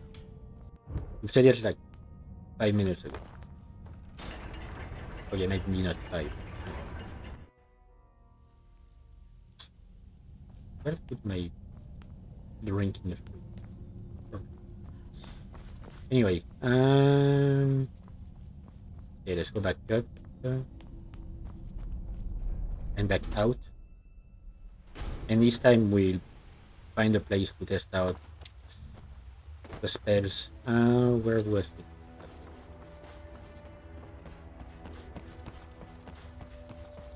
It's quite easy to get lost in here, surprisingly. Like in that specific cave. Alright, so what would be a good place? Like it's probably like somewhere up north.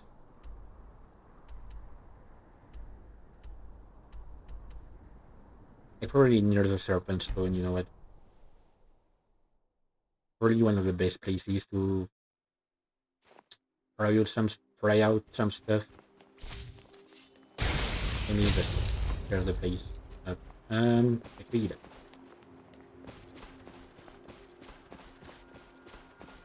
How the fuck are you surviving in this kind of place? You don't make sense, Rabbit. Right. Okay, that's gonna be great. So, Dragon Devastator, you're ready for that. VOP spell as well. Last time I spread it over the wind. Everyone knew it was coming and could protect themselves and warn each other. I've got a much more subtle method now. Picture this. STD. No one will want to talk about how they caught the diabolical Dagon clap. It's the perfect plan, Nerevar. Okay, but I want to know what triggered you so that you can stop. Okay, I think I got it by striking at random. Okay, so that needs a target. Take off. You don't mind, I hope. I have a really fun spell.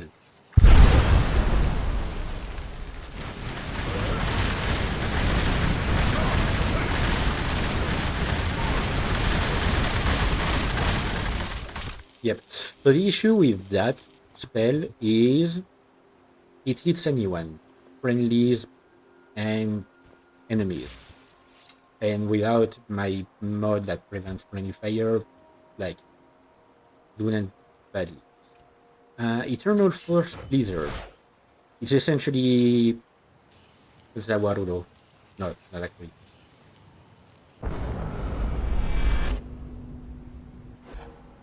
So basically, like, any enemy in the area would get instant. Was that hit by it? Yep, I think it was. Basically, it instantly freezes enemies in a very large area. This thing, the full burster that I talked about. Okay, don't get in my way, you morons. You're gonna get hit by it.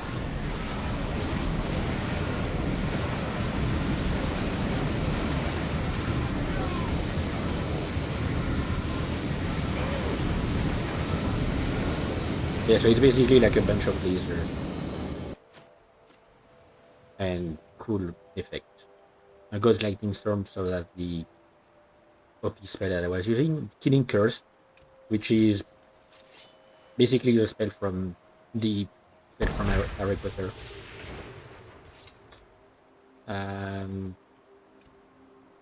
So, instantly kills anything. This one, so that's a shout added by the colorful magic mod. Oops, I've activated it twice. Sorry guys. Yeah, I tested it out once before in Skuldafen. Let's run away.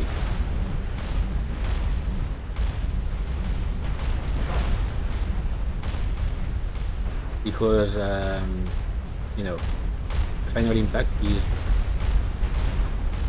aiming for me.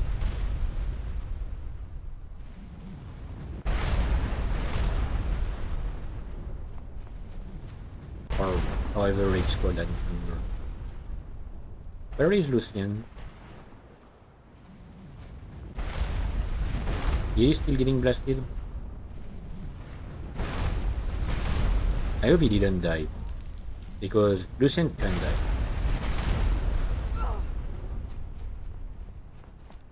At least by my hand.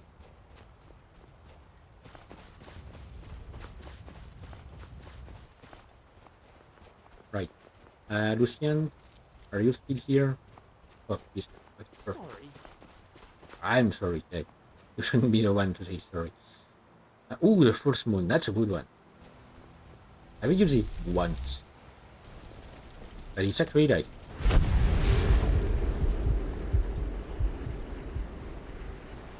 Yep.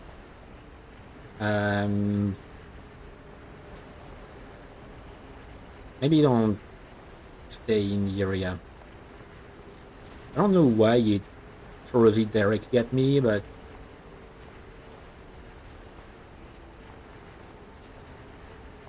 Yep.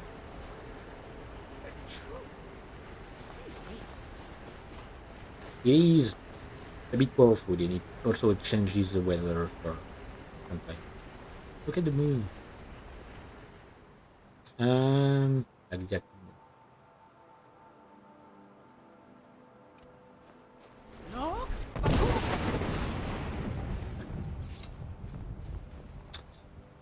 And now I can test out some other stuff. Let's see the shouts first.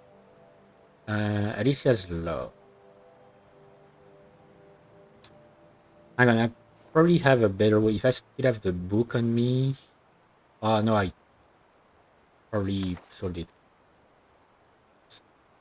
But I had a book that gave me the explanation for every new shout. Like the actual explanation for every new shout.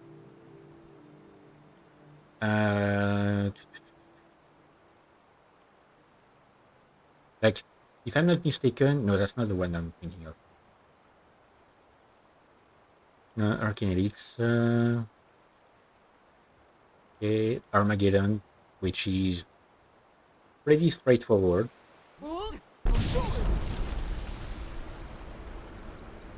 Depending on the level, it's either like a number of meteors or a massive spray. That sent me to the ground. It was right now. I don't know why it aims at me. It's aimed at me specifically. So these are normal burst voice. Oh yeah, that's basically like burst voice is essentially Fusroda, but apparently a more powerful version. I don't know. Curse. So yep. When you take damage, the enemy takes damage as well. Sense of the Dead. I don't remember the details. I don't know that one. I'm not gonna use all of them, of course. I'm just, Earthquake. Pretty straightforward, but I need all the words to completely have it. I don't have every word that would be needed for it. Essence Rape. Take some stuff from the enemy. Freeze time. Jones Shadow. I don't remember the details of that one.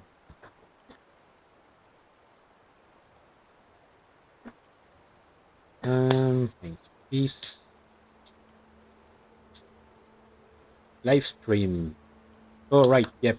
Live stream is one that I actually want to complete because the third word basically like sets a weather that heals allies. Lightning Breath, Lightning Shield, Mega Flare, which I'm guessing is just Fire Breath, but more powerful.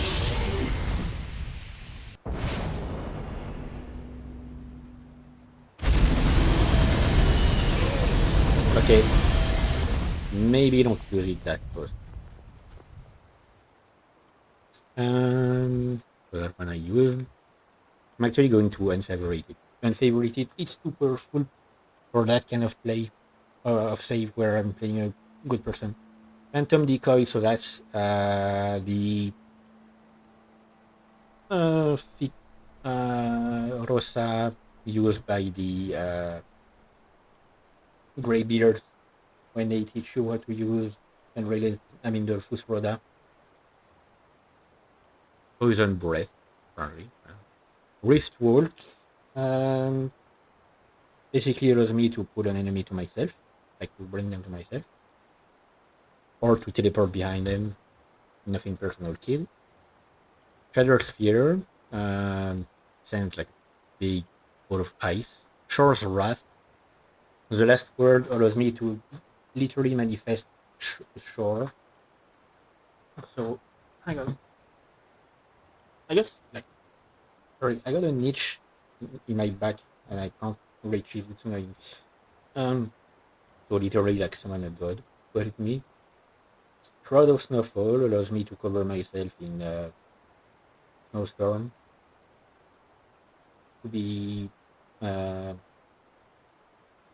discreet. Speak unto the stars. That one is a bit weird. I want to try. No. How do I?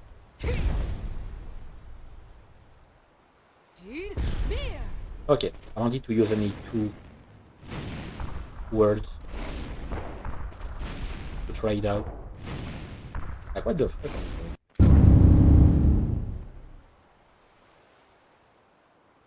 What the fuck? You don't... What? Okay. Not even gonna last. But yeah, the max level like allows me to do that.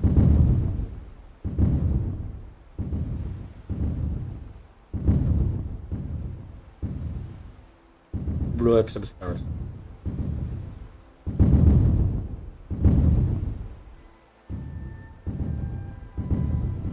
By looking at them.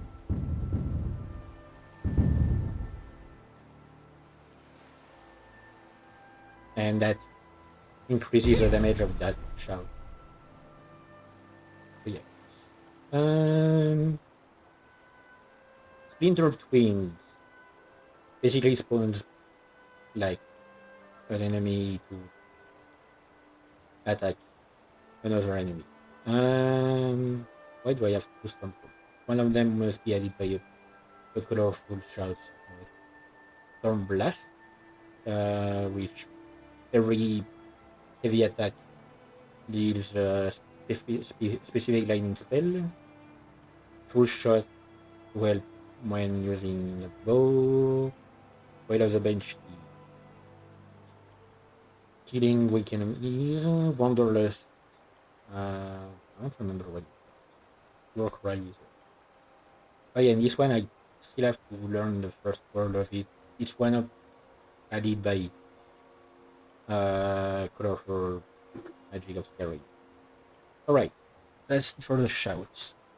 And the powers. Do I have any? Oh yeah, Eric Execution. Which is not actually helpful, like it's just a ray of light.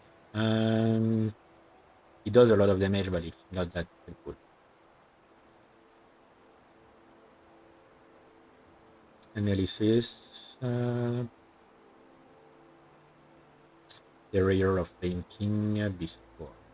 Clock, Scale. That one is quite OP.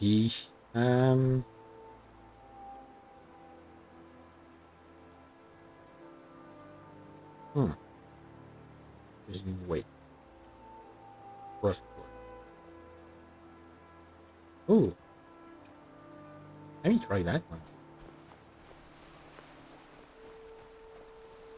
Oh.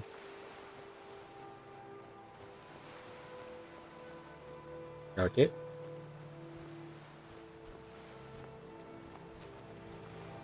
A bit strong. Not that OP because it's not that long. Fuck off, but sorry. Where was I? Let's use that one. I'm going to remove it from there. Look, the overload. Over shield, paralyzing gaze. Summon Phantom of Dragonborn. Summon Thor.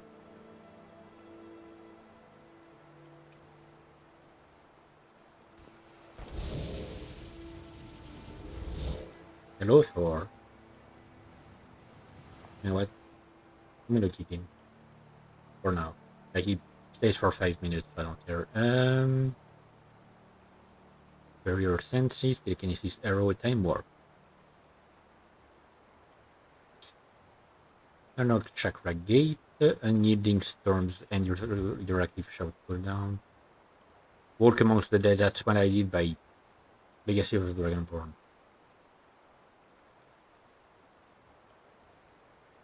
Okay.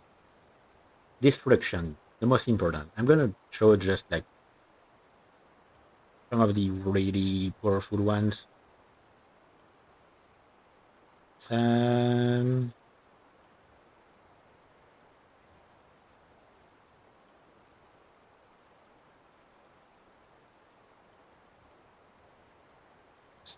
I wanted to try that one once, and it ended up crashing my game, so I'd rather not.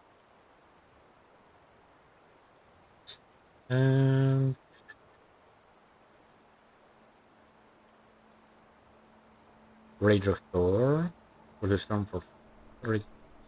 Okay, so it's basically a storm called Ragnarok, called an Inferno storm. I want to try it. Okay, it doesn't even have a hand effect. Oh! It does have a cool room.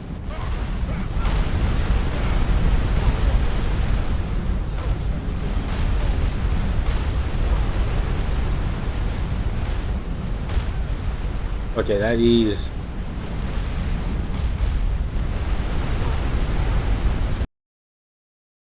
Yep. See, that's so powerful that my game said, nope, I'm gonna crash.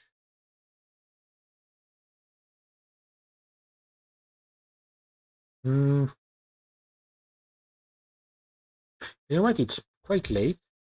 Like, it's around the time I usually end my streams. I might end it here. And, like, go back to Skyrim on my own.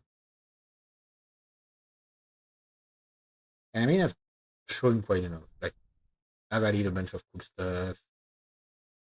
And whatever. I'm having fun. That's about it. I still don't know what to play next, though. I did talk about possibly Limbo. I might see to that. Hopefully it will be colder in 2 days. We can dream. But yeah, like potentially Limbo. I'll see about it. I don't know what game is free on Epic right now. Let me take a peek. Hang on. Let me just...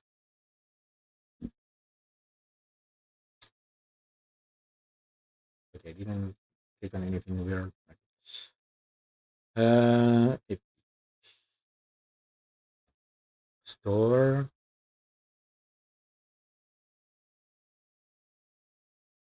What's free right now?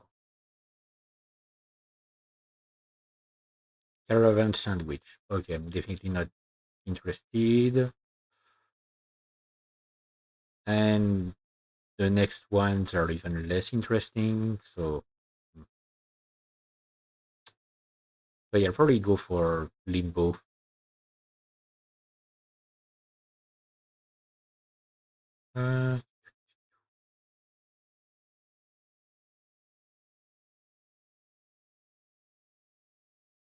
I don't know. I might change my I might decide to do something else instead, but for now I'm staying on potentially Limbo.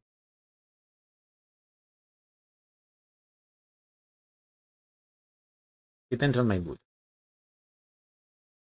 We'll see. Anyway, I'm gonna stop it here for today. So yeah, next stream should be today if nothing happens. Yeah, it should be in 2 days.